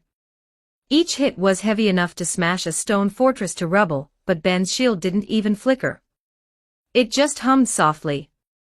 Ben stood there, checking his fingernails for dirt, totally unbothered. He's stopping it with one hand, Cricket gasped, staring up at the golden light. Who are you guys? After a few minutes of furious head-banging, the snake finally got tired. It slowed down, panting heavily, huge gusts of wind blowing from its nostrils. Its rage faded into confusion, its golden eyes blinking slowly. Done throwing a tantrum? Ben asked, looking up. Seeing the snake calm down, Ben dropped the shield. The golden dome dissolved into sparkles of light that drifted away on the wind. The snake didn't attack. Instead, it lowered its massive head slowly, bringing it down to their level. Its giant pupils contracted, focusing not on Ben, but on the men standing beside him. Mont Blanc Cricket. The snake froze. It tilted its head, its forked tongue flickering out to taste the air. Then, it moved closer, sniffing. Back off. Cricket shouted, stumbling backward over a root. He landed on his butt, scrabbling away in the dirt. Don't eat me. I'm tough and chewy. I taste like cigarettes. But the snake ignored him. It put its snout mere inches from Cricket's face. It seemed to recognize something, the chestnut-shaped hair, the scowl, the jawline. It smelled the bloodline. It saw the silhouette of a moon it had waited for 100 long years to see again. The snake let out a sad, low coo that vibrated in everyone's bones. Then, to everyone's shock and disgust, a massive, wet tongue extended and licked Cricket's entire face, drenching him in liters of snake saliva. Gross. Cricket sputtered, wiping sticky slime off his eyes. What is wrong with this thing? Is it tasting me before it swallows? Ben chuckled, stepping forward and placing a hand on the snake's massive snout. The creature didn't flinch. No, Cricket. It's not marinating you. It's saying hello. Hello. Cricket looked up, confused, slime dripping from his chin. Look around, Ben said, gesturing to the rich soil beneath their feet. This isn't cloud. This is Verth. This forest is part of Jaya, your home. It got knocked up here by the stream 400 years ago. And this snake it remembers. It remembers the man who used to visit. The man who promised to return. Cricket froze. His trembling hands lowered. He looked up at the giant serpent, really looked at it this time. He saw the intelligence in those golden eyes, the longing, the sadness. You mean? Cricket's voice shook, cracking with emotion. It thinks I'm Mont Blanc Noland, Ben nodded, his voice soft. You're his descendant. You bear his face. To this snake, the waiting is finally over. Noland finally came back. Tears welled up in Cricket's eyes, mixing with the snake slime. For a decade he had been mocked. He had been the disgrace of the North Blue, the descendant of the liar Noland. He had spent his life diving into the dark ocean, searching for a lie. But it wasn't a lie. It was here. And this creature, this living piece of history, remembered him. You knew him? Cricket asked the snake, his voice barely a whisper. You knew my ancestor. The snake blinked slowly and nodded its massive head. A tear, large as a bucket, pooled in the corner of its eye and splashed onto the ground. Cricket broke down. He fell to his knees, not in fear, but in pure relief, burying his face in his hands. He wasn't a liar, he sobbed. He really wasn't a liar. Chopper, who had been peeking out from behind Ben's leg, slowly stepped forward. His fear had vanished, replaced by pure, starry-eyed wonder. Soyujagi. Chopper squealed, his eyes sparkling. It understands us. It's a nice snake. It's crying happy tears. It's so emotional. Yup, Ben smiled, patting the giant scales. Hey there, big guy. We're heading to the ruins of Shandora, the city of gold. I know you know where it is. Do you mind giving us a lift? We have some friends to save and a bell to ring. The snake hissed a yes, the sound surprisingly gentle, and flattened its head against the ground like a living ramp. Hop on, Ben commanded, jumping lightly onto the space between the snake's eyes. Minnie Mary settled comfortably on his shoulder. We're traveling in style. Cricket wiped his eyes, stood up with a newfound resolve, and climbed onto the head of the creature that had once been his ancestor's friend. Chopper scrambled up last, his hooves clattering on the scales. Mush! Chopper yelled, pointing forward like a commander. The snake surged forward, not with violence, but with a smooth, purposeful speed, slithering through the forest of Upper Yard toward the center of the island. The ruins of Shandora. It was total chaos. The battlefield was a mess of dust and broken stone. On one side, Shandia warriors were blasting away with projectiles and bazookas, desperate to reclaim their land. On the other, Scipions and divine soldiers were fighting back just as hard. Right in the middle of it all stood the largest, weirdest gathering of pirates you'd ever see. Luffy stood with his arms crossed, watching the brawl. Zoro had his swords drawn but lowered, looking bored out of his mind. Sanji was smoking a cigarette, leaning against a pillar and critiquing the fighting styles. Nami and Vivi stood close by, with Karoo the duck nervously hiding behind them. Robin was observing the ruins with a calm smile, while Usopp was shivering behind a rock. And towering over them all were Dory and Bragi, the two giants from Little Garden, along with the monkey salvage brothers Masira and Shoju, who were currently making monkey noises at the explosions. They just won't quit, Vivi sighed, gripping her peacock slashers tight. They've been fighting for centuries over this land. They don't know how to stop. It's a war of ideology, Robin observed calmly. Ancestral land versus holy land. Neither side can yield without losing their identity. It is quite tragic. Ideally, Usopp muttered, knees shaking, they would yield before I get blown up by a stray blast. Shouldn't we stop them? Gebabababa. Broggy laughed, leaning on his massive axe. This is a warrior's fight, Longnose. We don't interfere in another warrior's duel unless asked. Besides, Dory added, Ben said to wait here. So we wait. Suddenly, the ground shook. The fighting faltered. Wiper spun around, his bazooka raised, eyes wild. What now? Trees at the edge of the clearing snapped like twigs. A massive shadow fell over the battlefield, blocking out the sun. With a roar that shook the clouds, the master of the sky burst into the clearing. It drifted into a massive skid, its body coiling around the ancient ruins, its head coming to a stop directly between the two armies. Absolute, terrified silence descended on the battlefield. The Shandia warriors froze, their eyes wide. To them, this snake was a deity, the grandfather snake. The Scipians were paralyzed with fear. However, the Straw Hat group had a different reaction. Whoa! Masira and Shoju screeched. Big snake. Big snake. Gababababa. Dory roared with laughter, slapping his thigh. Look at that, Broggy. It's a little garden worm. Gebabababa. Broggy joined in, his laughter shaking the nearby ruins. It's barely a snack compared to the island eater. Maybe a good belt.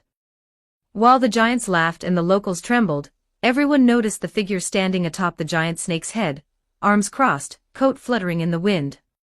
Yo, Ben said, his voice amplified by a subtle charm so it echoed across the entire clearing. Sorry we're late. Traffic was a nightmare. You wouldn't believe the potholes. Ben. The Straw Hats cheered, relief washing over them. Luffy's eyes, however, were locked on the massive reptile beneath him. Drool instantly began to pool at the corner of his mouth. Mia what? Luffy roared. Luffy launched himself into the air, his massive frame propelling him toward the snake's nose. It's huge. It looks delicious. I'm gonna eat it. Barbecue snake. The snake recoiled, sensing the predatory intent of the rubberman. Captain, halt, Minnie Mary's voice cut through the air, projected from a speaker on her chest. Luffy stopped midair, grabbing onto one of the snake's fangs and swinging there. Mary? Target designation, friend, Minnie Mary stated, pointing a small finger at the snake. Consumption of crew allies is prohibited by Ben-sama's protocols. Current hunger levels can be satisfied with emergency rations. Please do not eat the transport. Friend. Luffy blinked, looking at the snake, then at Ben. It's a mystery snake, friend. It's a friend, Luffy, Ben confirmed, jumping down to the ground. The rest of his group slid down the snake's scales. Cricket landed on the dusty stones of Shandora. He looked around, his breath catching. This is it. The city. The Shandians and Scipians were staring at the group with intense wariness. Wiper stepped forward, his knuckles white on his bazooka. He looked from Ben to the giant snake, which was now nuzzling against Cricket like a giant puppy. Why is the master of the sky obeying you? Wiper demanded, his voice hostile. And who is that man? Why does the snake accept him? Because he is the descendant of the man your ancestor swore an oath to, Wiper, Ben said calmly, stepping between the two armies. Wiper froze. What? Mont Blanc Noland, Ben said the name clearly. This man is Mont Blanc Cricket. He spent his life looking for this place to clear his ancestor's name. The snake recognizes him. The snake remembers the promise. Murmurs broke out among the Shandians. The legend of Noland and Calgara was sacred to them. But that doesn't solve the problem, does it? Ben continued, his voice hardening. He looked at the Scipians, then at the Shandians. You're fighting over dirt. Valuable dirt, sure. But just dirt. This is our homeland. Wiper shouted. We fight to light the fire of Shandora. To let our ancestors know we are here. And we fight to protect God's land, a Scipian soldier yelled back. Enough, Ben's voice dropped an octave, radiating magical presence, that forced everyone to silence. I have a solution. A simple one. You live together. Preposterous. Never. Then I have an alternative, Ben said, a cold smirk touching his lips. He pulled a small, silver briefcase. He tapped a button on the side, sliding open a small ventilation panel. Inside this spatial prison, I have Enel. I also have his priests. Ben held the briefcase up to his mouth like a microphone. Say hello, Enel. From inside the briefcase, a high-pitched, tinny voice shrieked out, amplified slightly by the box's acoustics. I am God. Release me, you blue sea monkey. I will rain judgment upon you all. My lightning will turn you to ash. Do you hear me? I am Enelial. The voice sounded less like a terrifying deity, and more like an angry chipmunk trapped in a tin can. The sheer absurdity of it made the crowd blink in confusion. Ben snapped the panel shut, cutting off the rant mid-scream with a sharp click. See? Ben said nonchalantly, tucking the briefcase back under his arm. Very grumpy. Very loud. If you prefer fighting so much, I can release him right now. I'm sure he'd love to resume his plan of destroying Skypea, and everyone on it. You can fight him for your survival. We'll just leave. The color drained from every face on the battlefield. Even Wiper looked pale. The threat of Enel was absolute terror, but hearing him reduced to a squeaky toy in Ben's luggage made the situation surreal and terrifyingly final. Ben held their nightmare in a box. Cooperation, Ben said, or extinction. Choose. The silence stretched. Weapons lowered inch by inch. The fight had gone out of them. The fear of Enel, combined with the awe of the giant snake accepting these strangers, broke the stalemate. Good choice, Ben nodded. He turned to Luffy. Luffy. Yeah, Ben. Luffy landed beside him, casually picking his nose. Go up there, Ben pointed a finger straight up, toward the massive, twisting stalk of the giant jack that pierced the clouds. At the very top, there is a golden bell.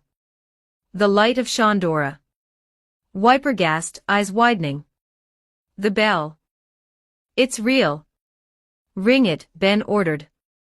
Ring it so loud that everyone hears it. Ring it for Cricket. Ring it for the Shandians. Let them know we're here. Luffy grinned, adjusting his straw hat. His eyes shadowed, a fierce determination replacing the hunger. Got it. Boom. Luffy vanished, the ground cracking where he stood as he rocketed up the beanstalk, a blur of red and rubber. For 15 minutes, the battlefield was silent. Everyone looked up, shielding their eyes against the sun. Cricket stood with tears streaming down his face, clutching his chest. Wiper fell to his knees, his eyes fixed on the clouds, waiting. The snake coiled up, looking upward, waiting. Ben stood with his arms crossed. 1. Doong. The sound was not just a noise, it was a physical force. A deep, resonant, beautiful tone that washed over the island like a cleansing wave. It vibrated in the stones, in the trees, in the very souls of everyone present. It was the song of the island, a melody lost for 400 years. Doong. Below in the blue sea, the sound traveled. It reached the ears of those who had mocked the dreamers. It told the world, we are here. On the battlefield, the effect was instantaneous.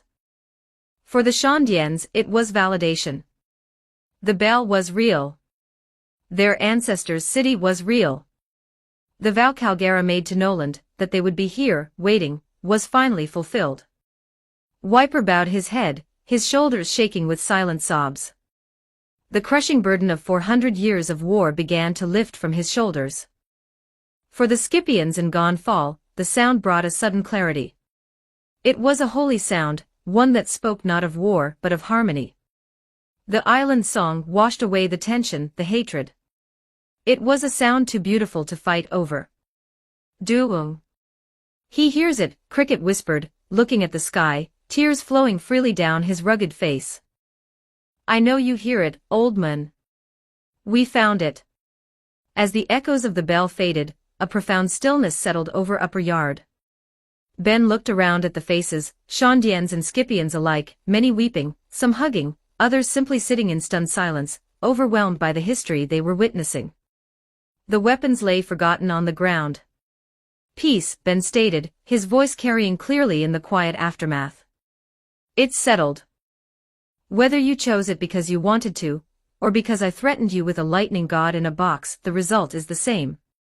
He turned to his crew, who were smiling. Nami was already calculating the value of the gold with berry signs in her eyes, Sanji was lighting a fresh cigarette, and Zora was finally sheathing his swords with a click. Now Ben clapped his hands together. Let's have a banquet. I'm starving, and I believe we have a lot of gold to load onto the Mary. The crew shouted, the tension finally breaking into laughter. And thus, the War of 400 Years ended, not with a final battle, but with a snake, a threat, and a bell that sang of a promise kept. The Sky Island of Skypiea entered a new era, one forged by the strange, terrifying, and miraculous Straw Hat Pirates. Chapter 90, Skypiea. 3,339 words. The sun began to dip below the horizon of the White Sea, painting the endless clouds in hues of burning orange, deep violet, and soft pink. It was that magical time of day when the world seemed to take a deep breath and relax. But in the ruins of Shandora, relaxing was taking on a very different, much louder meaning. The war was over. Just like that. 400 years of bloodshed, screaming matches, and dial blasting ended not with a bang but with a bell. And now, as the adrenaline faded, a new, far more pressing instinct took over for everyone present. Hunger. And when you have Monkey D. Luffy as your captain, hunger isn't just a feeling, it's an emergency siren. Banquet. Luffy screamed, throwing his hands in the air, his voice echoing off the ancient Golden City. I want meat. All the meat. Aye, Captain, Ben chuckled, watching the chaos unfold with a satisfied grin. The atmosphere in the ruins had shifted completely. Where there were once drawn weapons and hateful glares, there was now a confused but cooperative hustle. The Shondians and Scipians, who had been trying to kill each other just an hour ago, were now awkwardly looking at each other, realizing they had a common goal, building the biggest bonfire the sky had ever seen. You with the wings, a Shandia warrior shouted, pointing at a fallen tree. Grab the other end. We need more wood. My name is McKinley, the Scipian soldier grumbled, but he holstered his axe and grabbed the log. And lift with your knees, surface dweller. Slowly but surely, the tension melted away, replaced by the universal language of party prep. Over in what used to be a plaza, Sanji had declared martial law. I don't care if you're a divine soldier or a guerrilla. Sanji roared, kicking a massive pot onto a makeshift stone stove. If you have hands, you are peeling potatoes. If you have wings, you are fanning the flames. Move, move, move. Yes, chef, a mixed group of terrifying warriors shouted back, terrified for a completely different reason now. Vivi-chan. Nami-swan. Sanji's voice instantly turned into liquid honey as he spun around. How are the spices coming along, my goddesses? We're good, Sanji-kun, Vivi laughed, tying an apron over her combat outfit. She was chopping vegetables with precision. But are we sure we have enough meat? This is a lot of people. Plus the giants. And Luffy, Nami added, counting on her fingers. Don't forget, he eats for 10 giants. Meat is not a problem, Ben said, strolling into the kitchen area. He patted the spatial pouch attached to his belt. I pick up a few souvenirs every time I go diving. Ben opened the pouch and started pulling things out. First, it was a massive shark, perfectly preserved in stasis. Then, a giant lobster. Then, chunks of sea king meat the size of small cars. He tossed them onto the prep tables with casual ease, thanks to his enhanced strength. Whoa, a Shandia cook stared, his eyes popping out. Where were you keeping that? Pocket, Ben winked. Don't worry about it.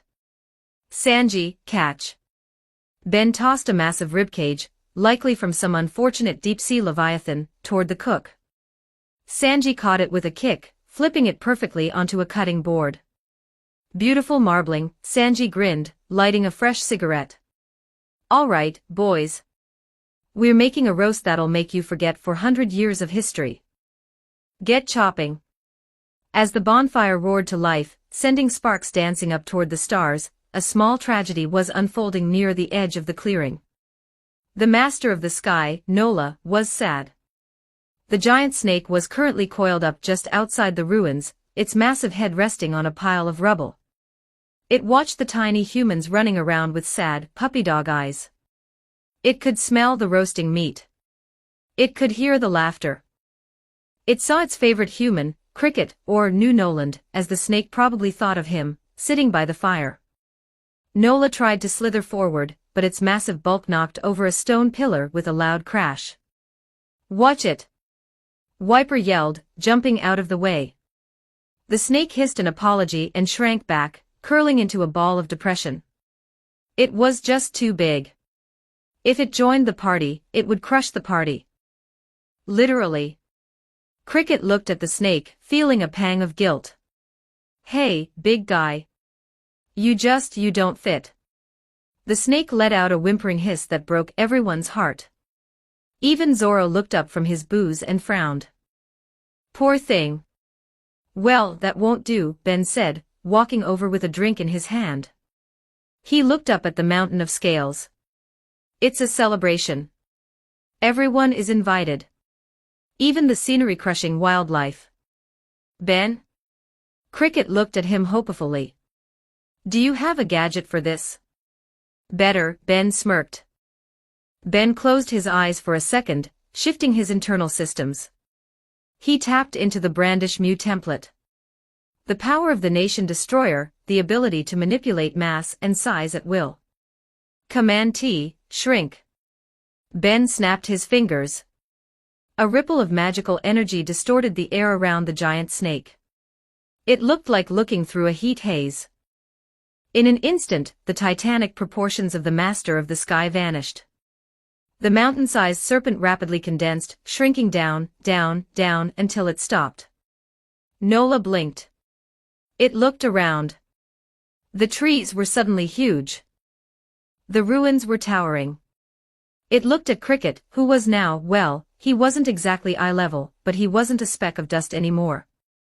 Nola was now roughly the size of Dory and Bragi, still a giant snake by normal standards, maybe 15 feet long, but small enough to slither through the plaza without destroying civilization. What? The Shandians and Scipians dropped their jaws. Did he just shrink the god of the forest? A warrior whispered, trembling. Nola seemed confused for a moment. It tested its body, wiggling its tail. It realized it wasn't knocking over buildings. It looked at Ben, then at Cricket. Hiss. Yippee. The snake did a happy little wiggle dance, which was adorable in a terrifying reptilian way, and slithered right over to Cricket. It coiled around him gently, resting its head on his lap like an oversized cat. Whoa, easy there. Cricket laughed, patting the smooth scales. You're still heavy, you know. Ben dusted off his hands. Problem solved. Send over a few roasted hogs for our scaly friend. Food is ready. Sanji's voice cut through the noise like a dinner bell. It wasn't a meal, it was an avalanche of flavor. Giant platters of roasted sky shark, seasoned with herbs Vivi had found in the jungle. Mountains of fruit salad made from sweet sky pumpkins and cloudberries. Sea king steaks grilled to perfection, dripping with savory juices. Barrels of Scythian alcohol were rolled out by the Shandians. Itadakimasu. Luffy didn't even use a plate. He just unhinged his jaw and inhaled a table's worth of food. Shishishi.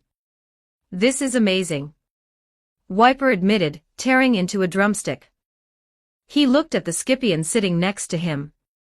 Pass the salt. McKinley. Here, McKinley grunted, passing it. While most were eating, a silent battle of titans was erupting near the booze supply. Zoro and Wiper sat across from each other over a massive barrel of Scythian alcohol. There were no words, only intense, manly eye contact and the aggressive slamming of tankards. Wiper wiped foam from his mouth, glaring fiercely. Zoro smirked back, challenging him with a raise of his brow. They both swayed dangerously, sweat beading on their foreheads. The rest of the party watched in awed silence. Skyman, Zoro slurred, his eye twitching.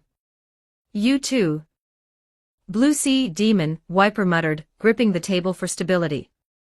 Then, with perfect synchronization, their eyes rolled back, and they both collapsed face first into the dirt, snoring loudly. Gababababa. Dory roared, watching them fall. A warrior's tie. Gababababa. Broggy laughed, raising his own barrel. To the fallen warriors. Meanwhile, sitting atop a large rock like a king on his throne, Usopp held court. He was surrounded by a group of wide-eyed Shandia children, including the little girl Isa. And that, Usopp declared, gesturing dramatically with a skewer of meat, is how I, the great Captain Usopp, used my telepathic waves to calm the giant snake. Ben merely finished the job with his magic, but the beast was already tamed by my haki. Woo, the children gasped in unison. God Usopp. God Usopp, they chanted, their eyes sparkling with adoration. Nearby, Sanji rolled his eyes so hard it hurt. He's literally lying to toddlers. Let him have it, Cook-san, Robin chuckled softly, sipping her tea. Legends have to start somewhere. Masaira and Shoju were having a banana-eating contest with Karu, who was surprisingly winning. Chopper was in a sugar coma, covered in cloud cotton candy. As the eating slowed down and the bellies filled up, a comfortable warmth settled over the group.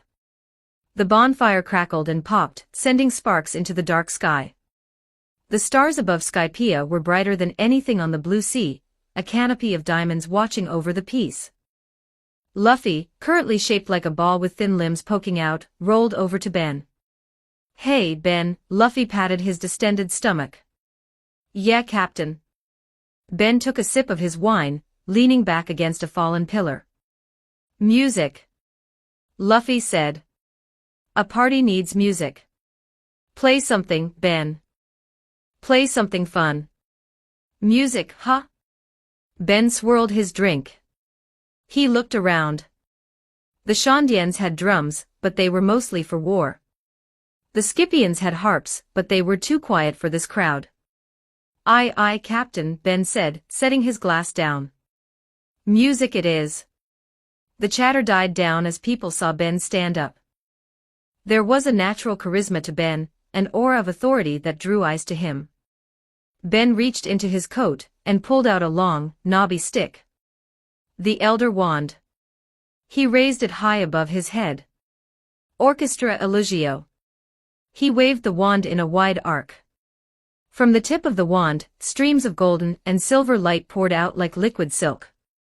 They swirled around the bonfire, weaving together, forming shapes in the air. Gasps echoed around the clearing. Magic. Isa whispered, forgetting God Usopp for a moment as her eyes widened. The light solidified into translucent, ghostly instruments floating in midair. There were huge taiko drums made of starlight. Ethereal flutes, shimmering guitars, and brass horns that glowed with a soft inner fire. They hovered in a circle around the fire, waiting for a conductor. The Straw Hats just grinned. They'd seen Ben's magic tricks before, but it never got old. All right, Ben muttered, tapping the wand against his palm to set the tempo. Let's start with a heartbeat. He flicked the wand sharply. The first note hit the air like a cannonball. A deep, resonant bass drum that vibrated the very stones of Shandora. It wasn't just a sound, it was a force. The spectral drummers slammed their sticks down, creating a rhythm that you felt in your teeth, in your bones. Doom dutda. Doom dutda. What is this rhythm? Gonfal asked, clutching his chest as the beat resonated inside his ribs. It feels ancient.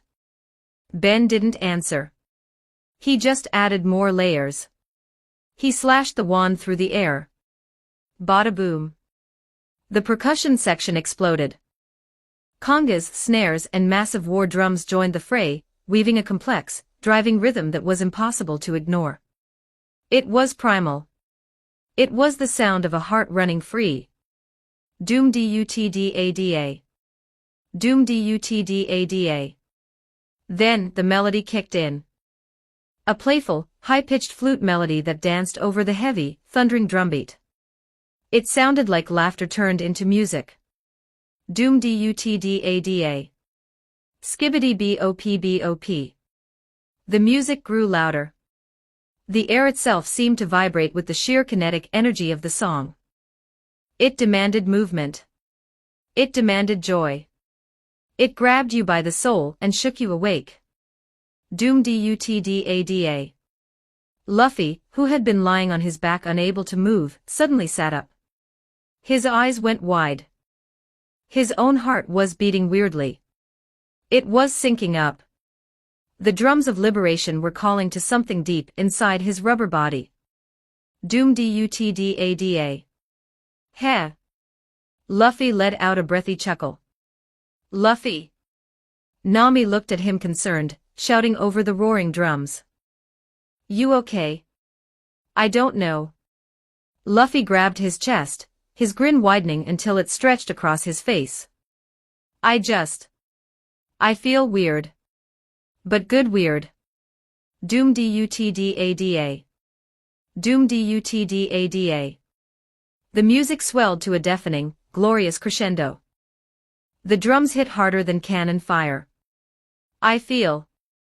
Luffy stood up. The massive amount of food he had eaten seemed to digest instantly, his energy spiking through the roof. I feel like dancing. Shishishishi. Bada bumbop. Luffy threw his head back and laughed, a pure, unadulterated sound of freedom that harmonized perfectly with the beat. He started to bounce on his feet. Then, he began to dance, but this was no ordinary jig. Doom dutda. Doom dutda. It was a wild, rubbery explosion of movement. Luffy's limbs seemed to lose all bone structure, snapping and stretching in impossible angles that defied physics. He pranced with a chaotic, loose-limbed grace, kicking his legs high into the air and spinning like a top. Bada bing bop pow. Ahahahaha. Shishishishi. His laughter rang out clearer than the bells, infectious and maniacal. He grabbed his knees and bounced, his body forming a perfect C-shape midair, silhouetted against the roaring bonfire. For a split second, the firelight caught him at the apex of his jump, arms loose, legs bent, head thrown back in pure ecstasy. The shadow he cast on the ruins wasn't just that of a pirate captain. It looked ancient. It looked like a warrior from a forgotten age, a trickster god come to life to liberate the night. Doom dutda. Look at him go. Usopp cheered, clapping his hands to the intense beat. Go Luffy. Whatever he's doing, it looks fun. Chopper yelled, transforming into his heavy point to do a muscular version of the dance. Gababababa. Dory stood up, the ground shaking with every step as he stomped to the beat. Doom dutda. That is the dance of a warrior celebrating life. Come, Broggy. Right behind you, brother. Broggy joined in. The two giants started stomping around the fire, their massive movements syncing perfectly with Ben's drums. Their footsteps added a literal bass line to the magical orchestra. Doom dutdada. Doom dutdada. Come on. Luffy shouted, grabbing a surprised Wiper by the arm. Dance. Bopbopda. I don't dance. Wiper protested, trying to pull away. You do now. Luffy laughed, spinning the fierce warrior around. Before Wiper knew it, he was moving. The rhythm was impossible to resist. The beat hammered away the anger, the stoicism. It all just felt heavy and useless in the face of this sound. Wiper cracked a smile. Then a grin. Then he started stomping his feet to the driving percussion. Doom dutdada. Yahaha. Masira and Shoujo joined the line, screeching in time with the music, grabbing Scipions and pulling them in. Soon, the entire clearing was a swirling vortex of joy. Concentric circles formed around the bonfire. In the center, Luffy danced like a maniac, his silhouette flickering in the flames. Around him, the Straw Hats. Around them, the Giants and the Monkey Brothers.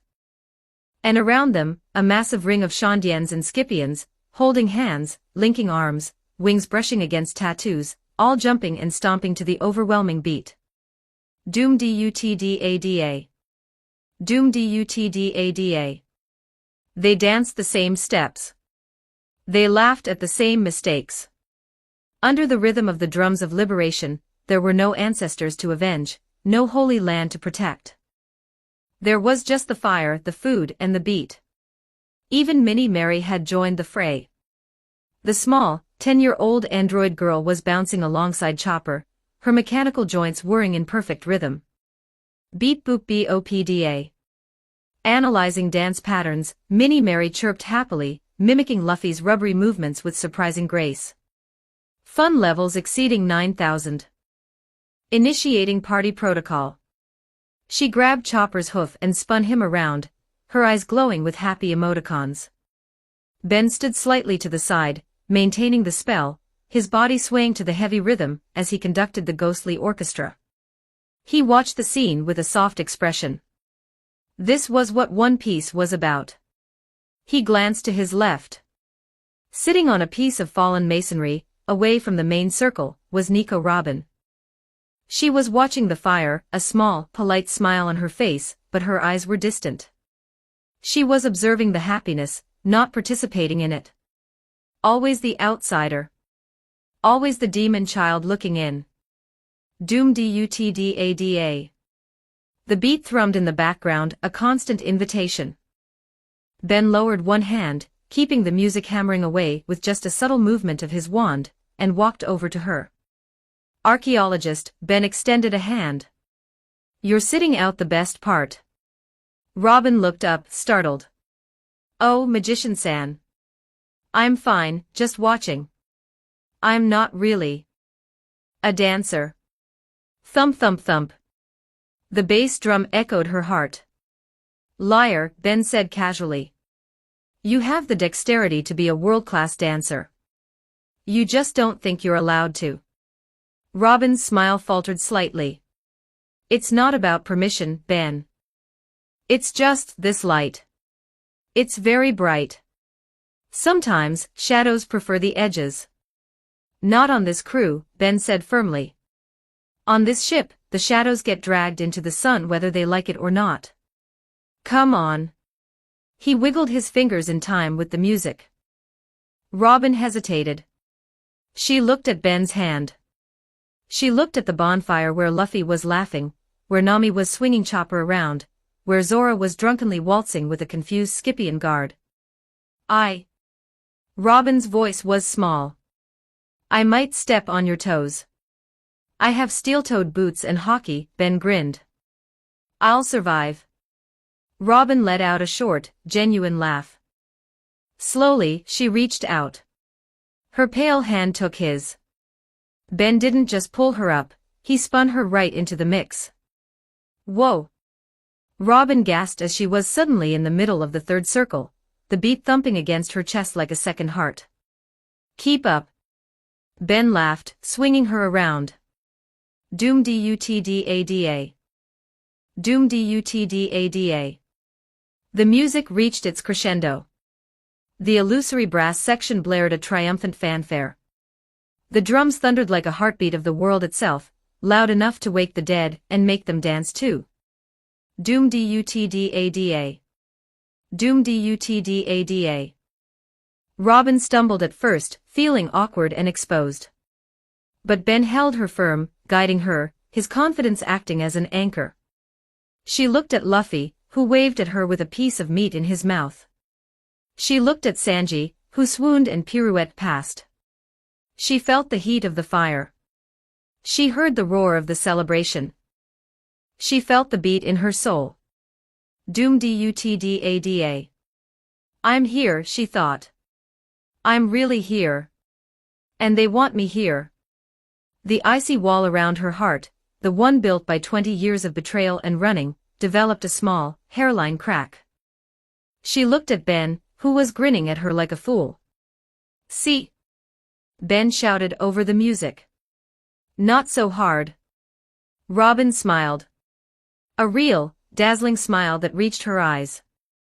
No, she whispered, though no one but her could hear it over the drums. It's not. Tears pricked the corners of her eyes. Not tears of sadness, for once. But tears of relief. Tears of belonging. She wiped them away quickly before anyone could see, squeezed Ben's hand, and for the first time in her life, Nico Robin danced. She danced under the white moon of Skypiea, surrounded by giants, sky people, and the craziest family on the seas, while the drums of liberation played on, promising a dawn that was just beginning to break. Doom dutdada. Doom dutdada. Chapter 91, Skypiea. 2083 words. The sun rose over the white sea, casting a brilliant, blinding light that pierced through the cloud layer and slapped Ben right in the face. Ugh! Ben groaned, shielding his eyes with a forearm. He sat up, blinking away the sleep. The scene around him looked like the aftermath of a war, which, ironically, it was, but the casualties were mostly from overeating and dancing rather than combat. The bonfire was now just a pile of smoldering white ash. Scattered around it were the sleeping forms of the Straw Hat Pirates, Shondians, and Scipions, all mixed together in a chaotic pile of limbs. They had danced until late into the night, collapsing where they stood. Luffy was snoring loudly, a snot bubble expanding and contracting with his breath, his arm draped protectively over a meat bone. Usopp was curled up using Masira's fur as a pillow, while Chopper was hugging Zoro's sword hilts. Zoro himself was sleeping sitting up, arms crossed, looking menacing even while unconscious. Shoujo was hanging upside down from a nearby ruin, fast asleep. Ben stood up and stretched, his joints popping. He looked over to the makeshift kitchen area. Morning, Ben, Sanji said quietly. The cook was already up, fresh cigarette in mouth, looking remarkably pristine despite the night's revelry. He was currently whisking a massive bowl of eggs. Morning, Sanji, Ben yawned, walking over. Coffee. Brewing, Sanji pointed to a pot. The ladies are already up. They're by the edge of the ruins with the snake. Ben poured himself a cup of black coffee, and looked where Sanji pointed. Sure enough, Nami, Vivi, and Robin were awake, looking fresh and talking to Mont Blanc Cricket and Wiper. In the middle of the group was Nola, the master of the sky, coiled happily around Cricket, enjoying head scratches. Sanji threw a slab of bacon onto the hot pan. The scent of sizzling fat and salt wafted through the air, carried by the morning breeze. It traveled 5 meters. 10 meters. It hit a certain rubber nose. Luffy's snot bubble burst. His eyes snapped open. Breakfast.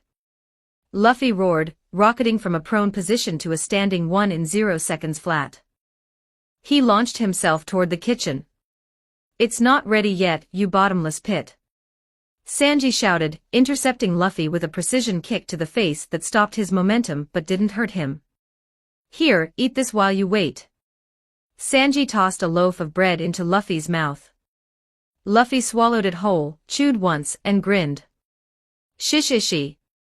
Thanks, Sanji. Ben chuckled and finished his coffee. He set the cup down and looked at Robin, who was reading a book near the tree line. Robin, Ben called out. The archaeologist looked up, closing her book. She walked over, her movements graceful. Good morning, Mr. Magician. Did you sleep well? Like a rock, Ben nodded. Get ready. We've got a job to do. We're going, well, I don't know what to call it. Tomb raiding. Stomach raiding. Robin blinked, a puzzled expression crossing her face. Stomach raiding. Treasure? Luffy's ears twitched from 10 feet away. He appeared beside them instantly, breadcrumbs on his face. Are we going treasure hunting, Ben? Treasure? Zoom. Nami materialized out of thin air, berry symbols practically spinning in her eyes. Did someone say treasure? Is it the city of gold? How much is there? What's my cut? Ben shrugged, amused by their predictability. Follow me. You'll see. He led the small group, Luffy, Nami, Robin, and a curious Vivi, over to where Cricket and Wiper were standing with Nola. Yo, Ben greeted. Ben. Cricket smiled, patting the snake's head. Sleep well.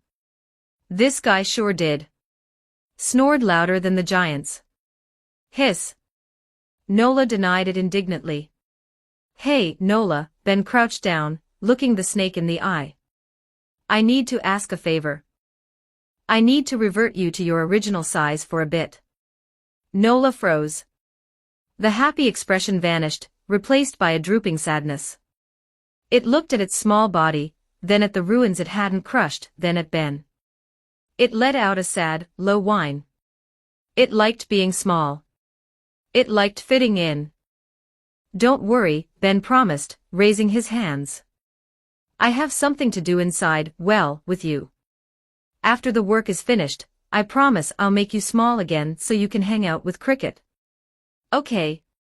Nola hesitated, then looked at Cricket. Cricket nodded encouragingly. Trust him, big guy. He's a wizard.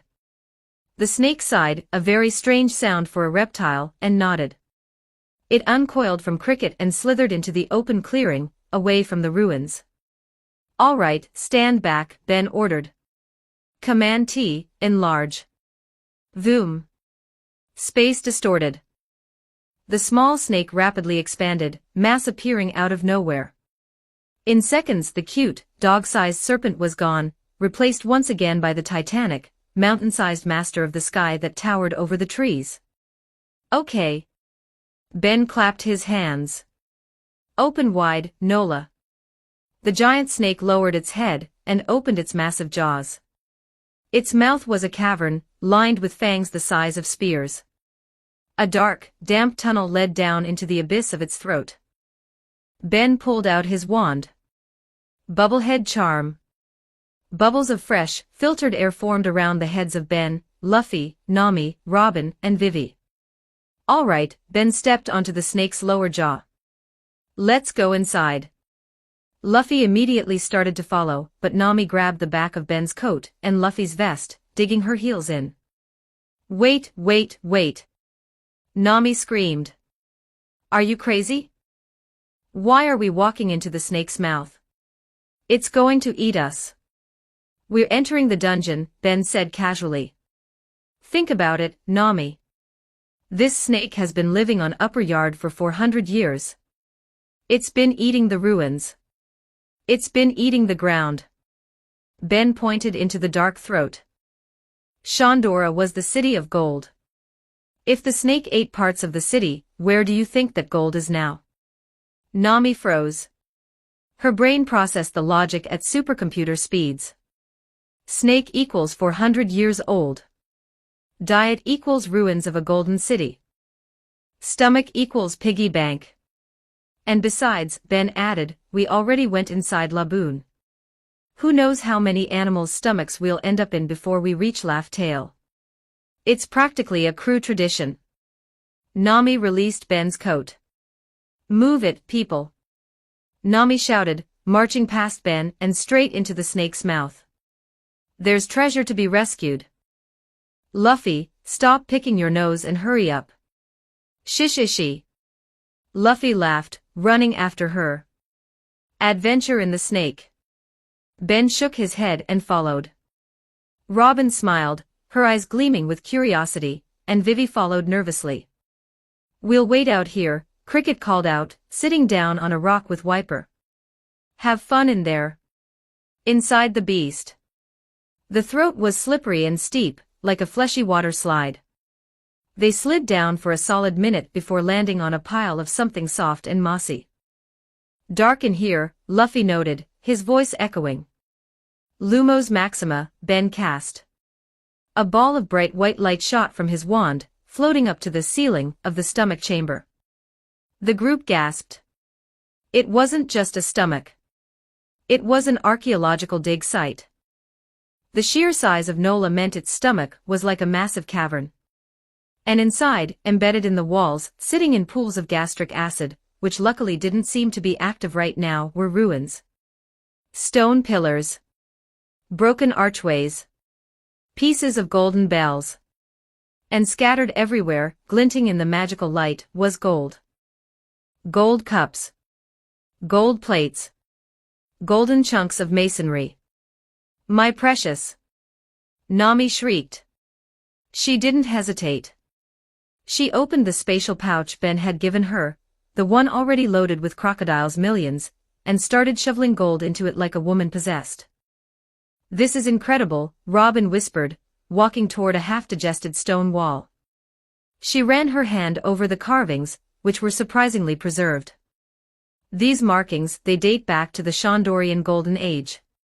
Ben walked beside her, looking at a large stone slab partially buried in the stomach lining.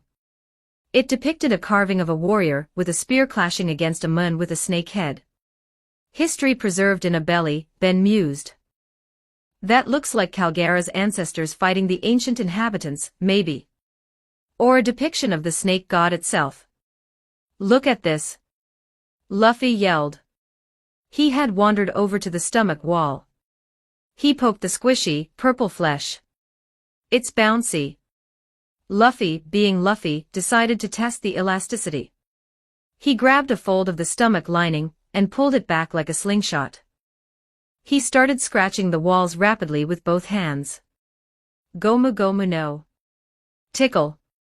Outside, the entire forest shook as Nola let out a weird, high-pitched laughing hiss, thrashing its body around. Inside, the world tilted violently. Gold coins rained from the ceiling. Nami fell over, burying her face in a pile of jewels. Luffy! Nami screamed, pulling herself out of the treasure. She marched over and smacked him on the back of the head. Stop tickling. You'll make it throw up on the gold. Sorry, Luffy rubbed his head, pouting. It was funny though. Ben walked over to the largest cluster of ruins, a section of a temple that had been swallowed whole. We can't study all of this here, Ben said. And we can't leave it inside Nola, if we want to shrink her back down safely. It might cause indigestion. Command T, shrink. The massive stone ruins, the pillars, and the heavy golden artifacts that Nami hadn't grabbed yet began to shrink. Ben reduced them down until they were the size of dollhouse furniture. Whoa, Luffy picked up a tiny temple. It's a toy. Careful, Ben warned. It's still heavy if I release the magic. Nami, put these in the pouch. We can check them out on the ship later. You're the best, Ben. Nami cheered, scooping up the mini ruins and the mini gold. All right, Ben checked his watch. We've got the loot. We've got the history.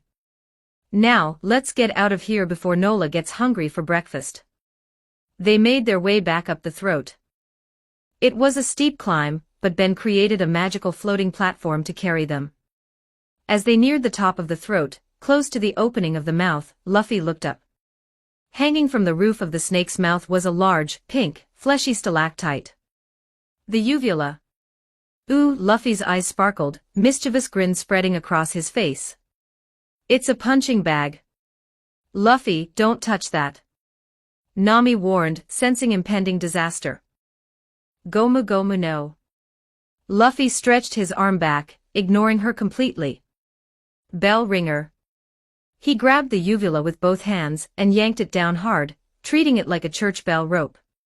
Outside, Nola's eyes went wide as saucers.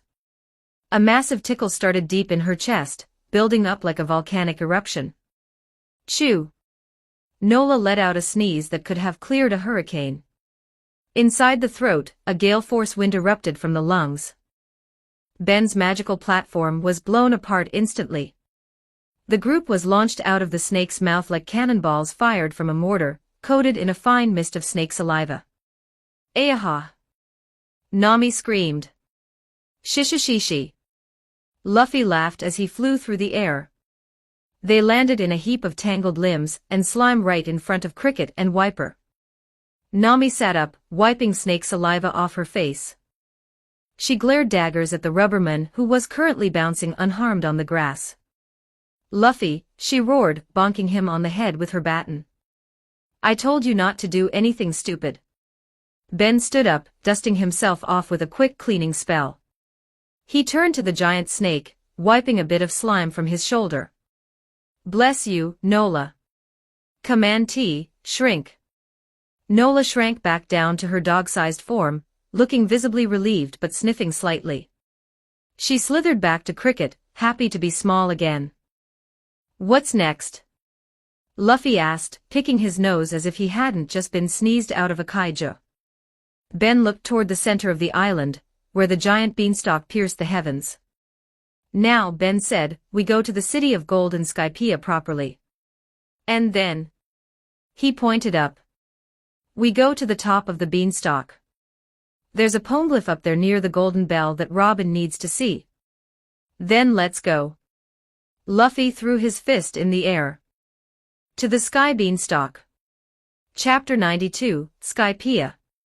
2,468 words. The smell of Sanji's breakfast, a hearty, sizzling omelet stuffed with spicy sky sausage, and a stack of cloud fluff pancakes that wobbled like jelly, was still lingering in the air as the group assembled. It was a strange, eclectic mix of people that stood at the edge of the clearing, a gathering that would have been impossible just 24 hours ago. Straw Hat Pirates, looking energized and ready for trouble. Mont Blanc Cricket and the Suriyama Alliance brothers, Masira and Shoju, looking like they were about to embark on a holy pilgrimage, clutching their shovels like sacred relics. Wiper and the Shandia warriors, still gripping their bazookas and burned bazookas, but the tension in their shoulders had dropped, replaced by a burning curiosity. And finally, Gonfall and a handful of Scipions, looking around the ancient soil of their god's land with new eyes. All right, Ben clapped his hands, the sharp sound drawing everyone's attention away from the last scraps of food. The stomach raid was fun and messy, but now it's time for the main event. We're going to find the rest of it. The part Nola didn't eat. The rest of what? Wiper asked, crossing his arms over his tattooed chest. He glanced around the dense jungle. We know every inch of upper yard. We have fought over every tree, every ruin, every stone for 400 years. There is nothing we haven't seen. You know the surface, Ben corrected with a grin, tapping the side of his head. But islands like this, they have layers, Wiper. Like an onion. Or a very complicated cake. Mary? Minnie Mary, perched comfortably on Ben's shoulder, whirred to life.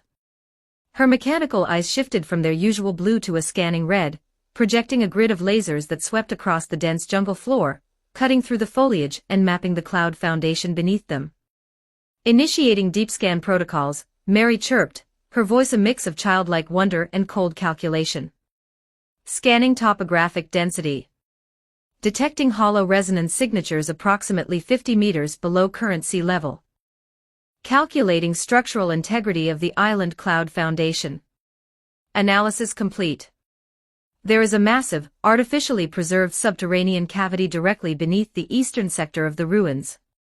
Subterranean. Gonfall stroked his long white beard, his brow furrowed. We always assumed the island cloud was solid until it hit the White Sea. To think there was a pocket beneath us all this time. Let's find out, Ben said, adjusting his coat. Move out. The group trekked through the ancient jungle. It was a fascinating hike. With the war officially over, the Shandians were actually pointing out traps rather than triggering them. Wiper warned Zorro away from a patch of explosive moss, and a Scipion child showed Chopper which bugs were tasty, and which ones would melt his tongue. Eventually, they reached the far edge of the Shandora ruins, a place where the Verth soil ended abruptly, giving way to the pure, fluffy expanse of the white island cloud. Here, Mary pointed a small robotic finger down at the cloud floor. Target entry point. Structural weakness detected. But there is no hole, Usopp pointed out, tapping the cloud with his boot. It was solid as a rock, bouncing his foot back. Ben drew the Elder Wand from his coat. The wood hummed with power. Diff Indo. He slashed the wand downwards in a sharp, precise arc. A beam of violet light sliced through the cloud like a hot knife through butter. The cloud matter sizzled and parted, a perfect, circular hole about 20 feet wide opening up to reveal a dark drop into the whiteness below. After you, Ben gestured grandly to the abyss. Luffy didn't hesitate. Yahoo! He jumped in, laughing as he plummeted into the dark. Wait for me. Chopper squealed, shutting his eyes and jumping after him. One by one, the group leaped into the hole. The slide down was smooth, like a giant water slide made of cotton, thanks to Ben casting a cushioning charm at the bottom to catch everyone safely. They landed in a dimly lit, cavernous tunnel carved directly into the fossilized cloud foundation. This was here the whole time. Wiper ran his hand along the cool walls. Robin observed, holding up a lantern that cast dancing shadows on the walls. Very old. Compressed over centuries to become as hard as granite. This passage predates the knock-up stream's arrival. They walked in silence, the anticipation building with every step. Cricket was breathing hard, his hands trembling. He knew what was coming. He could feel it in his blood, a resonance that went deeper than logic. After 10 minutes of walking through the damp, cool tunnel, the passage began to brighten. Natural sunlight poured in from a massive opening ahead, blinding them momentarily. Light? Nami blinked, shielding her eyes. But we're underground. How is there sun? We're under the island, Ben corrected. But we're still in the sky. Look. They stepped out of the tunnel and onto a wide ledge. And there, stretched out before them, hidden beneath the layer of upper yard like a secret kept by the gods themselves, was the truth. It was a city. But not just ruins. It was a sprawling, magnificent metropolis of white stone and ancient architecture that had been sheltered from the war above. Giant bells hung silent in towers, statues of winged humans stood guard over empty plazas, and massive temples stretched out as far as the eye could see. The sunlight filtered down through cracks in the cloud layer above, illuminating the city in shafts of divine light. The city of gold. Cricket whispered, falling to his knees. The strength left his legs, replaced by a wave of emotion so strong it shook him. Tears streamed down his face, cutting through the dust of the journey. It's here. It's really here. Old man, you weren't crazy. You never lied. Masira and Shoja hugged their boss, bawling their eyes out, their wails echoing off the ancient walls. We found it. The romance is real. The Straw Hats stared in awe. Even Zoro looked impressed, resting a hand on his sword hilt. So this is what they were fighting for. Sanji lit a cigarette, the smoke curling up into the sunlight. It's beautiful. A city frozen in time. Ben took out a sleek, modern-looking camera, Stark Tech, obviously, and started snapping high-resolution photos. Evidence, he muttered. Big news. Morgan would kill for this. This changes history. Wait a minute, Nami's voice cut through the emotional moment like a jagged knife. She was looking around frantically, her eyes darting from building to building. Where is the gold? Everyone paused. It's called the City of Gold, right? Nami pointed at a massive pillar. That stone. That wall. That statue. Where is the shiny stuff? Ben shrugged, not looking up from his camera. Enel. What? Gold is one of the best conductors of electricity in the world, Ben explained casually. Enel is a lightning human. He probably stripped the city bare years ago to build something for himself. To make a really tacky throne room. He's got an ego the size of the moon, after all. Nami turned pale. She looked like she was about to have a stroke. Her knees knocked together. He took it. All of it. Probably most of it, Ben nodded. Maybe left a few scraps. That thief. Nami shrieked, fire burning in her eyes. We're going to his base. Right now. Ben, lead the way. We are raiding that lightning jerk's pantry. I don't care if he's God, he owes me interest. Relax, Nami, Ben laughed. We'll be climbing the giant Jack Beanstalk later anyway. Enel's shrine is up there. If there's any gold left, it'll be there. It better be, Nami growled, gripping her climate baton so hard it creaked. Or I'm turning him into a battery. All right, let's split up, Ben suggested. We have a few hours before lunch. Explore, take pictures, don't break anything historic. And try not to get lost, Zoro. I wasn't going to. Zoro snapped, already walking in the wrong direction. The group dispersed. Luffy dragged Usopp and Zoro off to check the outskirts, muttering about adventure, while Nami went to hunt for loose change in the gutters. Suddenly, a loud shout echoed through the cavern. I found it. A huge chunk of gold. Nami, who was busy inspecting a wall for loose gems, froze. Her eyes instantly turned into berry symbols. A comically large dust cloud formed behind her as she dashed toward Luffy's voice at supersonic speed, knocking over a confused Sanji in the process. Move, Cook. Treasure calls, she shrieked, sliding to a halt next to Luffy, Usopp, and Zoro. How big is it? Is it a statue? A pile of coins? Look. Luffy grinned, his eyes sparkling with pure adoration. He held out his hands, cupped gently together. It's shiny. It's cool. It's worth millions of meat. Resting in his palm was a beetle. A very large, very shiny, metallic gold Hercules beetle. It clicked its mandibles and waved a leg. It's the legendary golden Hercules. Usopp gasped, adjusting his goggles. I've only read about these in the Encyclopedia of Brave Warriors. They say it grants the owner eternal coolness. Luffy, you've found the ultimate treasure. So cool. Luffy cheered, eyes practically glowing. Nami stared at the bug. She stared at Luffy. She stared at the bug again. The vein in her forehead throbbed so hard it looked like it might burst. That is a bug, you idiot.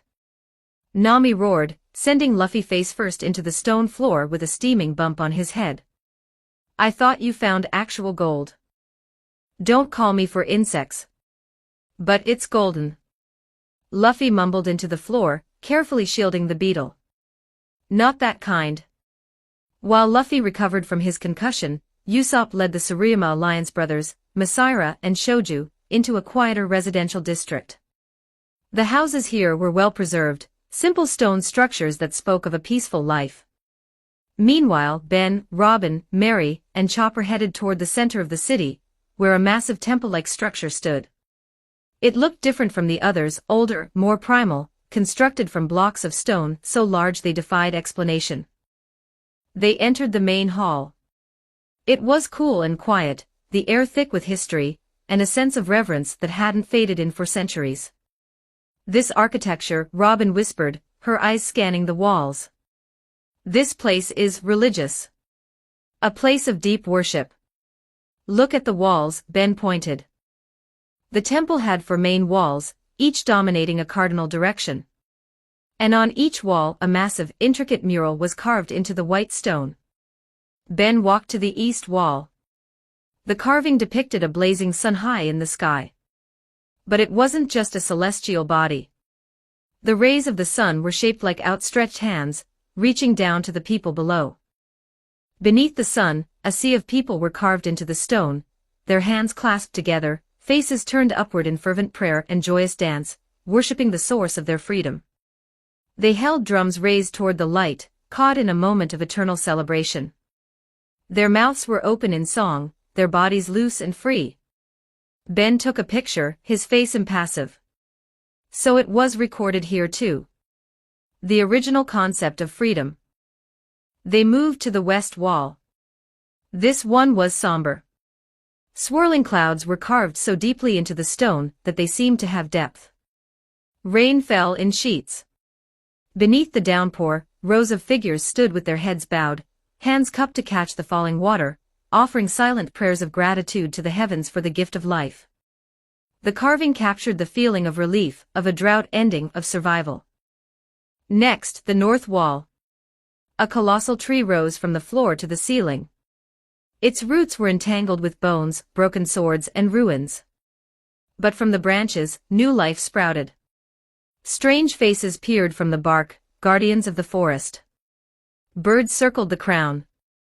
At the base of the tree, humans and animals alike were depicted kneeling side by side, placing offerings at the roots, united in their worship of the great guardian. It was a scene of harmony between man and nature. Finally, the south wall. The stone here was darker, almost stained. A massive serpent coiled around the land itself, its body forming mountains and valleys. Its scales were etched with the shapes of continents.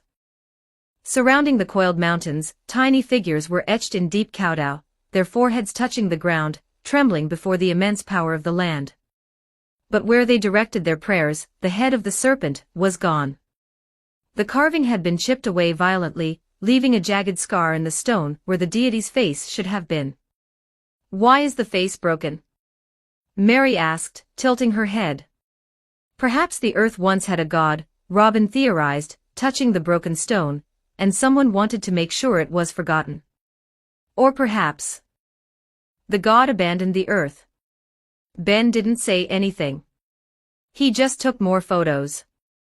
The silence in the temple was heavy, filled with the weight of history that refused to stay buried. Robin noticed Ben's quiet demeanor. "You know something about this, don't you, Magician-san?" Ben smiled, putting the camera away. "I know that history is written by the victors, Robin.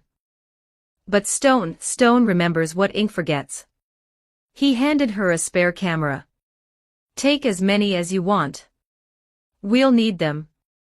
They spent the next hour documenting every inch of the temple. Robin was in paradise, deciphering texts that hadn't been read in 800 years. Chopper found a carving of a reindeer, or something close to it, and was excitedly showing Mary.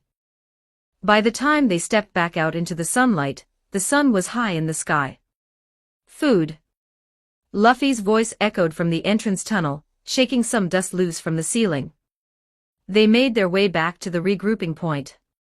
Sanji had set up a portable kitchen on a flat stone plaza.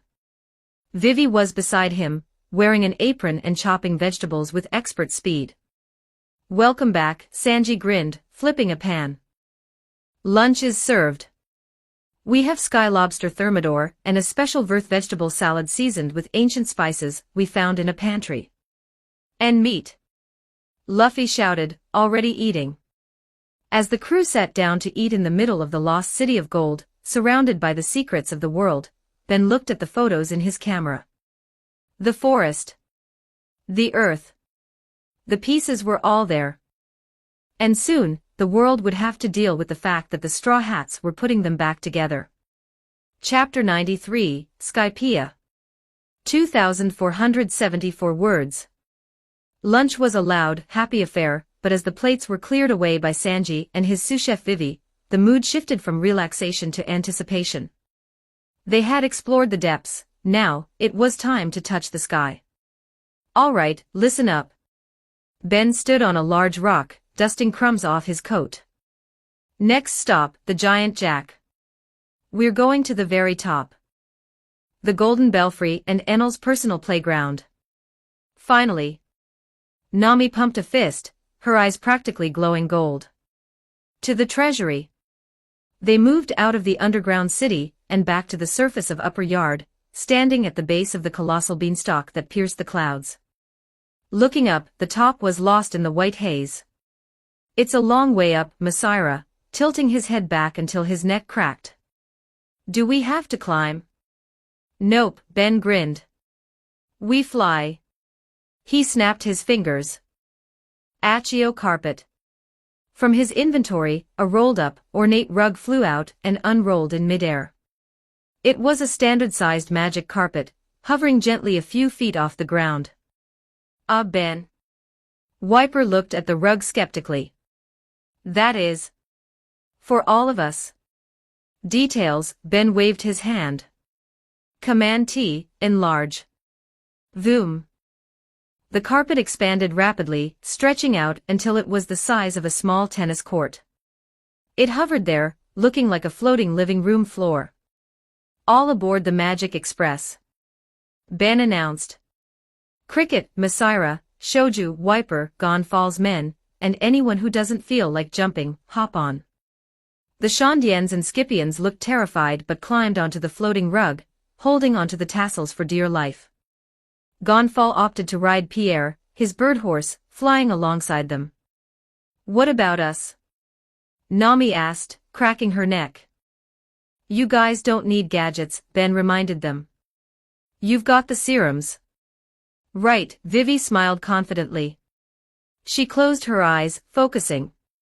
From Vivi's back, a magnificent pair of golden-brown eagle wings burst forth, spanning nearly 3 meters. Her eyes sharpened, her pupils turning into predatory slits. "Show off," Nami teased, but she grinned. Static electricity crackled around Nami's body as her skin took on a faint, sleek sheen of an electric eel.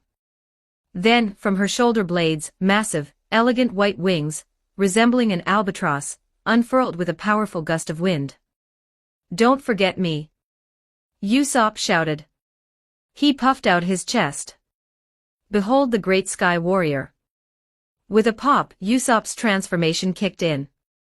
His back sprouted sleek, aerodynamic falcon wings. His eyes bulged slightly and moved independently for a second, chameleon trait, before locking onto the target above. "And the rest of us?" Zoro asked, hand on his sword. "We walk on air," Sanji smirked, adjusting his tie. Luffy grinned. "Let's go." Whoosh. The group launched into the sky. It was a spectacle. The magic carpet surged upward, carrying the cheering and screaming passengers. Flanking it were Nami, Vivi, and Usopp, their powerful wings beating against the thin air, soaring with the grace of apex predators. And darting between the vines like missiles were Luffy, Zoro, Sanji, and Ben, kicking the air with explosive force. However, about halfway up the beanstalk, a familiar problem arose. While Luffy, Sanji, and Ben were kicking straight up, following the vertical line of the stalk, Zoro was furiously kicking toward the horizon, moving horizontally away from the group. "Moss head!" Sanji screamed, pointing. "Where are you going?" "The beanstalk is up." "I am going up." Zoro yelled back, kicking the air angrily. "The sky is just crooked. Why is the beanstalk moving away from me?" "You're moving away from it." Ben sighed, shaking his head. He flicked his wand. A magical rope shot out, lassoed Zoro around the waist, and dragged him back to the group like a wayward balloon. "Put me down." Zoro grumbled, dangling upside down as they continued their ascent. Finally, they broke through the highest cloud bank and saw it. Resting on a massive cloud foundation supported by the beanstalk was the golden belfry. And hanging in its center, gleaming with a brilliance that defied the ages, was the great golden bell of Shandora. "We're here!" Luffy shouted, landing on the cloud floor with a bounce. Nami landed gracefully, retracting her albatross wings, and immediately sprinted toward the bell. She stopped right in front of the massive gold structure, drooling. "It's solid gold," she whispered, reaching out a trembling hand. "The whole thing. The pillar. The stand. It's worth billions. She spun around to Ben. Shrink it. Put it in the suitcase. We're taking it. No, Ben said flatly, landing beside her. What? Nami shrieked. You shrunk the snake. You shrunk the ruins. Why not the giant pile of money? Cultural heritage, Nami, Ben said, crossing his arms. He nodded toward Wiper, who had just stepped off the carpet, and was staring at the bell with tears in his eyes. That bell isn't just gold. It's the soul of the Shandia people. It's the proof of their history. Taking that would be like stealing a gravestone. But Nami looked at the bell, then at Wiper, then back at the bell. She bit her lip. Can we take just a little piece? The clapper? No, Ben laughed. I am not helping you steal the national monument. Find your own gold. While Nami sulked loudly, Robin had wandered to the base of the belfry. Her eyes locked onto a square stone block nestled in the gold framework. A poneglyph, Robin whispered. She ran her fingers over the ancient text. The others quieted down, sensing the shift in atmosphere. What does it say, Robin? Ben asked, stepping up beside her. Minnie Mary hovered over his shoulder, her eyes recording everything in high-definition video. It speaks of an ancient weapon, Robin said, her voice serious. Poseidon. It locates it on Fishman Island.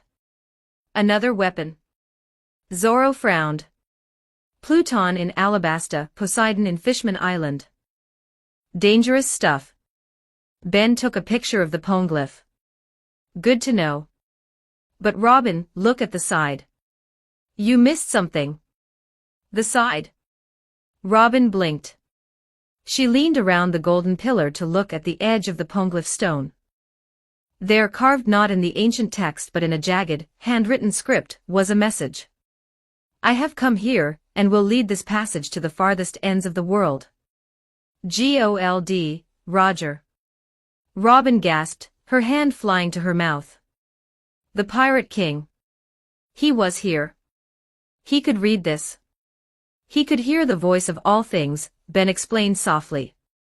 Robin paused, her fingers lingering on the jagged script. The voice of all things. She repeated slowly, turning to Ben with a furrowed brow.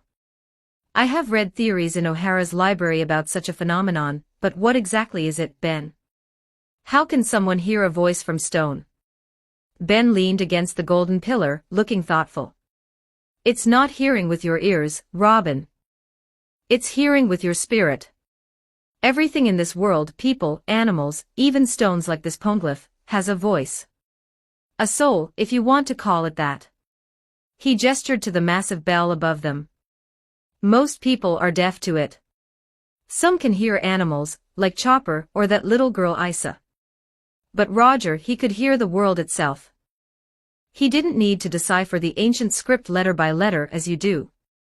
He just had to listen. The stone told him its story, its purpose, and its secrets. Robin looked back at the message, or replacing her shock. He didn't read history, he conversed with it. Exactly, Ben nodded. It's a rare gift.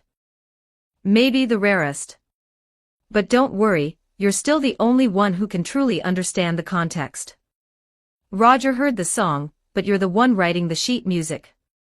He left his mark here, Ben continued, proving he found the history, and carried it forward. Robin stared at the carving, a shiver running down her spine. The path she was walking, the king had walked it before her. Wiper, Robin turned to the Shandia warrior. There is a message here. Not just from the ancients, but from a man who carried your history to the sea. She explained Roger's message.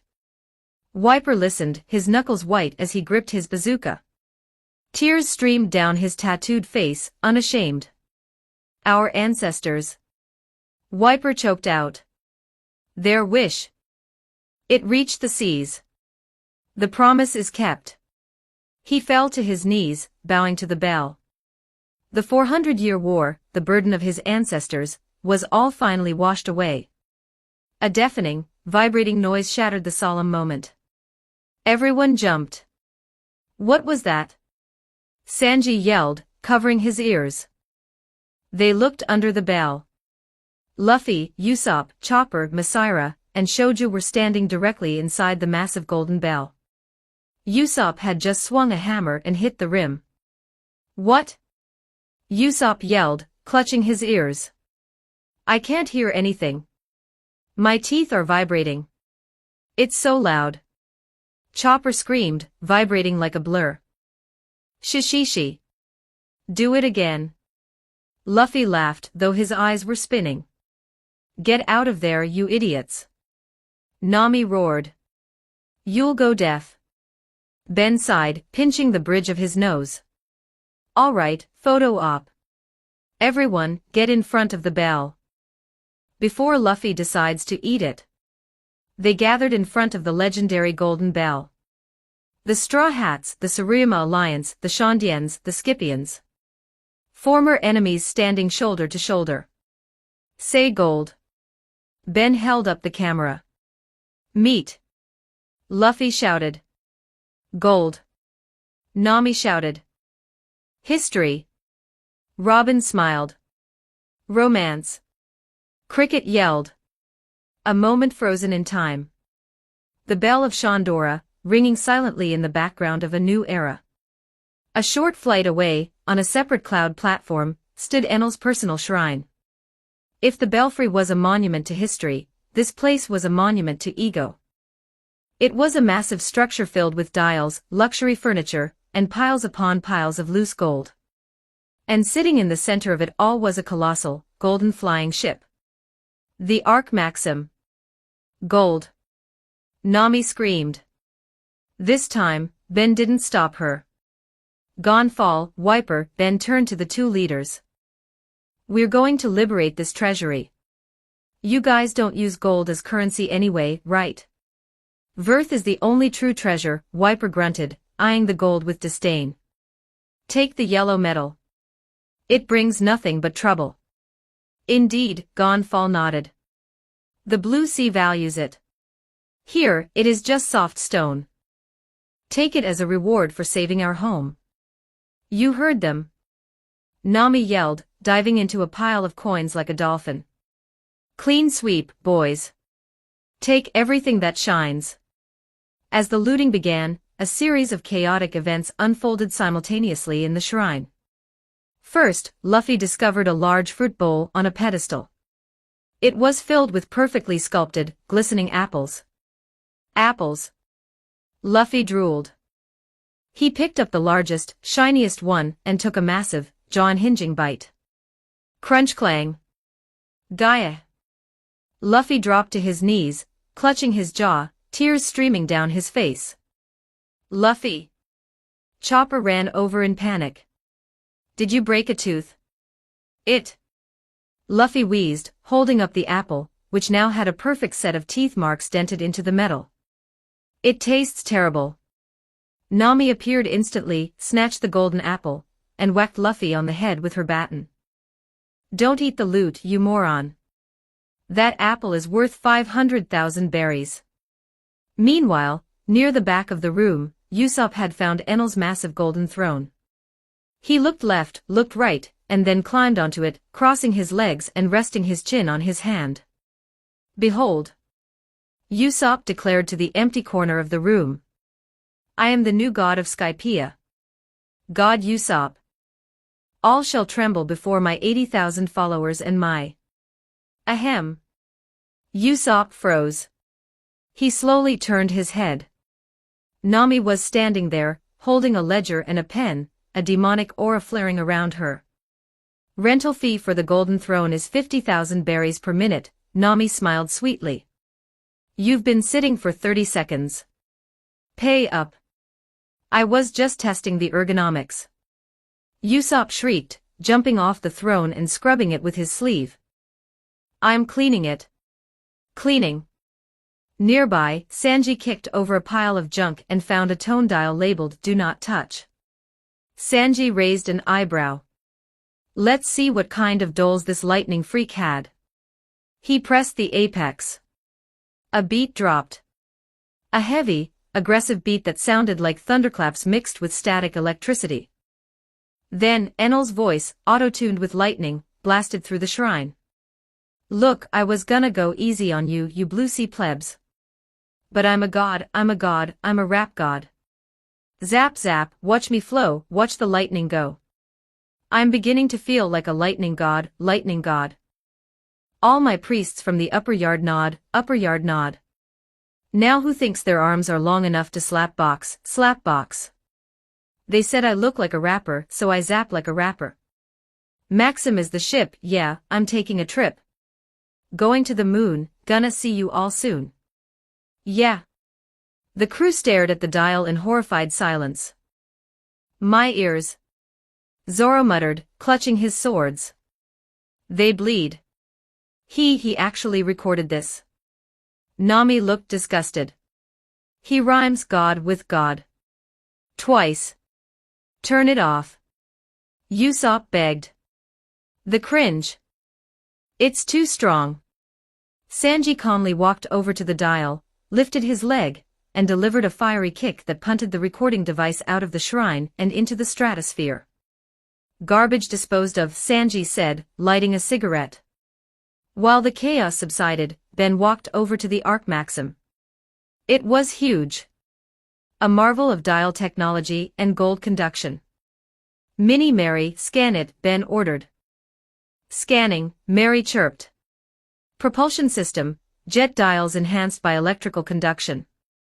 Hull composition, gold alloy. Energy source, external electrical input required. Design efficiency, 78%. Not bad for a megalomaniac, Ben mused. He walked up to the hull and placed his hand on it. "This is too big to leave here. And way too dangerous if someone else finds it. Command T, shrink." Voom. The massive flying arc shuddered. The air warped around it. In seconds the colossal ship shrank down until it was the size of a model toy, sitting innocently on the cloud floor. Yoink, Ben picked it up and tossed it into his suitcase, right next to the compartment holding the Going Mary's main body. "That's a nice project for a rainy day." Did he just pocket the ship of God?" a Scipian soldier whispered, horrified.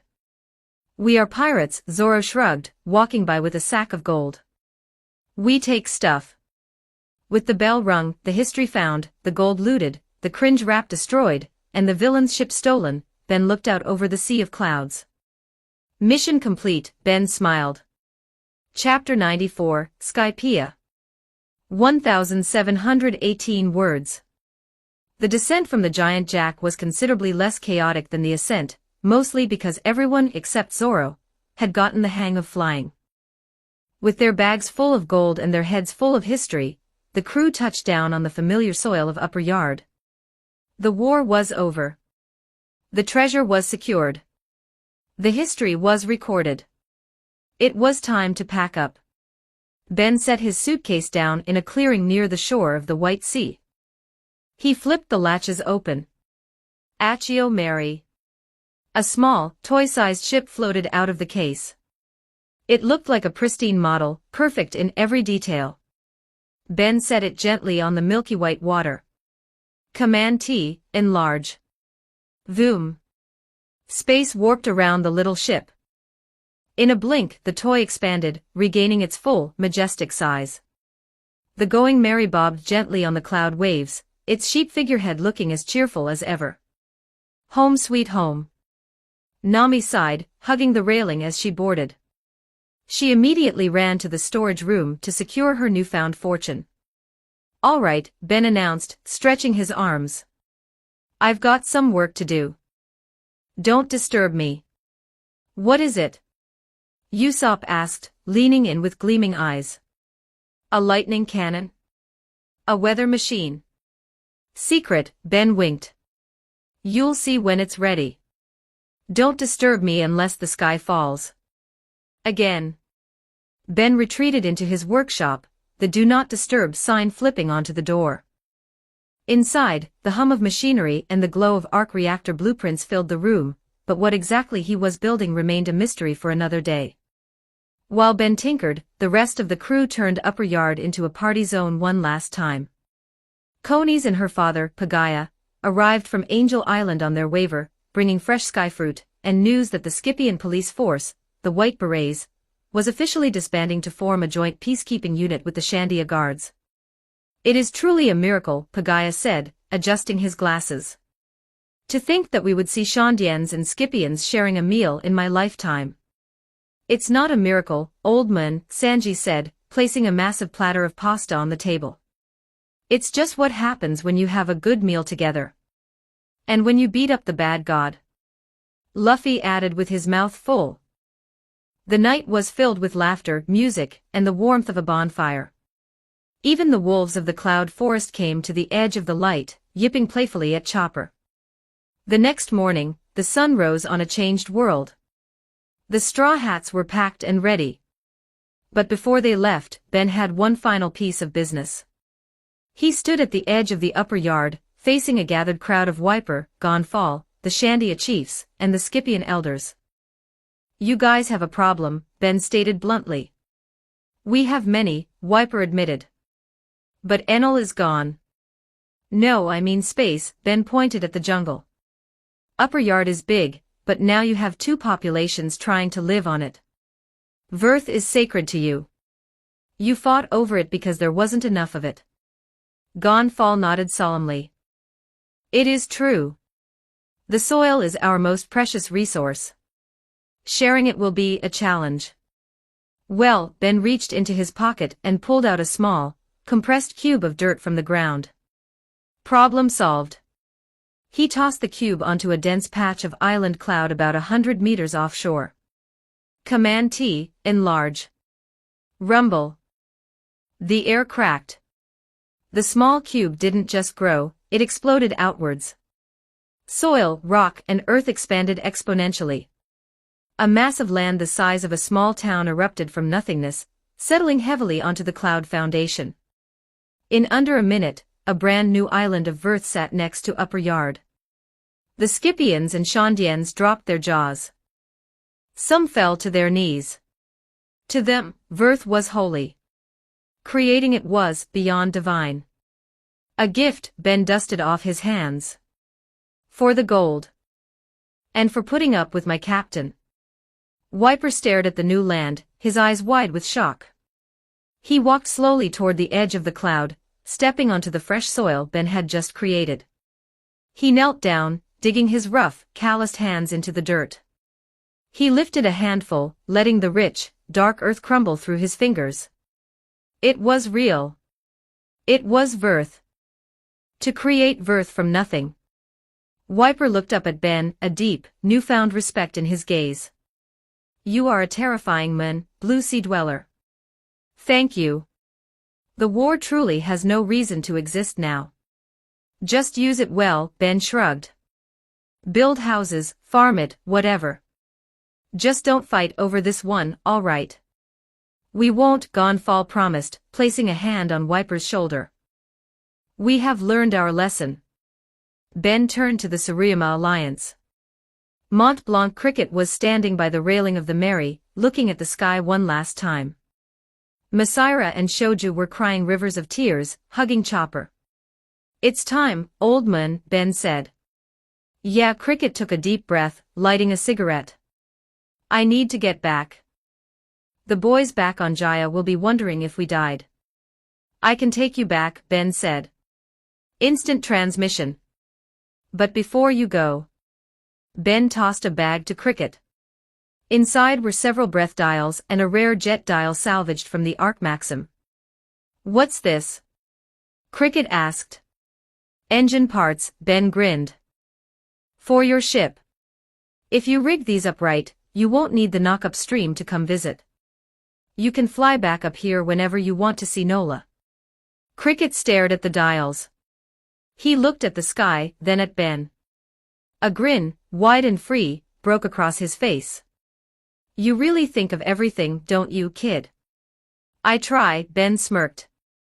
Say your goodbyes. Cricket turned to the straw hats. You crazy rubber brat. You better become the pirate king. Of course I will. Luffy shouted, waving. Nami, thanks for not charging us for the ride. First one's free. Nami winked. Boys. Cricket barked at his monkey brothers. Grab on. Masira and Shoju grabbed Cricket's shoulders. Ben placed a hand on Cricket's back. See you later, Sky Island. Cricket yelled. With the sharp sound of a whip crack, Ben and the Tsuruyama alliance vanished instantly. Jaya. In the blink of an eye, the scenery changed from white clouds to the blue ocean of Jaya. They stood on the shore near Cricket's castle. Whoa! Masira stumbled. Back? Instant. Cricket touched the ground. He wasn't kidding. Ben appeared beside them. Safe and sound. Ben, Cricket extended a hand. Thank you. For everything. For the gold, for the bell. For clearing his name. Ben shook it firmly. That's what pirates do, right? We chase dreams. Go. Cricket nodded toward the sky. Your crew is waiting. Don't keep the king waiting. Ben smiled. Ben reappeared on the deck of the Going Merry amidst a puff of smoke. Welcome back. Robin smiled. Did they get home okay? Chopper asked. Safe and sound, Ben nodded. Let's get moving. The log pose is already pointing to the next island. All right. Luffy jumped onto the figurehead. Raise the anchor. Bring out the octopus. Ben paused. Octopus? Yeah. Luffy turned around, eyes sparkling. The old man said we need a balloon octopus to get down. Where is it? I want to see the balloon. Ben sighed, rubbing his temples. Luffy, we don't need a balloon. I installed Valkyrie thrusters. We can fly down using repulsa tech. It's faster, safer, and way cooler. Luffy's face fell. His lower lip jutted out in a massive pout. But it's a balloon octopus. I wanted to float down. The disappointment radiating off the captain was palpable. Even Minnie Mary beeped sadly. Ben looked at Luffy's puppy dog eyes. He looked at the high-tech console he had spent hours calibrating. He sighed again, defeated. Fine, Ben groaned. We'll use the balloon. Yay! Luffy cheered, instantly recovering. Balloon octopus. You spoil him, Nami muttered, though she was smiling. He's the captain, Ben grinned. If the captain wants a balloon, the captain gets a balloon. From the white sea below, a massive purple balloon octopus floated up, summoned by conies. It tethered it to the Mary's mast. As the crew busied themselves with the ropes, Minnie Mary walked quietly to the very front of the ship, standing beside the wooden sheep figurehead. She placed a small, robotic hand on the railing, her camera eyes focusing on the endless sea of white clouds. Recording memory, the white sea, Minnie Mary chirped softly. Altitude, 10,000 meters. Status, beautiful. Ben walked up behind her. Everything okay, Mary? Minnie Mary turned her head, her mechanical face forming a warm, digital smile. Internal diagnostics indicate happiness, Ben. Flying felt like a wonderful dream. Ben smiled, resting a hand on the ship's railing. It was a good dream. But it's time to wake up and hit the real waves again. Understood, Minnie Mary nodded. The ship is ready to dive. Before they cast off, Ben spotted conies standing on the dock. He walked over to the railing and leaned down. Conies. Ben called out. Ben-san. Conies looked up. Ben tossed a small, intricately carved wooden box down to her. She caught it gently. A souvenir, Ben said with a gentle smile. To remember the pirates who crashed your beach. Conies opened the box. Inside was a tiny, automated dial mechanism. As the lid opened, a soft, beautiful melody, Bink's Sake, began to play, accompanied by a small holographic projection of the Straw Hat crew waving. It's beautiful, Koni's whispered, clutching it to her chest. Thank you, Ben-san. I'll treasure it. Goodbye, Sky People. Usopp yelled, waving down at the shrinking figures of Wiper, Gonfall, and Konis. Thanks for the meat. Luffy roared. Come back soon. Konis waved, tears in her eyes. The Mary, now suspended by the massive, goofy-looking balloon octopus, drifted away from the dock. Next stop. Nami checked the log pose. The blue sea. With the balloon acting as a parachute, the ship drifted off the edge of the Sky Island, diving into the clouds below, carrying the Straw Hat Pirates toward their next great adventure. Chapter 95, On the Seas. 1935 words. The Going Merry drifted through the sea of clouds, a tiny wooden speck against the vast, darkening canvas of the twilight sky. Above them, the massive purple balloon octopus bobbed rhythmically, its tentacles wrapped securely around the ship's hull, acting as a living parachute. They had dropped significantly from the White Sea. The altimeter indicated they were now at an altitude of roughly 1,000 meters above the blue sea. It was peaceful. Too peaceful. Ben stood at the helm, his eyes locked on the display projected by Minnie Mary. Altitude, 1,000 meters, Minnie Mary chirped. Octopus structural integrity, failing. Failing. Nami looked up from her lounge chair, where she was counting gold coins. What do you mean failing? It means, Ben said, his hand hovering over a large red button on the console, that octopuses aren't meant to hold their breath forever. As if on cue, a loud, deflating PFFFFT sound echoed through the air. The massive purple balloon above them suddenly shriveled. The air rushed out of it like a whoopee cushion the size of a whale.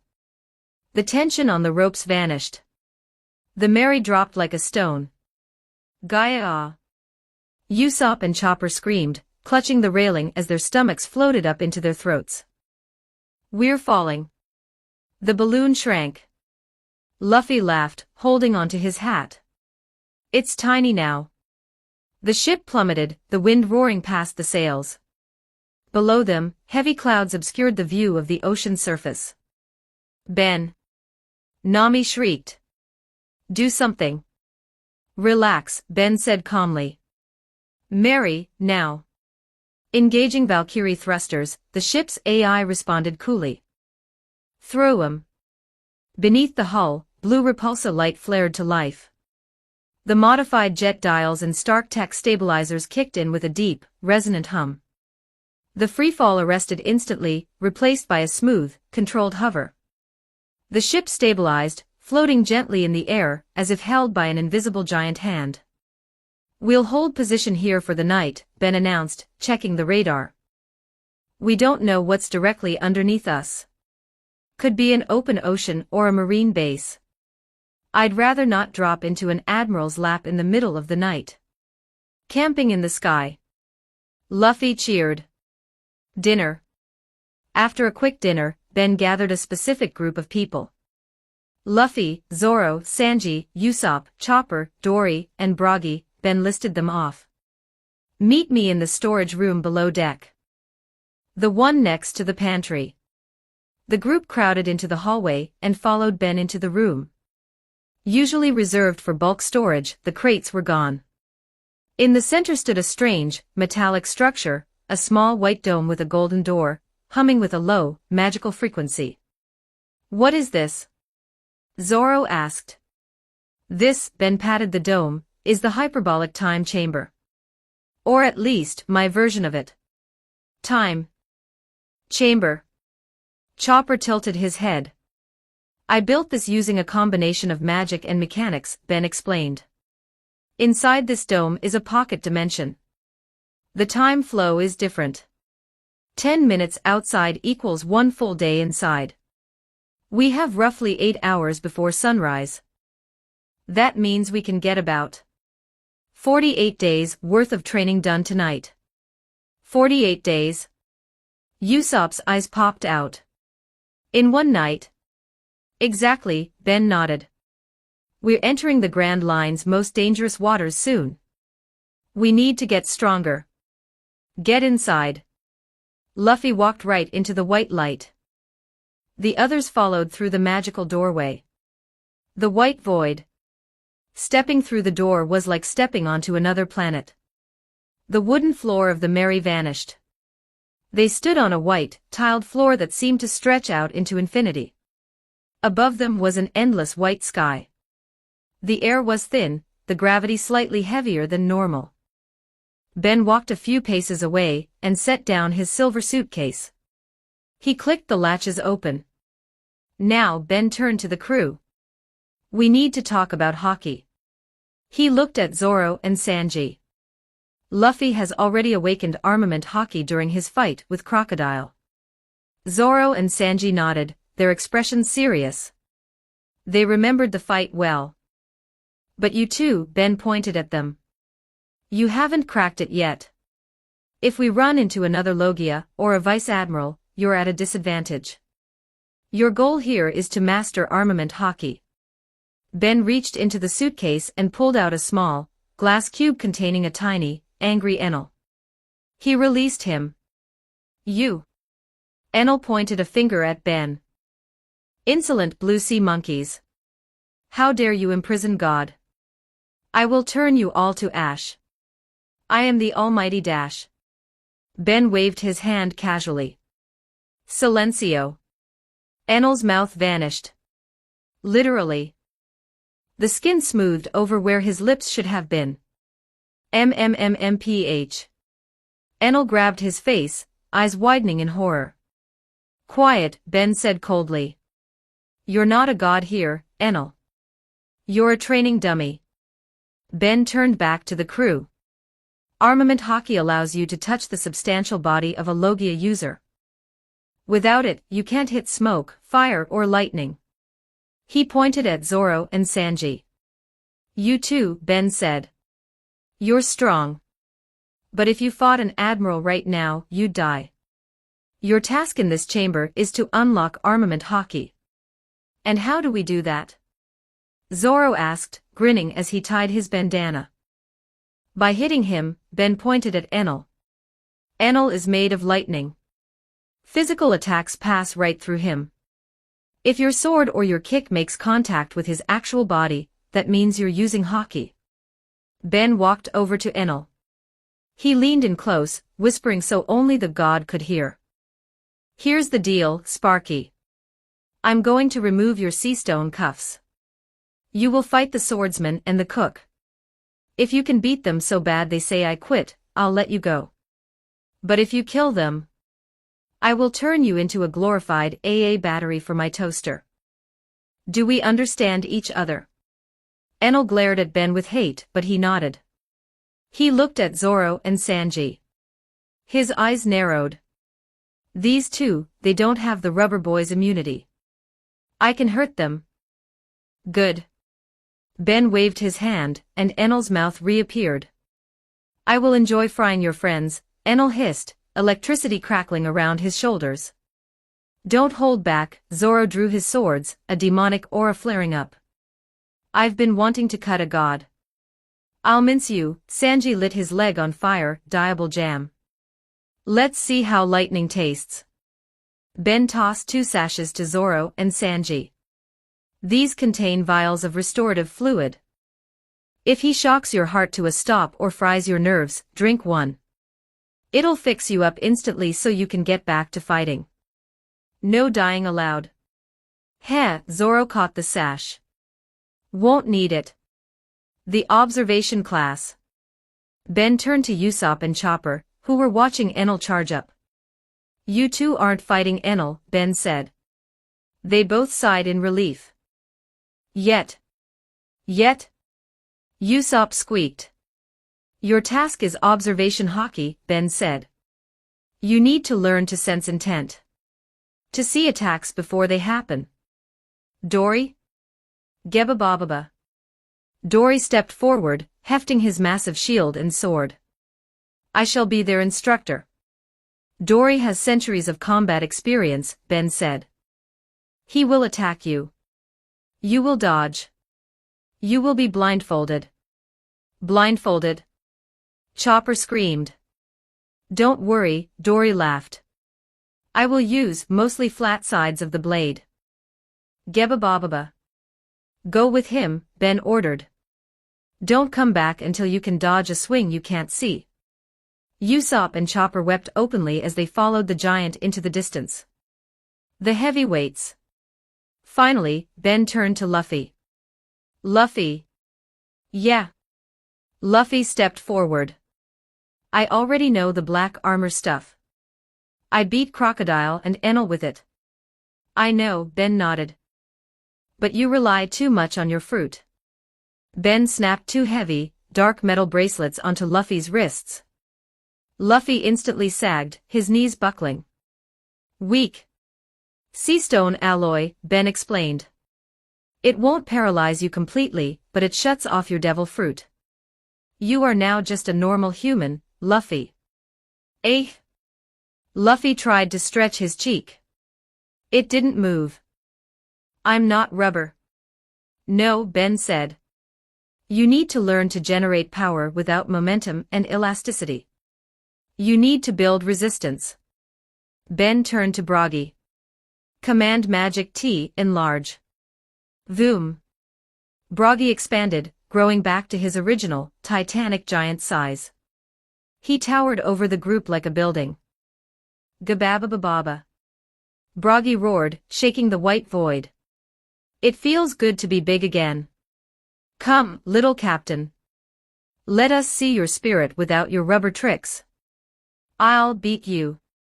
Luffy panted, forcing himself to stand despite the draining effects of the cuffs. Start. Ben yelled. As the chaos of training began, lightning flying, giants stomping, Ben exited out of the chamber. He reappeared in the Mary's kitchen. Vivi was there cleaning up. Vivi, Ben said. We need meat. Lots of it. Roasted. On it. Vivi saluted, immediately firing up the ovens. An hour later, outside time, Vivi had prepared a massive feast of roasted meats. Ben took the platters into the time chamber. Inside, days had passed. The crew was exhausted. Break time. Ben announced. He set the platters down. Command T, enlarge. The roasted chickens and hams grew until they were the size of boulders. Food. Luffy screamed, diving face first into a giant turkey leg. They ate voraciously, refueling their bodies. Ben packed the leftovers into a stasis bag. We'll take breaks regularly. Eat, rest, then back to hell. Day 5, inside. Damn it. Luffy yelled. He tried to throw a punch at Broggy's massive shin. Instinctively, he threw his arm back, expecting it to stretch for extra momentum. It didn't stretch. His fist just stopped in the air behind him. He stumbled, losing his balance, and face-planted into the white tiles. Gibababa. You are fighting a ghost of yourself, Luffy. Broggy laughed. It's so weird. Luffy slammed his fist on the ground. My body feels. Is this how normal people feel? It's so tight.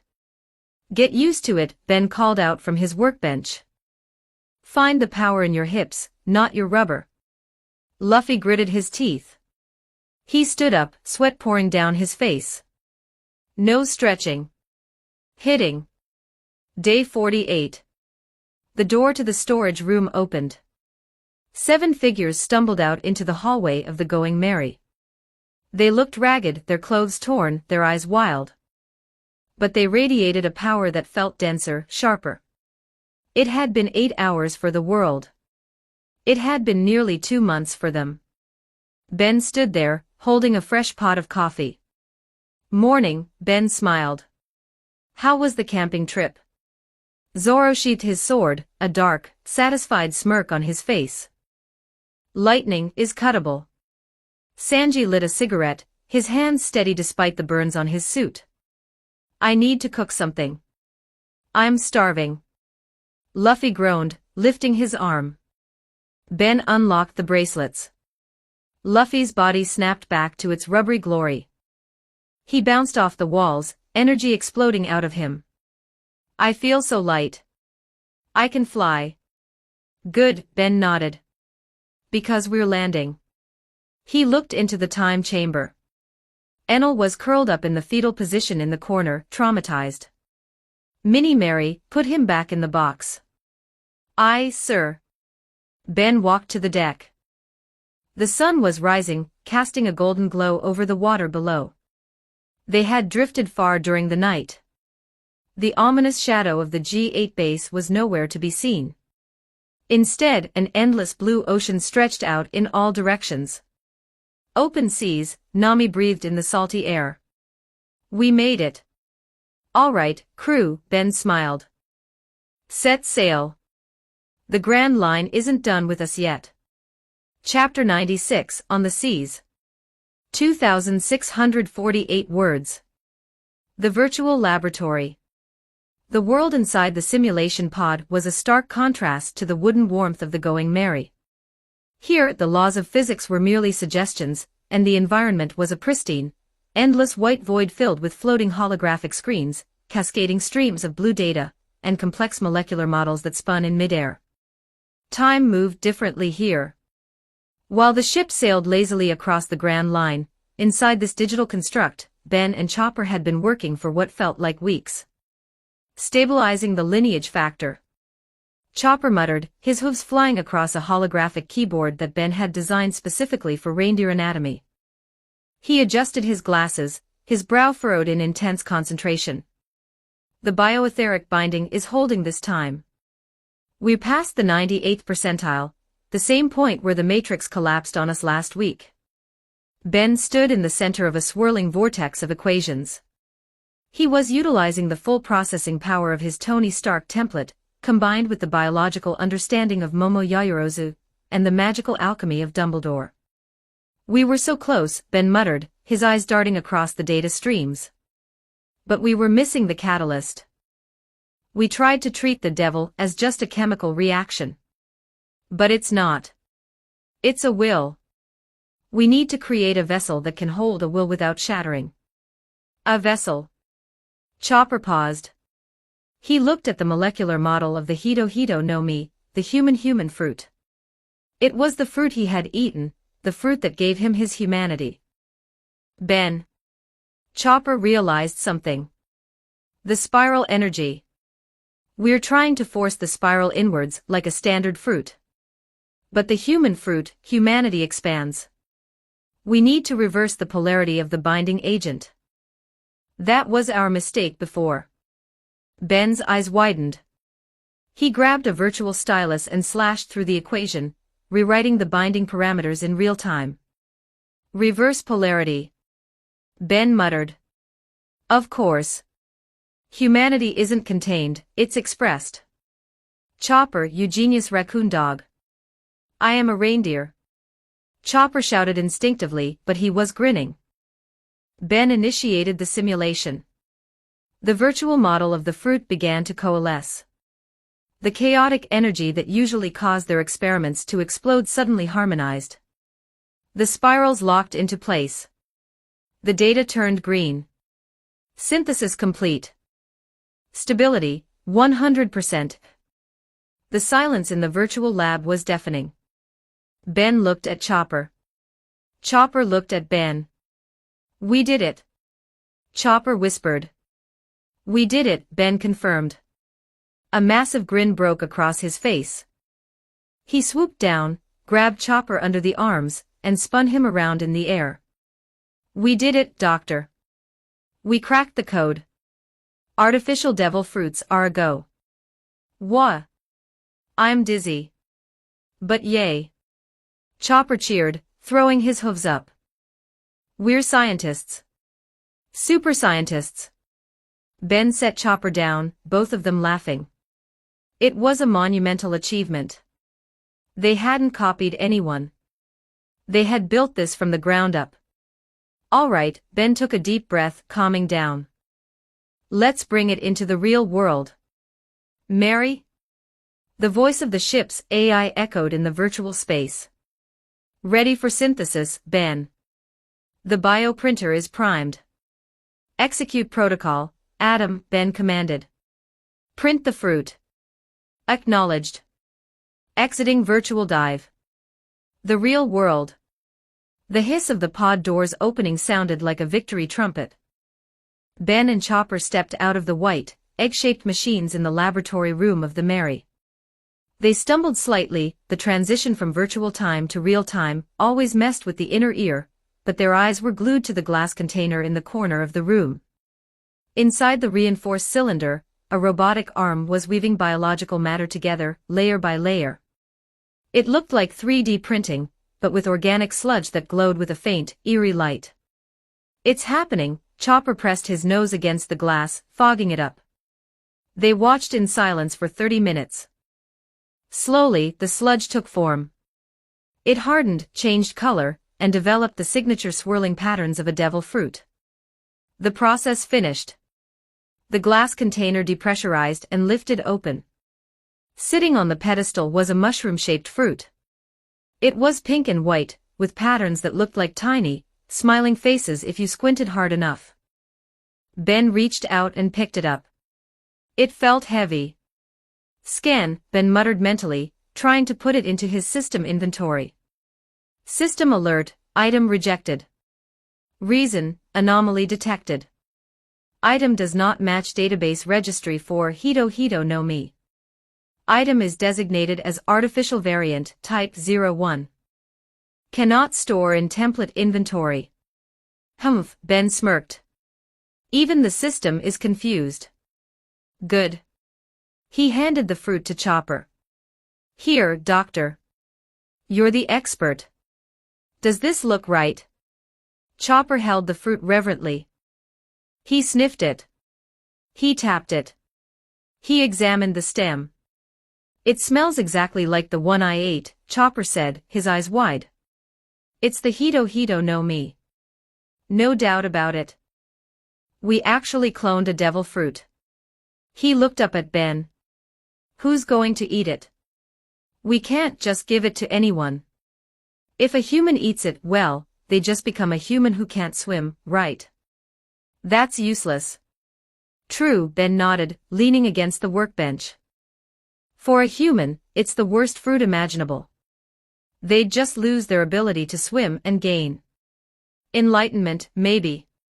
But we aren't giving it to a human. Then who? Chopper asked. Ben smiled. I was thinking. Mary. Chopper blinked. He looked at the walls of the ship. The ship? Ships can't eat. They are non-living things. You weren't there for Alabasta, were you? Ben recalled. For had a gun. A literal gun that ate the Inu no Mi model, Dachshund. It became a gun dog. If a piece of metal can eat a fruit, why can't a sentient android? Ben pointed to the door. Mini Mary. She's an extension of the ship. She has a mouth. She has a processing core that acts like a stomach for energy conversion. If she eats the human fruit. Chopper's jaw dropped. She could become a real human. Or something close to it, Ben said. A living ship. A true Cloboterman given flesh. Chopper looked at the fruit, then at the door. His eyes began to sparkle. That would be amazing. A robot becoming a real girl. It's like a fairy tale. Let's go tell the others, Ben said, taking the fruit back. The card game. On the sun-drenched deck of the Going Merry, a heated battle was taking place. Gotcha. Usopp slammed a card down on the barrel. Full house. Read M and weep, losers. Cheater, Zoro grumbled, tossing his cards away. You were hiding that ace in your afro. It's technique, Zoro. Technique. Usopp crowed. Nami sighed, scooping up the pile of berries in the center. Doesn't matter. I have a royal flush. Pay up. What? Usopp and Zoro screamed. Gebabababa. The navigator is ruthless. Dory laughed from where he sat near the mast. Broggy was napping beside him. Luffy was sitting on the figurehead, trying to fish, while Vivi and Karoo watched the card game, amused. "Attention, everyone," Ben called out, stepping onto the deck with Chopper. The crew looked up. There was something in Ben's voice, a mix of excitement and seriousness, that made them pause. Even Sanji stopped flirting with Robin. "What's up, Ben?" Luffy asked, reeling in his empty line. "Is it lunch?" "Better." Ben held up the pink, mushroom-shaped fruit. "We did it. Chopper and we successfully created an artificial devil fruit." Silence. The wind blew through the sails. A seagull cawed. Eh! The collective scream of the crew shook the ocean. "Artificial!" Nami shrieked. "You made a devil fruit. Those things are worth hundreds of millions. And you just cooked one up. You created a devil fruit." Robin lowered her book, her eyes wide with intellectual curiosity. "That is historically unprecedented. The implications are terrifying." "Sugyuji." Luffy's eyes turned into stars. "Can I eat it? What does it do? Does it make me a robotman?" "You already ate one, idiot." Sanji lit a cigarette, though his hand was shaking slightly. "You'd explode." "But seriously, Ben. You played God." "Just a little bit of science," Ben shrugged modestly. "And me." Chopper jumped forward, doing his signature wiggly dance. "Don't forget me. I did the DNA sequencing." "Not that your praise makes me happy, you bastards." "Ehehe." Yes, good job, Doctor," Robin smiled, patting Chopper's hat. So Usopp adjusted his goggles, looking closely at the fruit. "What power is it?" "Laser beams. The ability to summon 8,000 men. It's the Hito no Mi," Chopper announced proudly. "The human fruit. My fruit." The crew paused. They looked at the fruit. Then at Chopper. Then back at the fruit. "So?" Vivi tilted her head, confused. "It turns you into a human." "Yes," Ben nodded. "But..." Vivi frowned. "If a human eats it, they just become a human who can't swim. Isn't that useless?" "Totally useless for us," Nami agreed. "Why did you make that one? Why not a gold fruit?" Ben wagged his finger. "You're thinking too small. The human fruit gives humanity. Intelligence. Enlightenment. Walking on two legs. Speech." He pointed at Karoo, the spot-billed duck who was currently pecking at a crumb. "If I gave this to Karoo," Ben said, "he would become a human-duck hybrid. He would be able to talk. He would have human intelligence. He could probably beat Sanji at chess." "Quack." Karoo looked up, terrified. "A talking duck." Luffy imagined it. "That would be awesome." But Ben continued, his gaze shifting. "There is another option. Someone who is already part of the crew, but lacks life." The door to the kitchen opened and Minnie Mary stepped out, holding a tray of drinks. The small android girl, built with Stark tech and modeled after the ship's Cloboterman, tilted her head at the staring crew. "Mary." Vivi gasped. "You mean..." "If she eats it," Ben said quietly, "she won't just be an AI anymore. The fruit grants humanity. It applies to anything. Androids." "Whoa," Usopp whispered. "You mean she'd become real?" "She's already real to us," Luffy shouted, jumping down. "She could be alive?" "That's the theory," Ben nodded. So Ben looked at Vivi. "You asked about Karoo. I can give it to the duck if you want. This is an experimental fruit. If something goes wrong with Karoo, I can't fix biology.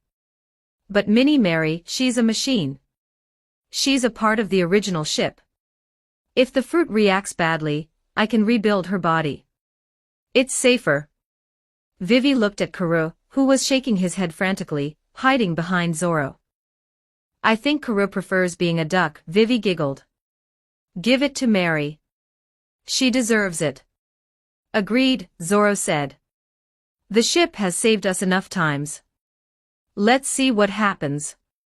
Ben beckoned Mini Mary over. Mary, come here. The android walked over, the tray of drinks perfectly balanced. Yes, Ben. Ben picked up a glass of juice and set the devil fruit on the tray. Mary, Ben said gently. I want you to eat this. Analysis, Mary's eyes flashed with data streams. Object, artificial organic compound. Designation, devil fruit. Probability of system error upon consumption, 98%. Recommendation, do not consume. Override, Ben ordered softly. Trust me, Mary. This isn't an error. It's an upgrade. A big one. Mary paused. She looked at Ben. Her programming dictated she follow his orders, but her advanced learning AI also processed his tone. Acknowledged, Mary said. She picked up the pink fruit. Her small, metallic fingers held it delicately. Does it taste bad to robots? Luffy whispered to Usopp. Shoo. Usopp hissed. Mini Mary brought the fruit to her mouth and took a bite. She chewed mechanically. She swallowed. She took another bite. The crew held their breath. 1 minute passed. Nothing happened. Did it work? Nami whispered. Maybe she needs to digest it. Sanji suggested. Suddenly, Mini Mary dropped the tray. Glass shattered. Juice spilled on the deck. Mary stumbled back, clutching her chest. Her mechanical eyes flickered, blue, then red, then a soft, glowing gold.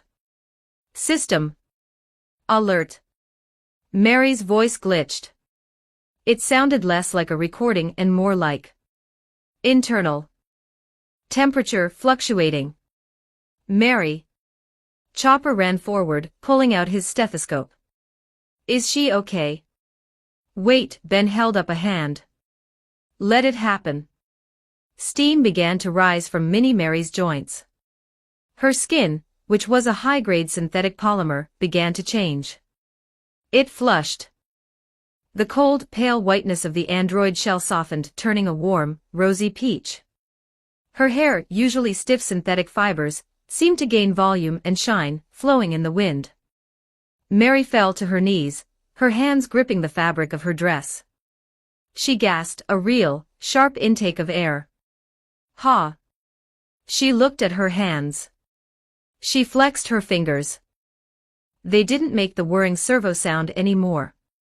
They moved silently, smoothly. Ben. Mary whispered. The crew froze. Her voice. It wasn't the synthesized melody anymore. It had texture. It had a timbre. It sounded. Chopper rushed forward. He placed his stethoscope on her chest, right over where her power core used to be. Thump thump. Thump thump. Thump thump. Chopper's eyes went wide. He dropped the stethoscope. Tears instantly welled up in his eyes. It's beating, Chopper sobbed. She has a heartbeat. A real heartbeat. At that exact moment, a deep, resonant sound echoed from beneath their feet. Kree awake. The wooden deck of the Going Merry groaned. But it wasn't the sound of strain or age. It sounded like a deep, contented sigh. The figurehead of the sheep seemed to shimmer in the sunlight, the paint looking instantly brighter, fresher. The ship itself seemed to shudder with joy, vibrating in harmony with the new heartbeat pulsing in Mini Mary's chest. Did you feel that? Usopp grabbed the railing. The ship. It's happy. The spirit has a body, Robin noted, smiling. The ship and the Avatar are one. What? Nami covered her mouth. No way, Usopp breathed. Mini Mary slowly stood up. She felt the wind on her skin. She felt the warmth of the sun, not just as data points of UV radiation but as a sensation. She looked at Ben. Her eyes were moist. Ben, she said, her voice trembling. She placed a hand over her heart. I feel. It's thumping. That's life, Mary, Ben smiled, feeling a lump in his own throat. That's you. She looked at Luffy. Captain, she said. Luffy stared at her. He sniffed. You don't smell like oil anymore. A smile broke across Mary's face. It wasn't a pre-programmed expression. It was genuine, crinkling the corners of her eyes. Tears spilled over, rolling down her cheeks. Crying. Mary touched the wetness. My optical sensors are leaking. Those are happy tears. Chopper wailed, hugging her legs. You're alive, Mary. You're really alive. I am alive, Mary repeated. She laughed. A bubbly, wet, wonderful laugh. She spread her arms and spun around, her dress fluttering. I can feel everything. The crew erupted. Yeah, yeah. Luffy shouted, throwing his hat in the air. Mary is a human. We need a party. A toast to the new lady. Sanji pirouette, hearts in his eyes. Mary Chuan is reborn. Unbelievable, Zoro shook his head, grinning. Only this crew. Welcome to the world of the living, Robin smiled warmly. Ben watched his creation, no, his crewmate, dancing with Chopper and Luffy. He felt a sense of accomplishment that had nothing to do with systems or templates. He had given the ship a soul. And now he had given the soul a life. Party time. Usopp grabbed a barrel of cola. Everyone grab a mug. As the music started and the celebration began, Minnie Mary stood in the center of it all, her heart beating in time with the drums, finally, truly, one of them. Chapter 97, On the Seas. 2,138 words. The morning sun over the Grand Line was gentle, casting a warm, golden haze over the deck of the Going Merry. The ocean was calm, a flat sheet of sapphire that stretched endlessly in every direction. It was one of those rare, perfect days between islands where the world seemed to hold its breath, allowing the crew of the future Pirate King to simply exist. Ben sat at the small round table on the upper deck, a steaming cup of Earl Grey tea in his hand. He took a sip, savoring the bergamot notes, and leaned back in his chair. Peaceful, he noted. For now, Nico, Robin replied, sitting across from him. She held a book in one hand, and her own cup of coffee in the other. She smiled, that enigmatic, knowing smile that usually unnerved lesser men. Though with this crew, peace is usually just the deep breath before the scream. Ben chuckled. You're getting used to the chaos, Ms. Archaeologist. I find it stimulating, Robin turned a page. It certainly beats the silence of running. Down on the main grassy deck, the rest of the crew, who had finished their morning workout in the time chamber, were engaged in various forms of relaxation. Zoro was napping against the mast, snoring so loudly it vibrated the wood. Sanji was fawning over Nami's tangerine trees. Luffy, Usopp, and Chopper were chasing each other in circles, laughing about something involving a beetle and a piece of ham.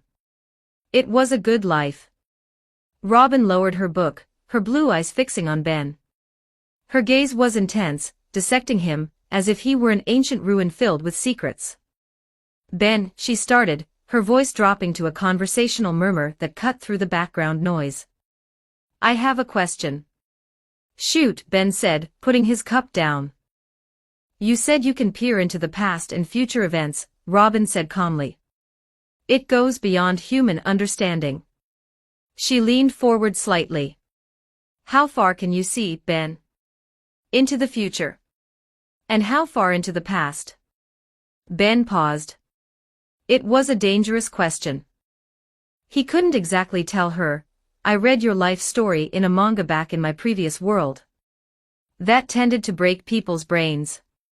The future isn't a straight line, Robin, Ben said, tapping the table with his finger. It's not a movie reel waiting to be played. It's infinite. Every choice, every action, splits the river into 1,000 new tributaries. You know the butterfly effect? Ben asked.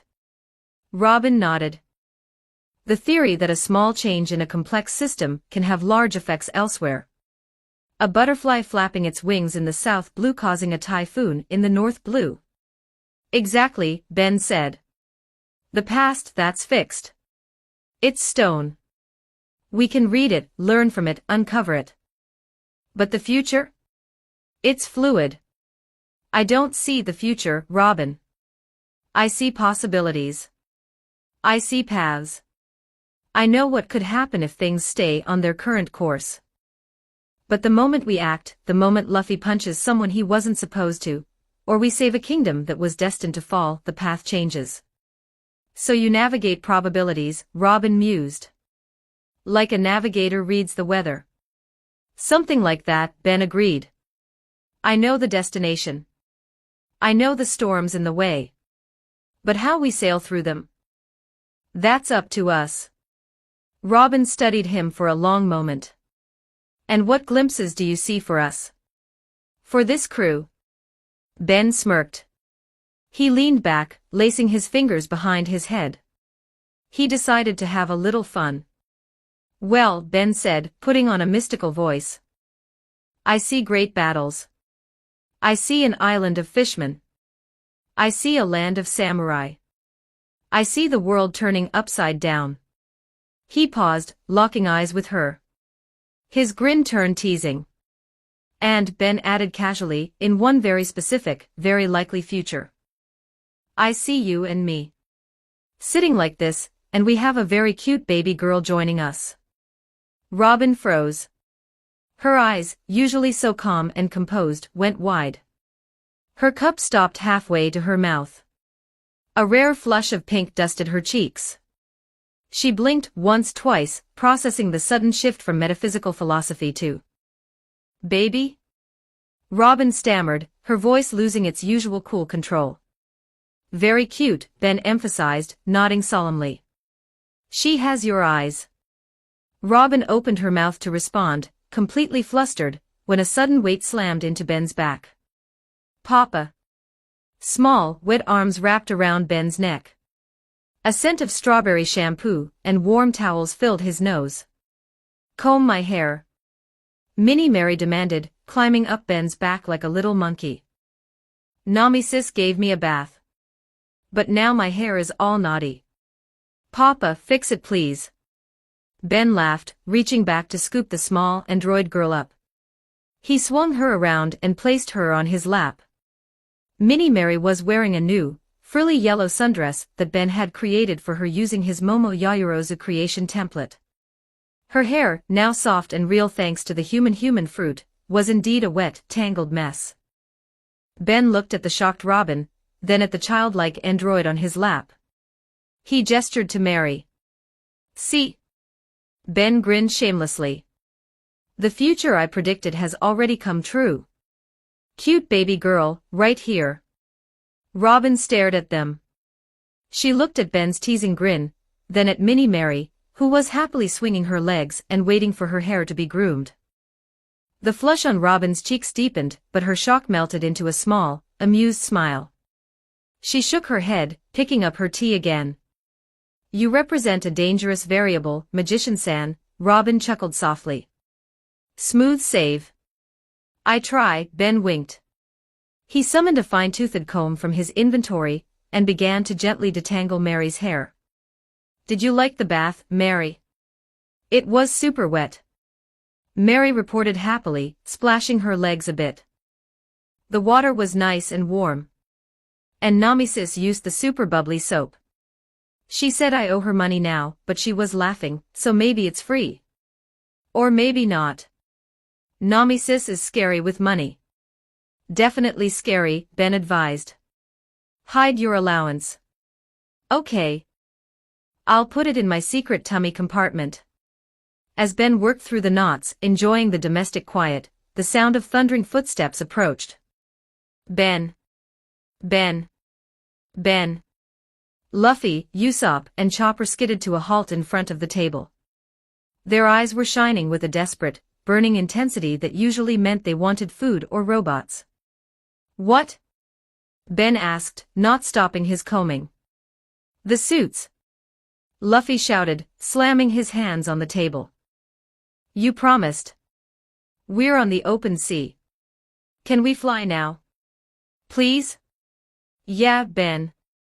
Usopp pleaded, clasping his hands together. We only used the Iron Man armors once. And that was just to pick up trash from the bottom of the ocean. It was boring work. We didn't even get to fly fast. Yeah. Luffy complained. Salvage is boring. I want to zoom. I want to be a fighter jet. I want to be a rocket reindeer. Chopper jumped up and down. Last time, I just held a flashlight underwater. That wasn't fun at all. Please, Ben. Usopp gave him the puppy dog eyes. Just a quick flight. We'll go straight up. We won't hit anything. We just want to feel the wind. Please. Chopper added his own teary-eyed gaze. Please, Papa. Mary looked up from Ben's lap, joining the peer pressure with big, sparkling eyes. Can they fly? It looks super fun. Can I see the robots? Please? Ben looked at the four faces staring at him. He looked at Robin, who was hiding a smile behind her teacup. Fine, Ben groaned, defeated. But if you crash into the ship, I'm taking the repair costs out of your food budget. Yay.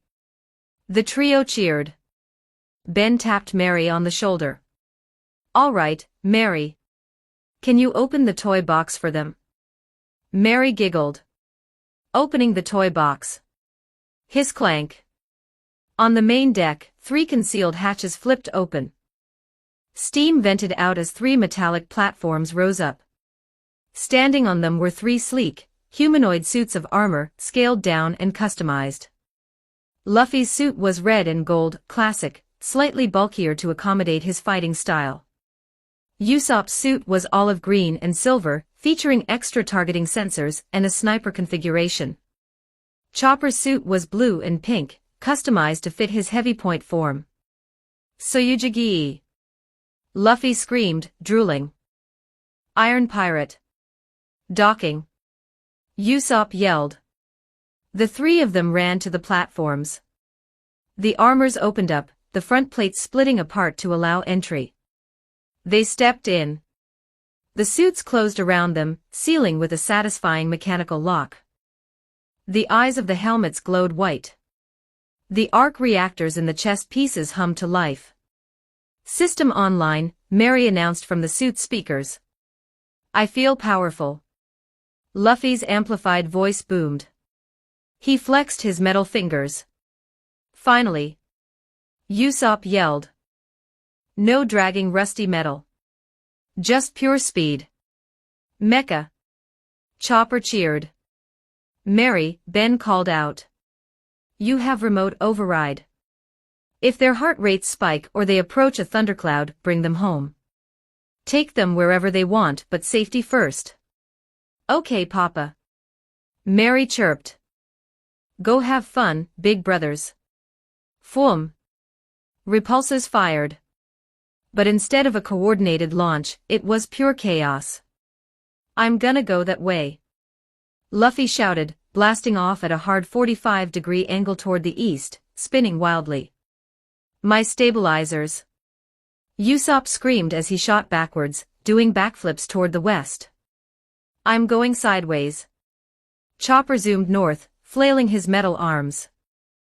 They flew off in completely random directions, leaving zigzagging trails of vapor in the blue sky, screaming in delight and terror. Just then, a frantic quack. Quack, sounded from the lower deck. Karot the spot-billed duck, ran up the stairs, flapping his wings frantically. He looked at the flying robots disappearing into the distance, then at Ben. He pointed a wing at himself, then at the sky, looking utterly heartbroken. Ah, Ben winced. I forgot. Karoo slumped, a dark cloud forming over his head. Last time, he had been left out because there wasn't a suit that fit a duck. Ben had promised to fix that. Don't cry, Karoo. Ben said quickly. I didn't forget. I promised, didn't I? Karoo looked up, hope returning to his eyes. Quack. Mary, Ben commanded. Give Karoo his toy. Okay. Mary beamed. A fourth hatch opened. This one was different. It wasn't a humanoid suit. Well, it looked like a high-tech, armored exoskeleton designed specifically for a giant duck. It had jet boosters on the sides, a helmet with a tactical visor, and reinforced leg hydraulics. Karoo gasped. He saluted Ben. He ran into the suit. The armor clamped onto his feathers. The visor slid down over his beak. The jet boosters on his sides flared blue. Quack. I am Iron Duck. Karoo launched himself into the air, spiraling upwards in a corkscrew motion, chasing after the specks of his friends who were currently playing tag across the entire horizon. Look. Luffy's voice crackled over the radio. Karoo is here. Let's race to that cloud over there. Which cloud? Usopp yelled. There are a million clouds. The fluffy one. On the deck, Ben watched them go, finishing the last tangle in Mary's hair. They're all over the place, Robin noted, shielding her eyes as Luffy ricocheted off a cloud bank. Aren't you afraid they'll get lost? Or start some trouble? Ben shrugged, putting the comb away. Knowing Luffy, it is bound to happen. He'll probably find a lost island or punch a sea king by accident. But what can we do? Just go with the flow. If they fall, Mary will catch them. That is a very reckless parenting style, Robin chuckled, sipping her tea. They're resilient, Ben smiled. He patted Mary's head. All done, princess. Smooth as silk. Mary reached up and touched her hair. Thank you, Papa. She hopped off his lap, her dress fluttering. I'm thirsty. Sanji san. No pulp. She ran off toward the kitchen, her footsteps sounding like a real child running on wood. As you wish, my little lady. Sanji's voice echoed from the galley. Ben watched her go, a contented smile on his face. He stood up and stretched his arms. Well, Ben turned to Robin. Break time is over. I'm going to hit the training room. Will you join me? Robin finished her tea and set the cup down gracefully. She stood up, smoothing her skirt. Why not? She smiled. Perhaps I can test this. Future you speak of. Lead the way, Ben gestured. They walked together toward the training room, leaving the chaos of the flying mechas far above them, ready for whatever the Grand Line had to throw at them next. Chapter 98, Long Ring Long Land. 2,580 words.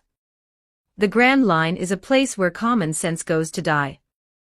It is a stretch of ocean where magnetic fields run wild, seasons change at the drop of a hat, and islands defy the very laws of physics. But even by Grand Line standards, today was going to be weird. The Going Mary cut through the blue waves, her sails billowing in a steady tailwind. The sun was high, reflecting off the water like a million scattered diamonds. It had been a few days since they left Skypiea, and the crew had settled into a new, terrifying routine. Inside the time chamber. The door to the pocket dimension was sealed, but inside the endless white void, the air was thick with the smell of ozone, blood, and sweat. Sparks flew as a black leg collided with a black blade. Is that all you've got, Mosshead? Sanji roared, his leg blazing with diable jam, coated in the hardening of armament hockey. He spun in midair, delivering a heel drop that could have cracked a mountain. I'm just getting started, curly brows.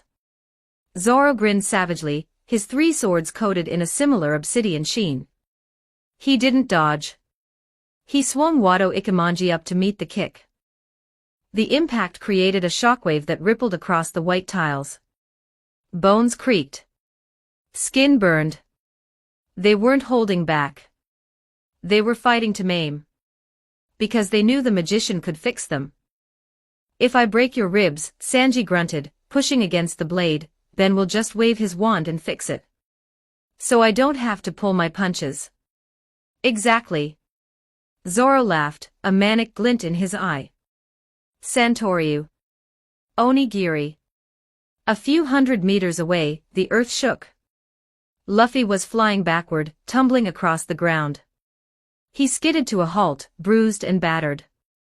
Standing opposite him was Broggy, fully restored to his titanic Elbaf size by Ben's magic, wielding his massive axe. Gababababa. Come on, little giant. Broggy roared, his voice like thunder. Your hockey is strong, but your size is small. Push through. I'm coming. Luffy wiped blood from his lip. He didn't use his rubber stretching. He clenched his fists, forcing his hockey to flow darker, harder. Again. Further away, in a quieter sector of the void, Dory, kept at human size, was swinging a sword with frightening speed. Sense it. Dory commanded. Usopp and Chopper, both blindfolded, were dancing around the blade like nervous cats. That was close. Usopp squeaked, ducking under a horizontal slash. I felt the wind. Chopper cheered, jumping over a low sweep. The dining room. While the monster trio and the brave duo fought for their lives in a dimension of infinite nothingness, the atmosphere in the Going Merry's dining room was the definition of civilized refinement. Ben sat at the round table, sipping a cup of Earl Grey. Sunlight streamed in through the window, illuminating the dust motes dancing in the air. More tea, Nami-san. Ben offered, lifting the pot. Thanks, Nami smiled, holding out her cup. She looked relaxed, reviewing a navigational chart. It's so quiet today. It's nice. It is, Vivi agreed, sitting next to Minnie Mary. She was helping the android girl braid her new, real hair.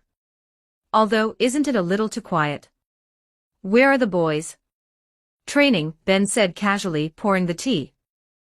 Zoro and Sanji are currently trying to murder each other in the time chamber. Luffy is wrestling a giant. And Usopp is trying not to get decapitated. Robin, who was reading a book on the history of the Grand Line, chuckled softly. You say murder with such calmness, Magician-san. Should we be worried about medical supplies? Nah, Ben waved a hand. I gave them potions. And if they really break something, I'll just use a healing charm. Pain is the best teacher, especially when you know it's not permanent. Papa is scary, Minnie Mary giggled, checking her reflection in a mirror. But effective. Exactly, Ben patted her head. Efficiency is key. Just then, the ship's internal speakers crackled. Land ho. It was Minnie Mary's automated system voice, distinct from her new, human-like voice. Large island mass detected at 12 o'clock. Topography matches archive data for Long Ring Long Land. Long Ring Long Land. Nami blinked. What a weird name. Sounds long, Vivi noted. Time to wake the boys, Ben stood up. He walked over to the intercom on the wall, and pressed the button connecting to the time chamber. Attention, gladiators. Recess is over. We have an island. Try not to bleed on the carpet when you come out. The land of stretch. By the time the crew assembled on the deck, the Going Merry was drifting into a natural harbor. The water was crystal clear, revealing white sand beneath. But the island itself was. It looked like a massive, green ring floating on the ocean. The trees were visible even from this distance, but they looked wrong. Are those palm trees? Sanji squinted, lighting a cigarette. He had a fresh bandage on his cheek, courtesy of Zoro's hilt. Why are they so tall? Everything looks stretched, Zoro grunted, rotating his shoulder which popped loudly. Weird place. Drop anchor. Ben commanded. The anchor splashed down. Before the ship even settled, 3 figures and 1 bird were already vibrating at the rail. Okay. Luffy adjusted his hat. Exploration team. Assemble. Captain Usopp, ready for duty. Usopp saluted, striking a pose. Dr. Chopper, ready to find new medicine. Chopper cheered, adjusting his backpack. Quack. Kuro, the spot-billed duck, flapped his wings, wearing his aviator goggles and a small backpack Ben had made for him. Hold on. Nami stormed over, grabbing Luffy by the ear. Listen to me. We don't know anything about this island. It could be dangerous. There could be marines. Or monsters. Or weird weather. Ow wow wow. Nami. Luffy whined. But it looks fun. Stay within visual range. Nami ordered. And don't eat anything purple. And if you see a marine ship, run away immediately. Do not, I repeat, do not punch an admiral. Yeah, got it. Luffy pulled his ear free. Don't punch purple admirals. Let's go, guys. That's not what I said. Ignoring the navigator's fury, the trio plus duck leaped over the railing. They landed on the soft, white sand of the beach. Freedom! Luffy shouted, sprinting toward the grassy plains. Wait for me. Chopper ran after him on all fours. Don't leave the brave captain behind. Usopp yelled, jumping onto Kuro's back. Mush, Kuro. Mush. Quack. Kuro took off like a rocket, kicking up ground. On the ship, Ben chuckled, leaning against the railing next to Robin. Well, there they go. Should we take bets on how long until they find trouble? 5 minutes, Zoro yawned, sitting down to nap against the mast. I give them 3, Sanji muttered, heading back to the kitchen. I need to prep lunch. With the way they burned calories in the chamber, they'll be back starving in an hour. The bamboo man. Luffy, Usopp, Chopper and Kuro ran inland, leaving the beach behind. The grass here was lush and green, but just like the trees, it felt elongated. The blades of grass were taller than Chopper. This place is weird, Usopp whispered, looking around nervously. Why is everything so vertical? Maybe the gravity is low. Chopper theorized, sniffing a flower that had a stem 3 feet long. Or maybe the sunlight pulls things up. Look. Luffy pointed. A bear. They froze. Emerging from the tall grass was a bear. But it wasn't a normal bear. It was a bear that looked like it had been put through a pasta maker. Its body was impossibly tall and thin, its legs like stilts. It walked with a swaying, towering gait. A hiking bear? Usopp blinked. It's a long bear. Cool. Luffy's eyes widened. Do you poop? The bear ignored him and kept walking, grabbing a fruit from a high branch without even standing on its tiptoes. It ignored me, Luffy pouted. Look at that dog. Chopper pointed. A dog trotted by. It looked like a dachshund, but its midsection was so long that its hind legs arrived 5 seconds after its front legs passed them. It's a lung dog. Luffy laughed. Shishishishi. Everything here is lung. They continued their trek, marveling at the bizarre ecosystem. Eventually, they came upon a clearing. In the middle of the vast, green plain stood a solitary house. It was a nomadic-style tent house, round and white. A house. Luffy said. Maybe there's meat inside. Or a monster, Usopp raised his slingshot. Careful, men. This could be the lair of the Long Witch. They approached cautiously. There was no one around. The place seemed deserted. Next to the house, tied to a very long stake, was a horse. Whoa! Chopper tilted his head back. The horse was ridiculous. Its legs were spindly and thin, stretching up at least 20 feet. Its neck was equally long. It looked more like a giraffe that was trying to be a horse. It chewed on the grass lazily, looking down at the tiny intruders with bored eyes. That's a tall horse, Luffy stated the obvious. Hey, horse. Where's your owner? The horse just chewed. Maybe nobody lives here. Chopper sniffed the air. I smell old cheese and bamboo. Bamboo? Usopp looked around. I don't see any bamboo forest. Over there, Chopper pointed. Near the back of the house, there were two extremely tall, green stalks rising into the sky. They looked like bamboo poles swaying gently in the wind. But unlike normal bamboo, these two stalks were wearing shoes. Luffy squinted. He walked closer. Sure enough, at the base of the bamboo stalks were two wooden clogs. Weird bamboo, Luffy poked it. It was hard. It's wearing shoes. Maybe it's a bamboo man. Usopp suggested, hiding behind Kuro. A monster that disguises itself as a plant to eat travelers. Don't be silly, Chopper said, though he was trembling. Plants don't wear shoes. This is the Grand Line, Chopper. Anything is possible. Maybe it's a shoe tree. Luffy looked up. The stalks went up, up, up, disappearing into the glare of the sun.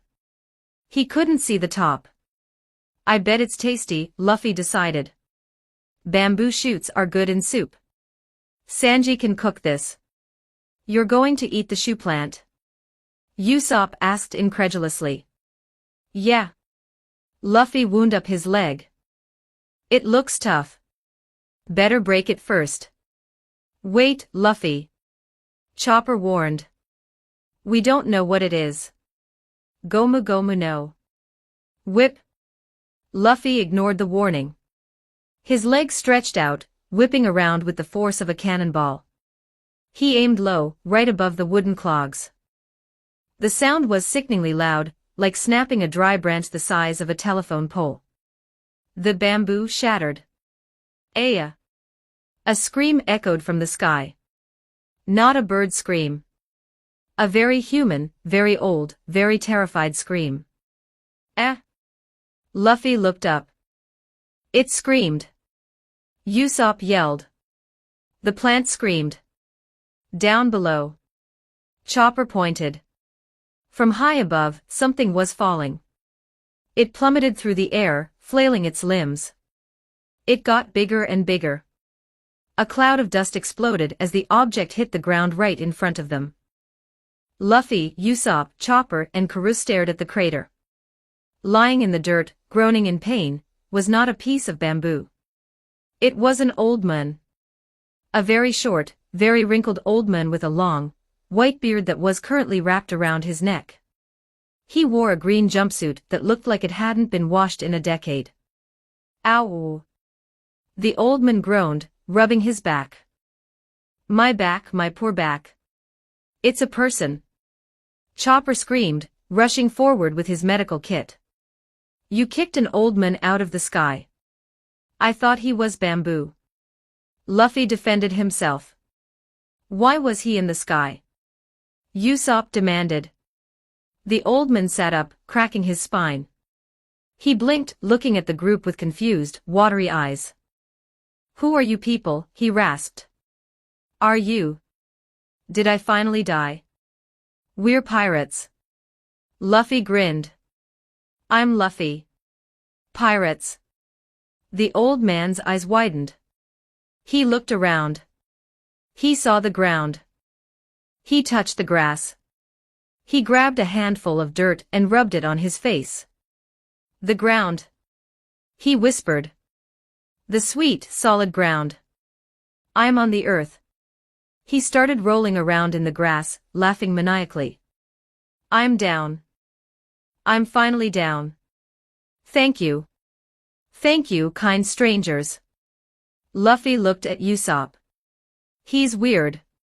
You kicked him down, Usopp whispered back. Maybe he has a concussion. I am Tunjit, the old man announced, standing up. He was very short. I have been stuck up there. For 10 years. 10 years. The crew shouted in unison. Yes. Tunjit pointed at the broken remains of the bamboo. Those were my stilts. Stilts. Chopper looked at the shattered poles. You were walking on stilts that tall. It is the tradition of this island. Tunjit explained proudly. Everything here is long. So to see far, we use long stilts. I challenged the world record for the tallest stilts. I climbed up them 10 years ago. And? Usopp asked. And then what?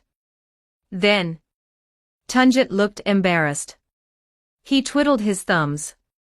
I got scared. They were too tall. I couldn't get down. So I just stayed there. There was a long silence. The wind blew through the tall grass. For 10 years. Usopp screamed. You stayed on stilts for 10 years because you were scared to jump. I lived on skyfruits and rainwater. Tunjit nodded solemnly. I slept standing up. It was a true test of endurance. That's kinda cool, Luffy admitted. Stupid but cool. Wait, Chopper realized something. If you were up there for 10 years, is that your horse? Tunjit froze. His eyes bulged.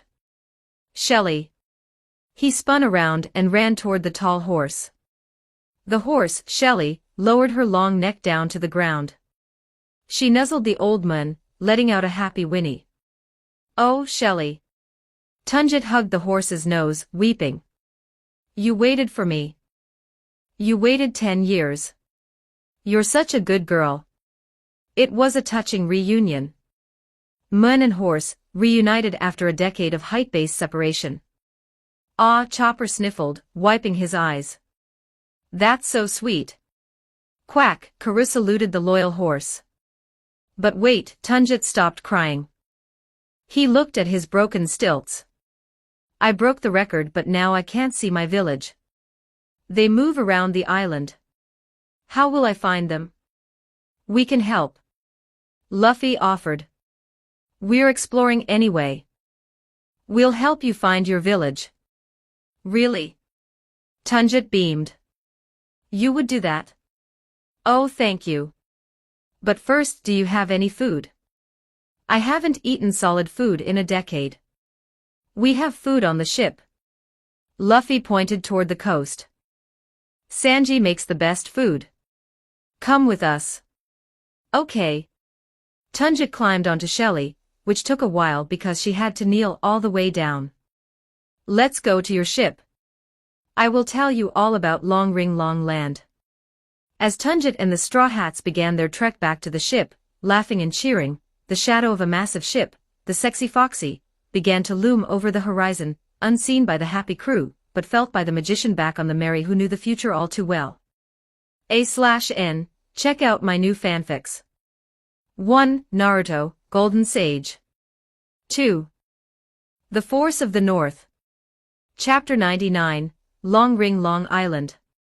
1803 words. At the coast, the Going Merry. While Luffy's group was off exploring the tall grass and meeting tall people, the rest of the crew were enjoying the quiet lull of the afternoon on the Going Merry. Zoro was polishing his swords, muttering about how the air on this island felt too long. Sanji was prepping a light snack, and Nami was sunbathing, keeping a lazy eye on the horizon. Suddenly, Minnie Mary, who had been sitting on the railing swinging her legs, stiffened. Her eyes flashed red. Alert, Mary's voice dropped an octave, shifting from cute girl to tactical AI. Unidentified vessel approaching from the southwest. Class, pirate. Tonnage, massive. Intent, hostile. Pirates. Zoro stood up, sliding Wado Ikimonji into his sash. Finally, some entertainment. Hostile. Ben put down his tea. He walked to the railing. Emerging from the fog of the sea was a ship that could only be described as. It was gigantic, painted in loud colors, with a massive fox head figurehead. It was the Sexy Foxy. That is one ugly ship, Sanji commented, lighting a cigarette. Mary, Ben said calmly. If they initiate an attack, you are authorized to use defensive countermeasures. Don't sink them yet, but make a point. Acknowledged, Papa, Mary chirped. From the bow of the pirate ship, two massive, metallic claws, shaped like paws, shot out on chains.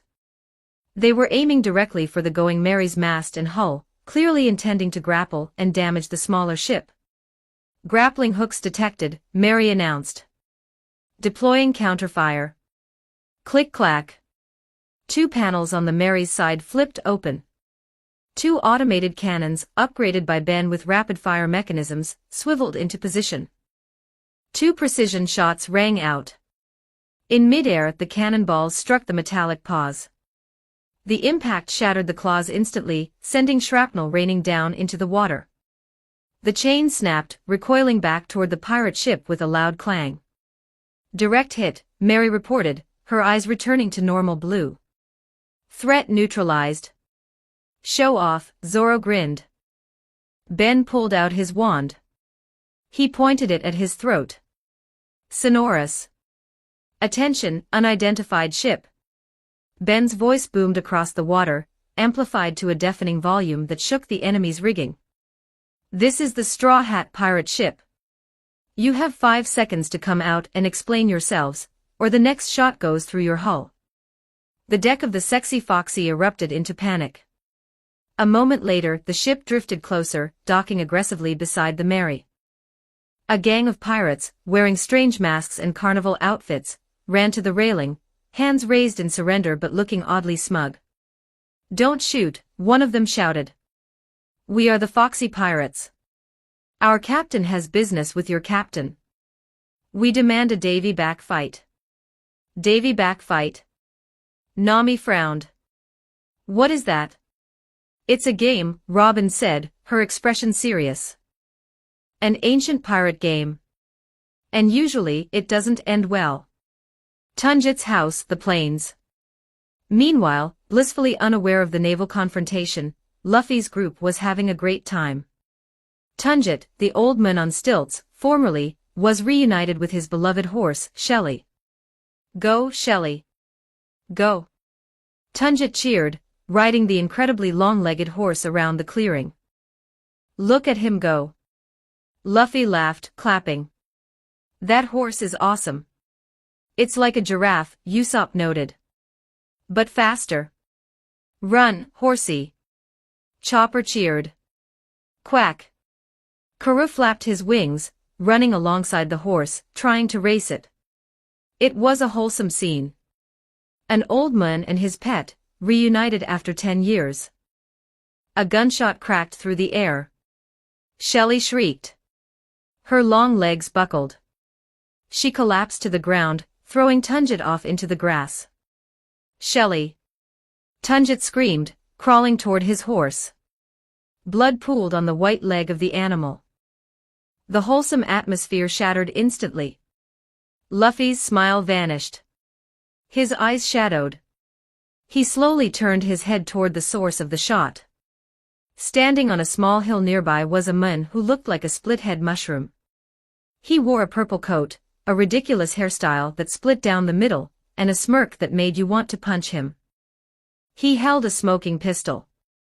It was Foxy the Silver Fox. Fee-fay-fa-fay.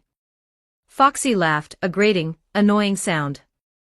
What a long horse. I wanted to see if it would fall over. You. Luffy growled, his fists clenching so hard his knuckles turned white. You shot her. For fun. Calm down, Straw Hat, Foxy sneered, walking down the hill with his subordinates, Portia, a woman with a baton, and Hamburg, a giant gorillaman. I didn't kill it. Just aiming practice. But since you look so angry, why don't we settle this like pirates? Foxy pointed a finger at Luffy. I challenge you, Straw Hat, to a Davy back fight. Davy back? Luffy gritted his teeth. I don't care what it is. You hurt the horse. I'm gonna kick your ass. If you win, Foxy grinned slyly, I'll apologize to the horse. and I'll give you whatever you want. But if you lose, I take your crew. Luffy didn't hesitate. He didn't think about the consequences. He looked at Shelly bleeding on the ground. He looked at Tunjik crying. Fine. Luffy roared. I accept. The meeting of crews. An hour later, the two pirate crews converged on the grassy plain near the coast. The atmosphere was tense. On one side, the Straw Hats stood with arms crossed, looking deadly serious, mostly because Ben had explained the stakes. On the other, the Foxy pirates were setting up festival tents, food stalls, and balloons, acting like this was a carnival. Fei. Foxy stood on a stage, holding a microphone. Welcome, Straw Hats. Since your captain accepted the challenge, let me explain the rules of the legendary Davy Back fight. He held up 3 fingers. The Davy Back fight is a game of thieves. In each event, the winner gets to steal something from the loser. Steal what? Chopper asked, hiding behind Zoro's leg. A crew member. Foxy declared dramatically. If you lose a round, the winner picks one of your nakama to join their crew. They must swear permanent allegiance to the new captain immediately. Nami gasped. Permanent allegiance? That's right. Foxy continued. This revelation immediately sparked a heated, hushed argument among the crew. Obviously, Sanji lit a cigarette, flipping his hair. If they win, they'll come for me first. A first-class cook who is also a genius tactician. I'm the rarest treasure on these seas. Ha! Zoro scoffed, veins popping in his forehead. Are you stupid, curly brows? They need muscle to carry their ugly flag. They'd pick a master swordsman over a love cook any day. I'm clearly the priority target. You're both wrong. Nami hissed, stepping between them. They'd pick me because I'm the navigator. Without me, you idiots would still be sailing in circles in the East Blue. Gebba. Dory, currently shrunk to human size but still radiating the aura of a warrior captain, laughed heartily. You little ones worry too much. If they want strength, they will choose the warriors of Elbaf. Exactly. Broggy flexed an arm that was as thick as a tree trunk. We come as a match set. 2 giant captains for the price of 1. Let them try to take our allegiance. I hope they don't want a pet. Chopper wailed, clinging to Zoro's leg. I hope they don't pick me. Usopp muttered, sweating. Don't worry, Zoro patted Usopp on the back without looking at him. Nobody wants you. Hey. Foxy's eyes lingered on Dory and Broggy. Even though they were human-sized due to Ben's magic, their presence was undeniable. Those 2 look strong. Unique specimens. I'll keep them in mind. Or Foxy continued, turning his gaze to the Jolly Roger. If you don't want a person, you can steal the pirate flag. The Jolly Roger. And with it, your dignity. While the Straw Hats bickered, Robin stood quietly at the back, her eyes dark. The Davy Back fight. Robin murmured, her voice carrying a chill that silenced Chopper and Usopp. It was created to honor the pirate paradise, Hakanosu. Legends say entire fleets vanished in a single afternoon playing this game. Proud captains forced to swab decks for their rivals, legendary swordsmen reduced to chopping onions. It is a game where you lose your soul before you lose your life. Usopp and Chopper turned pale blue. Don't say scary things so calmly. Fei. That's right. Foxy laughed, pointing at her. We have taken the pride of hundreds of crews. And today we take yours. Minnie Mary, who was standing beside Ben, tilted her head. Her eyes glowed softly as she scanned the split-headed captain. Papa, Mary tugged on Ben's coat. Yes, Mary. Ben asked. Scanning Captain Foxy. Mary chirped loud enough for everyone to hear. Threat level, low. Charisma, negative. Fashion sense, critical failure. Analysis, He looks like a split end given life. Recommendation, shampoo. Pfft. Nami and Vivi clamped their hands over their mouths to stop from laughing. That is a very accurate description, Mary, Robin chuckled. Foxy froze. He fell to his knees, an aura of depression hanging over him. Split end. She called me a split end. Captain. Don't let the kid bully you. Portia screamed, trying to comfort him. Ben's eyes scanned the foxy pirates. He saw the referee putting on a foxy mask. Yeah, neutral referee, my foot. Foxy recovered quickly, mostly. The contestants for each event are chosen by the captains before the game begins. Once chosen, the lineup cannot be changed. So if we use Sanji in round 1, Ben noted aloud, he can't fight in round 2 or 3. Correct. Foxy winked. And here is the kicker, if you lose a crew member in round 1, they become my crew. Which means I can use them against you in round 2. The Straw Hats stiffened. The strategy was brutal. If they lost Zoro or Sanji early, they'd have to fight against them. However, Foxy added, if you win round 2, you can steal your friend back. But only within this specific Davy back fight. Once the games are over, the transfers are final. Cheating is strictly prohibited. Foxy announced, pointing to a large book of rules. Any foul play results in immediate disqualification. Whatever, Luffy stepped forward, cracking his knuckles. I'm going to win them all and make you apologize to the horse. Fei, such confidence.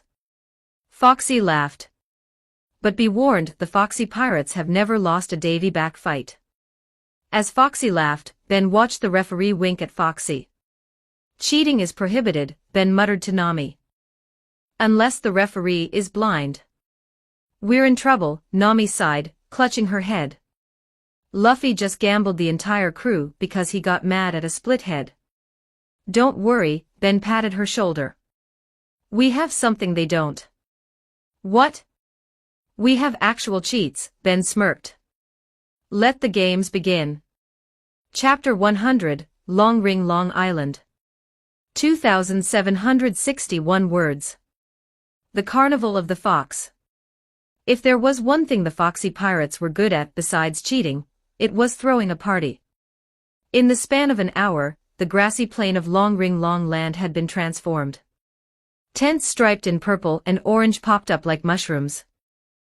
The smell of popcorn, takoyaki, and cotton candy wafted through the air, warring with the salty breeze. A massive scoreboard was erected, and balloons floated everywhere. It wasn't a battlefield. It was a carnival. Fei. Welcome to the Davy Back Fight Festival. Foxy announced over the loudspeakers. On the main stage, 2 chairs were set up facing each other.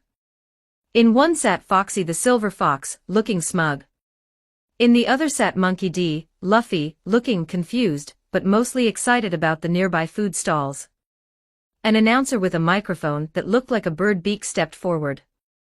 Ladies and gentlemen. Pirates and, well, mostly pirates. It is time to introduce the captains. In the red corner. With a bounty of 24 million berries. The Silver Fox. Foxy. The crowd cheered. Foxy stood up and waved. And in the blue corner. The announcer checked his cue cards, then paused. His eyes widened. He pulled out a fresh stack of papers that had just been delivered by a news coup. We have a breaking update. The newspapers just came in. He cleared his throat. With a freshly updated bounty of 100 million berries. The Straw Hat. Luffy. A massive poster of Luffy dropped down behind the stage. Monkey D, Luffy dead or alive, 100 million berries. The crowd gasped. Foxy choked on his own spit. 100 million. Down in the crowd, Nami froze. Her eyes popped out. 100 million, she shrieked. Last time we checked, it was 30 million. We haven't even done anything since Nanohana that the Marines know about. She looked around frantically. Do you know about this? Usopp, who was standing right next to her, was sweating. Like, really sweating. He was looking everywhere except at Nami. He whistled innocently, though the tune was shaky. Something is fishy. Nami narrowed her eyes. A nearby foxy pirate, seeing Nami's confusion, helpfully handed her a stack of the new wanted posters. Here, miss. It's all over the news today. Your crew caused quite a stir. Nami snatched the papers. She flipped past Luffy's. The next poster made her heart stop. God, Usopp, dead or alive, 50 million berries. The picture was majestic. It showed Usopp hovering in the sky with his falcon wings spread wide, looking like a deity descending from the heavens. 50 million. Nami screamed. For Usopp. She flipped to the next ones. Cotton candy lover chopper, pet, 50 berries. Iron duck Kuro, pet, 50 berries. The rest of the crew had no bounties. The Marines didn't know Robin, Dory, and Broggy had joined the Straw Hat Pirates. But the quartet suddenly had bounties. Nami slowly turned her head toward Usopp. A dark, demonic aura flared around her. Usopp, she said, her voice deceptively calm. Why there is a bounty in your name? And why is Luffy's tripled? And why are the pets suddenly wanted criminals? Usopp backed away, trembling. It's a funny story, really. Talk, Nami cracked her knuckles. I'll talk. Usopp squealed. Remember a few days ago? When Ben let us take the Iron Man suits for a flight? Yes. Well, Usopp twiddled his fingers. We were just flying around, having fun. And we saw an island. We thought it was uninhabited, so we landed to explore and maybe find some snacks. We got out of the armors and were walking around. And it turns out it wasn't an uninhabited island, Usopp whispered. It was Marine Base G8. Navarone. Nami's jaw dropped. You landed inside a Marine stronghold. We didn't know. Usopp cried. By the time we realized, we were surrounded. We fought back. Luffy punched a lot of people. Chopper turned into Monster Point to escape. Karoo kicked a vice admiral in the shin. And then? Nami asked, feeling faint. And then we found the commander, Usopp gulped. Commander Shepard. He was really mean. Beat him up. And then we accidentally blew up the munitions depot when we took off. We agreed to keep it a secret between the four of us so you wouldn't yell at us. You destroyed a Marine base and kept it a secret. Nami roared, shaking him by the collar. Do you know how much danger we are in? I'm sorry. Usopp wailed. But look at the poster. I look so cool. God, Usopp. 50 million. While Nami strangled the sniper, the announcer on stage continued. Well then. Since Captain Foxy is the challenger, the choice of rounds falls to the defender. Captain Luffy. How many games do you wish to play? 1 round? 2 rounds? Or the traditional 3-round coin game? Nami dropped Usopp. She realized they were in public. She turned to the stage, desperate. Luffy. Nami hissed. She held up a single index finger, staring at him intensely. 1. Usopp echoed beside her, recovering from the strangulation, and also holding up one finger. Luffy looked down at his crewmates. He saw Nami holding up a finger. He saw Usopp holding up a finger. Luffy blinked. He looked at Nami's finger, 1. He looked at Usopp's finger, 1. He looked at Hamburg's finger, 1. He did the math. I got it. Luffy slammed his fist into his palm. He turned to the announcer with a confident grin. 3 games. Luffy declared. Nami and Usopp collapsed face first into the grass, their souls leaving their bodies. A giggling sound caught their ear. Poohoo! Hamburg, the giant gorillaman of the Foxy Pirates, was standing there. Seeing Nami and Usopp gesturing, he decided to join in on the fun. He held up one massive, furry finger and grinned at Luffy. He added them up. Usopp screamed into the dirt. He thought we were voting. Why is he like this? 3 rounds it is. The announcer roared. A full Davy back fight. Get ready for the first event. Luffy hopped off the stage, grinning ear to ear.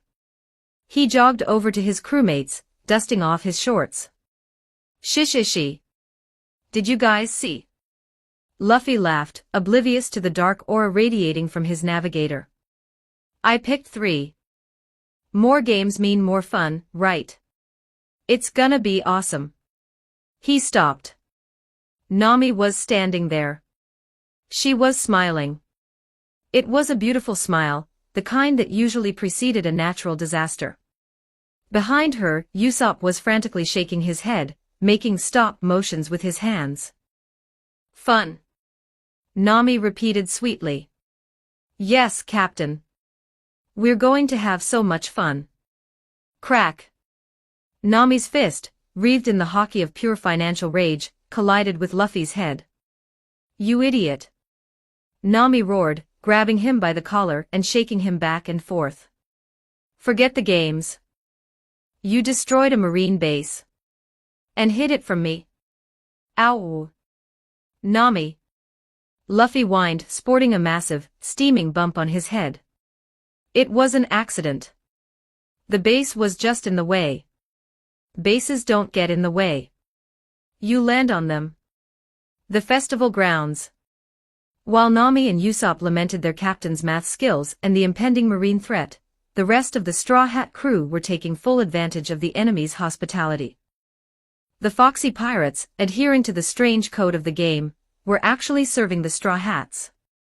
Ben strolled through the carnival, looking like a cool dad on a weekend outing. He held a skewer of grilled squid in one hand. Walking beside him was Minnie Mary, who was vibrating with excitement. Ice cream.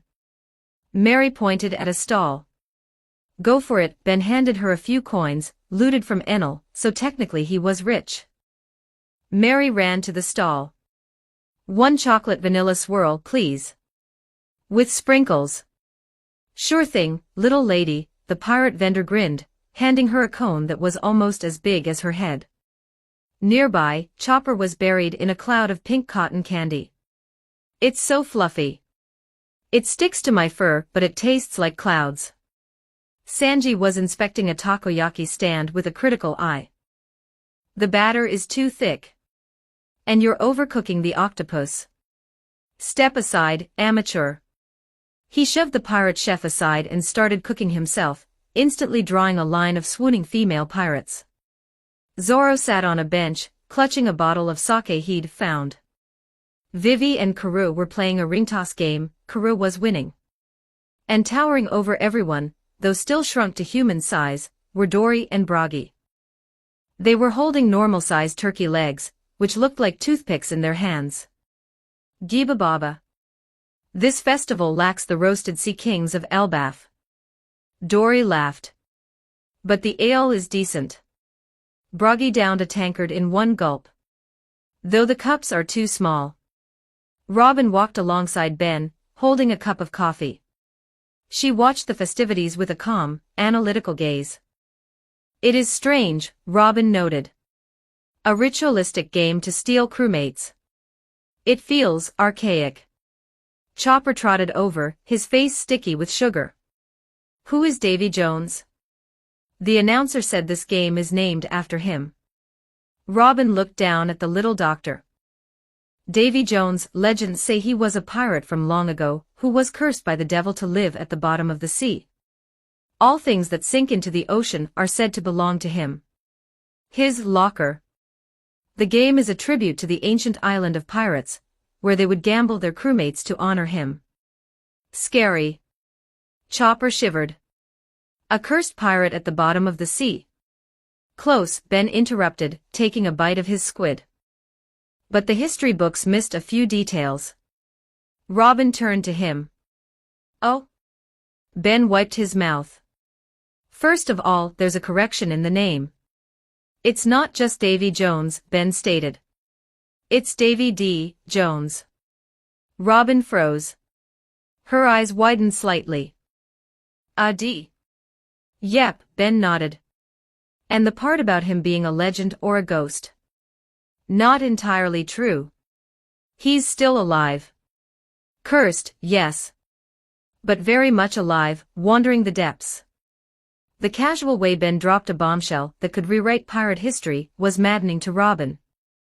She gripped her coffee cup tighter. Jones, she repeated slowly. Another carrier of the initial.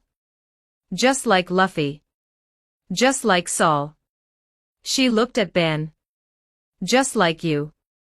Ben paused. He looked at her. Benjamin, Robin said his full name quietly. You are also from the D family, aren't you? Guilty as charged, Ben smirked. What does it mean, Ben? Robin stepped closer, her voice urgent. The will of D.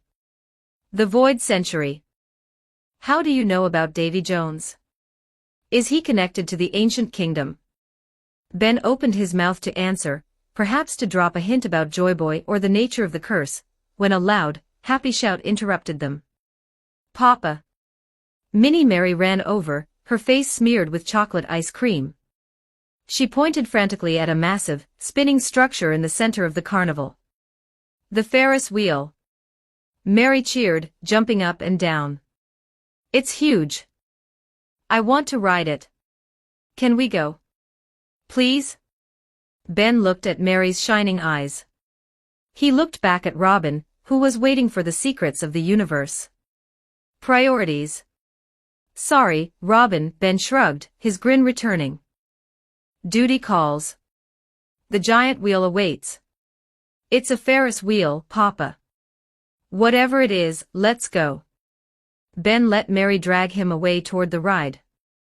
Robin stood there, watching his back. A small, exasperated smile touched her lips. Jones. She whispered to herself, looking out at the ocean. The mystery deepens. And he just walks away to ride a carnival attraction. She shook her head and followed them. After all, if the world was going to turn upside down eventually, she might as well enjoy the view from the top of the wheel. The regrouping. Just then, the rest of the crew returned from their tour of the carnival grounds. Ben, Robin, Sanji, Zoro, Vivi, and the giants strolled back, holding various snacks. Hey, Ben said, taking a bite of his grilled squid. We heard the announcement. 3 rounds. Bold choice. Then they noticed the scene. Luffy was lying on the ground, bruised and battered, smoke rising from his head. Nami was breathing heavily, clutching a stack of papers. Usopp was trying to merge with a nearby bush. Whoa, Sanji blinked. What happened to Luffy? Did Foxy attack him?